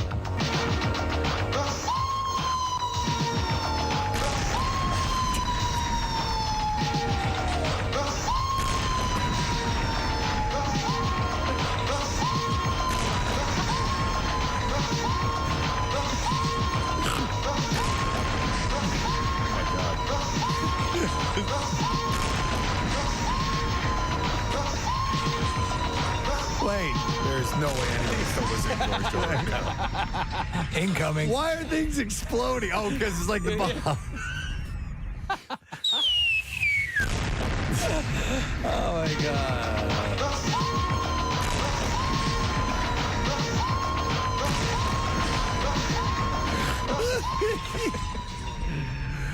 Oh, this is funny, right? This is funny. Okay. It's something. Some might call it torture. Yeah, Cruelty. some might. All right, just a couple other quick items here. We're still in music We're business. still- you're the one that took the left turn with the sports. with all this cob talk. Yeah. My fault. So White Stripes are I was doing Incubus. Incubus guitarist Mike Einzinger is launching a skin-related biotech company. Oh. The guitarist and his wife, Anne-Marie, will introduce their anti-aging skincare brand. Will this give you the powers of Mystique? It's called Mother Science on May 9th. I do not know if you'll be able to shapeshift or not, Steve. Mother Science. Remains to be seen.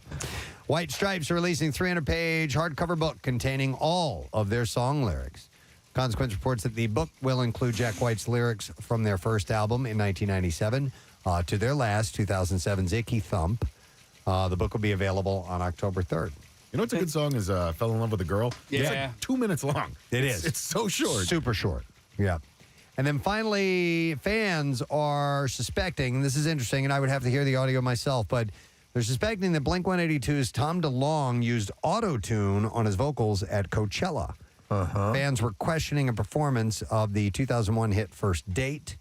One of the Twitter users wrote, "I'm sorry, but is Tom using auto-tune?" And another wrote, "The amount of auto-tune on Tom DeLonge's voice during that Blink performance at Coachella should be illegal." So there are a lot of things that are now standard practice, and you've mentioned this, Backing tracks. and all sorts of other things. I'm not, depending on the band, I'm not I think opposed if to you're it. using it as an effect. Yeah. Kind of like on that Cher song, "Do You Believe in Life After Love?" Because they're obviously using that to create an effect, to create a certain sound. Yeah. If you're using it for that, sure. Yeah. Or for that particular song, First Date, maybe they just wanted to give it a different sound. If he was doing it all night, I'd be like, dude, come on. Yeah. But Yeah. if they're playing around with it, that's no big deal to me. I'm okay with it. I mean, he's not, well, I don't think it's the same as singing with backing vocal tracks. Right. It doesn't bother me that much. If the end result is that your singing has been altered or improved with technology, then that's sort of cheating, right? Well, I mean, when you're performing to 90,000 people, don't you want to give them the best show ever? Yeah, but I mean, then you could just actually play the album version and walk off stage. It reminds me of when Greg became Johnny Bravo. Yeah. On the Brady Bunch, and Yes, Greg. he's like, "Man, you've changed my voice." He's like, "Electronics, man." It was reverb. They put reverb on his voice, and Greg was all upset about it. So clowns never laughed before.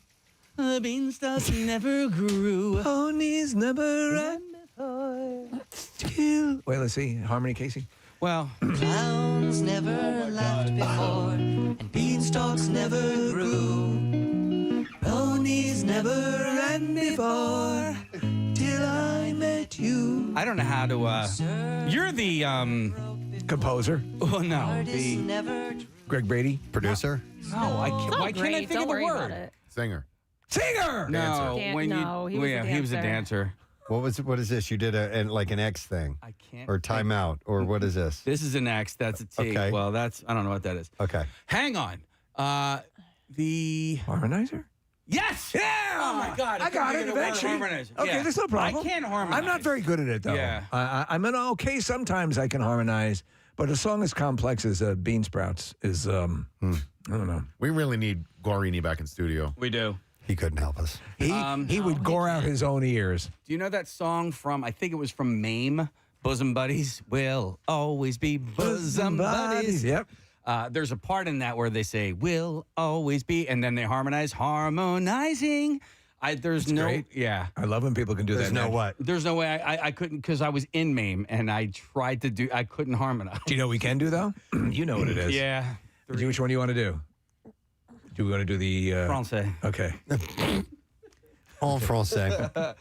Hey, how does the phrase? Merci beaucoup. Okay, ready? See your face. 3, 2, 1. Merci beaucoup. Merci your face. That wasn't bad. That's good. That was a pretty good one. Yeah. Kathy, I don't think you meant that. I know, I'm proud of you guys. Kathy, I just can't believe this is still going. if you get the thumbs up from Kathy, who has some of our greatest song versions, I mean, between the My Heart Will Go On Forever and the Little Mermaid. Little Mermaid. Mm-hmm. we don't need Guarini. Why don't we have I almost called him Kevin. Kyle, help us out. Kevin. We call him Kyle Kevin just for short. Hey, Kev, get in here. Do you want to hear the Coachella auto tune? You guys, Yeah, we had sure. 30 seconds of it. Yeah. All right, here we go. Let's go.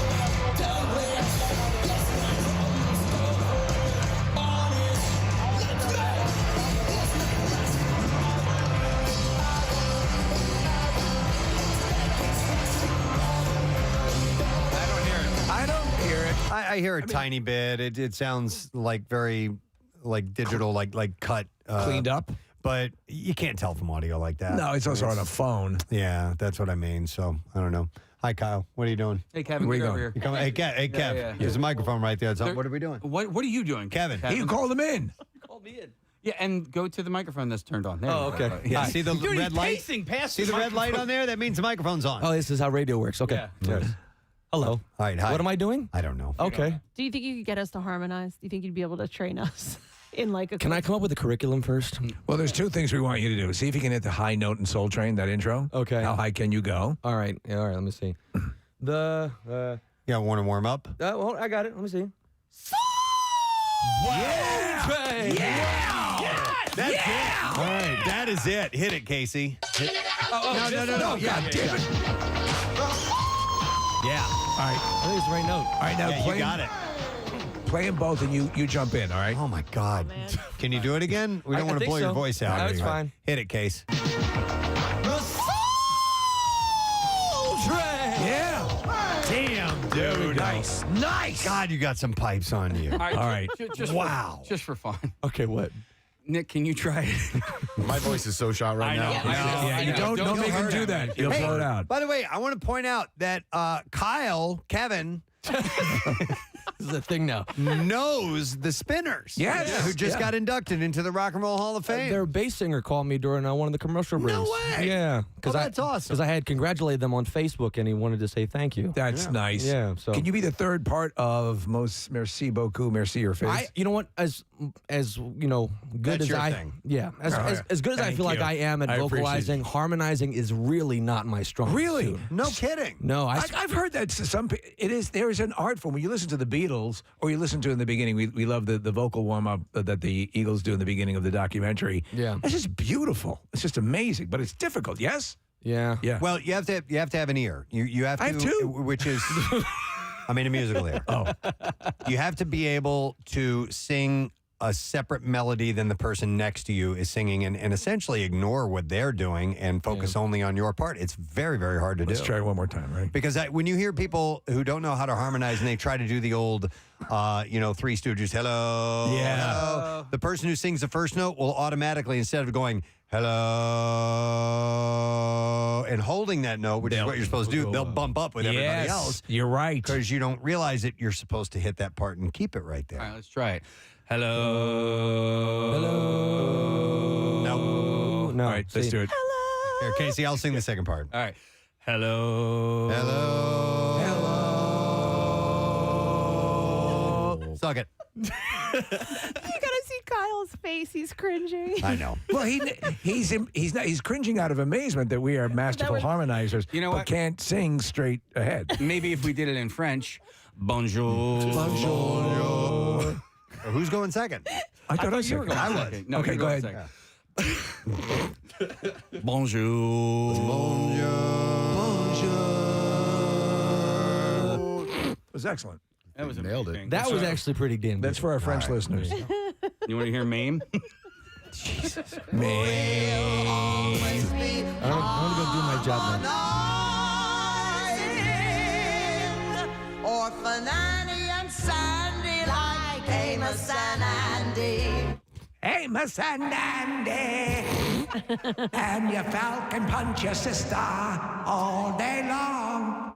Mame was a little slut, wasn't She she? was a complete whore. Yeah. Wait, is this true? The Spinners sang the Spaceballs theme? No. What? Spaceballs. We were just watching that yesterday, the beginning. Is that true, Kyle? I don't know about that. All right. Or maybe that's during a montage segment or something It's like quite that. I possible. wouldn't doubt it. Yes, that'd be very cool. Let's hear it. That doesn't sound like the Spinners. Hide your Aaron, hide your Walter, hide your son, and hide your daughter. Here they come. It's time to run away. That's not the one. There's a different, there's like a funkier version. Yeah, this, it might be happening when they're trying to evacuate the ship. Yes. oh, okay. Yep. Mega Maid 1. Well, that was meant to sound sort of cacophonous, where Yes. the Spinners would be very much professional. Okay, so it's officially called the theme song by the Spinners. It's and Spaceballs. Yeah. Spaceballs, the theme song. All right. That's amazing. We don't have time to get it right now. We had time for all the other crap that we just did? We did. Well, we did. Bill had asked that we address all these topics. You did? Is he here? He is. He's right behind you. Sneak in like that? Yeah, he's like a ninja. Yes. Casey, you got to call him when he does that. I know.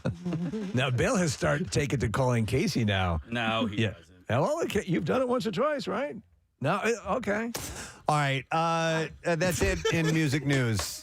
Turn the ringer off, bro. I'm calling it. Did it just ring? Yeah. His phone just rang. Oh, my God. Bill's in radio and he doesn't put his phone on mute. Well, it's still sweet. Yeah, it is sweet. Sweet.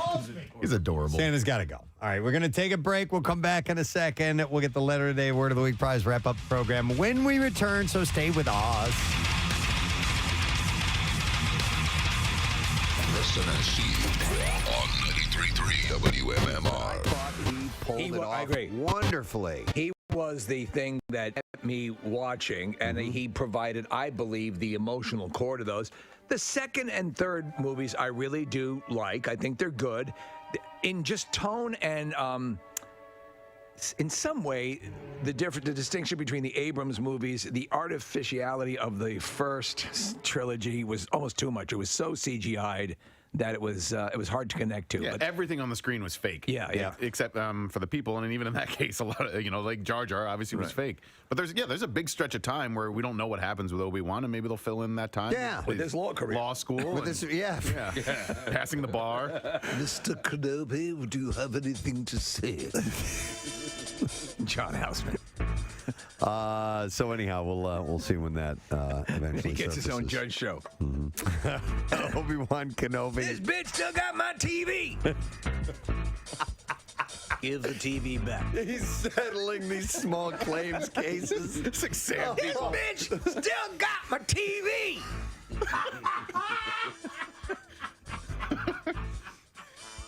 Oh my God. Oh. I suggest you return the TV. Give me the TV. Miley Cyrus, you know about all that went on yet.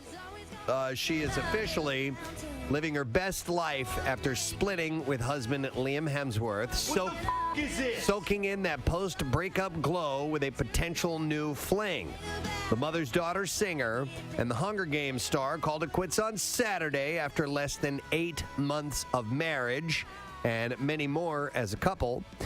The two announced that they've decided to, quote, focus on themselves and their careers in a joint statement. The thing that is wild is, I guess about 4 months ago, she said she was bisexual, right? That she enjoyed relationships with women as well. And lo and behold, right? I'm sure you have the information there. Well, yeah, so she is seemingly taking an on-to-the-next-level approach. As hours before the news broke, she was spotted kissing Caitlyn Carter.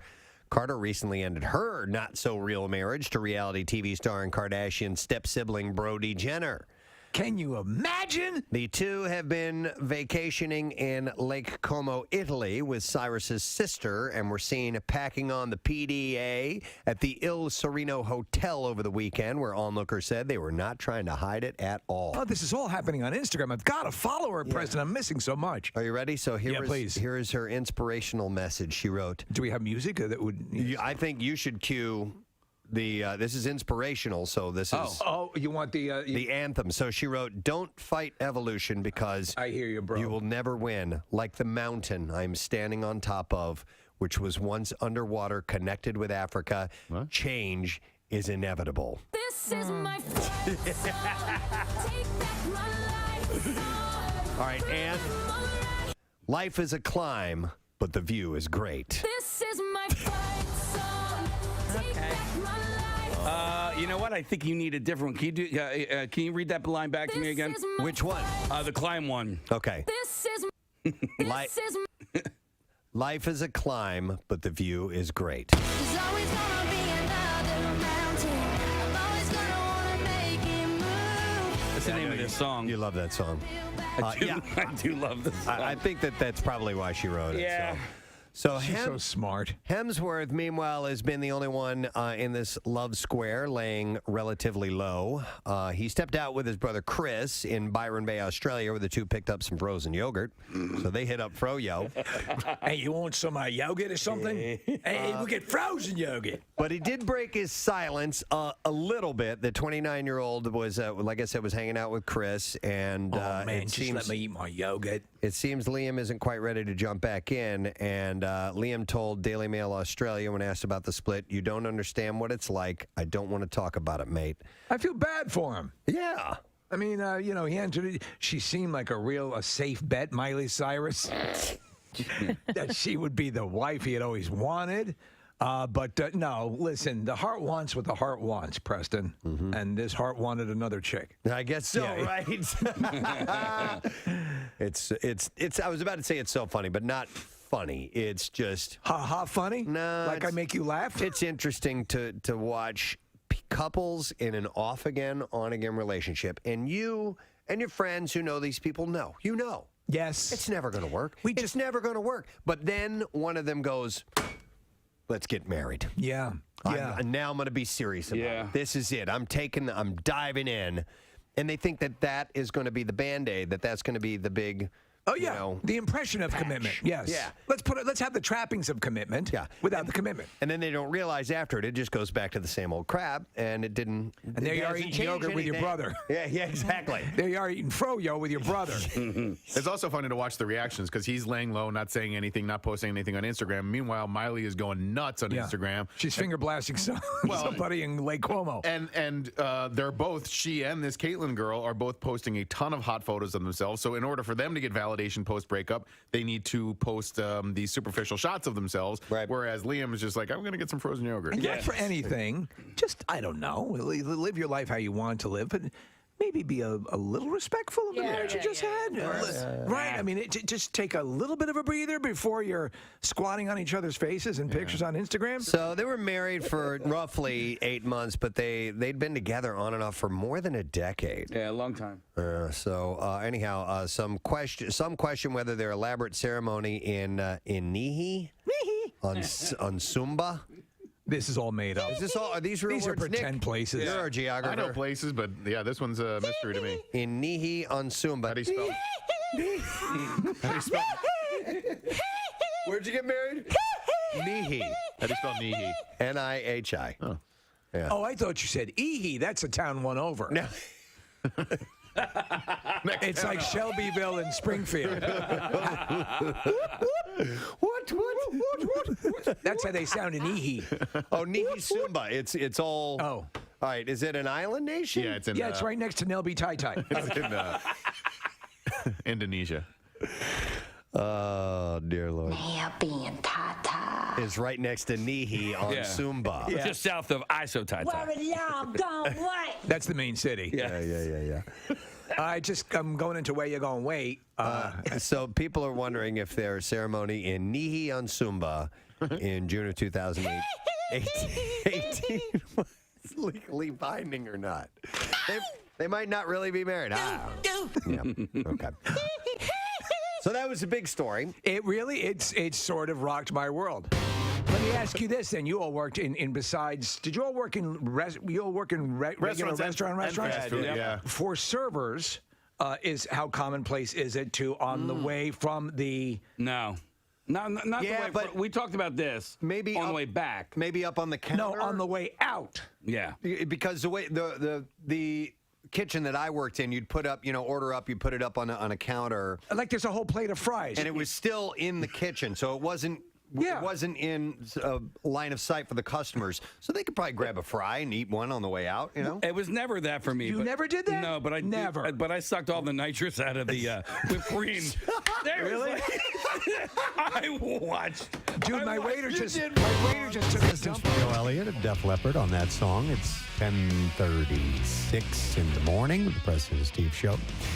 And a day coming to a close for us, but there is more, and much, much more for you to participate and partake upon here on the program.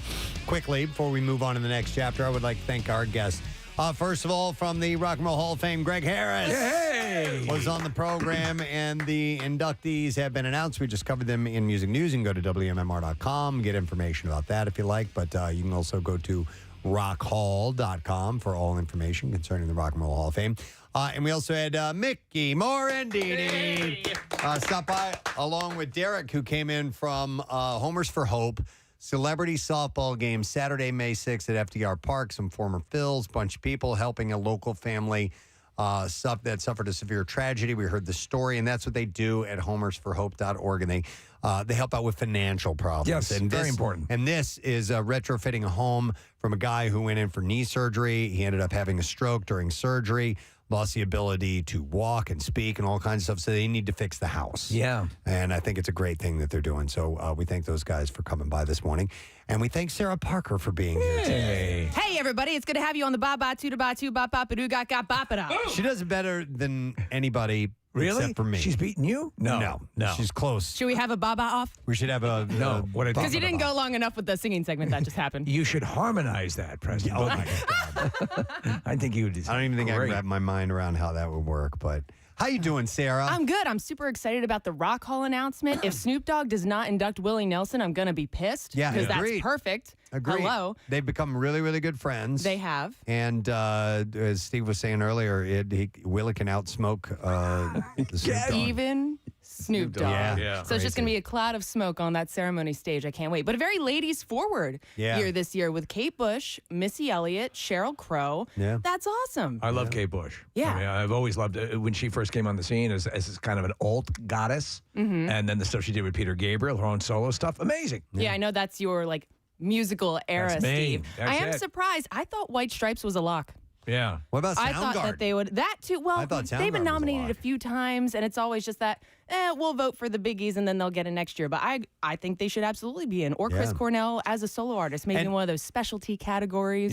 We didn't even dive into, because we're just tired of having the discussion and the debate of who should get in before whom. Because I mean, you have Sheryl Crow or Soundgarden, or you have Missy Elliott, or At this a few of point- the others at Iron Maiden, for crying out loud. Iron So we're Maiden, just tired. Motorhead, Slayer. Yeah. Come on. We're just tired of doing the debate. Well, it's a lost issue now. I mean, you have Yeah. Donna Summer and, how many other artists? I get it. That's fine.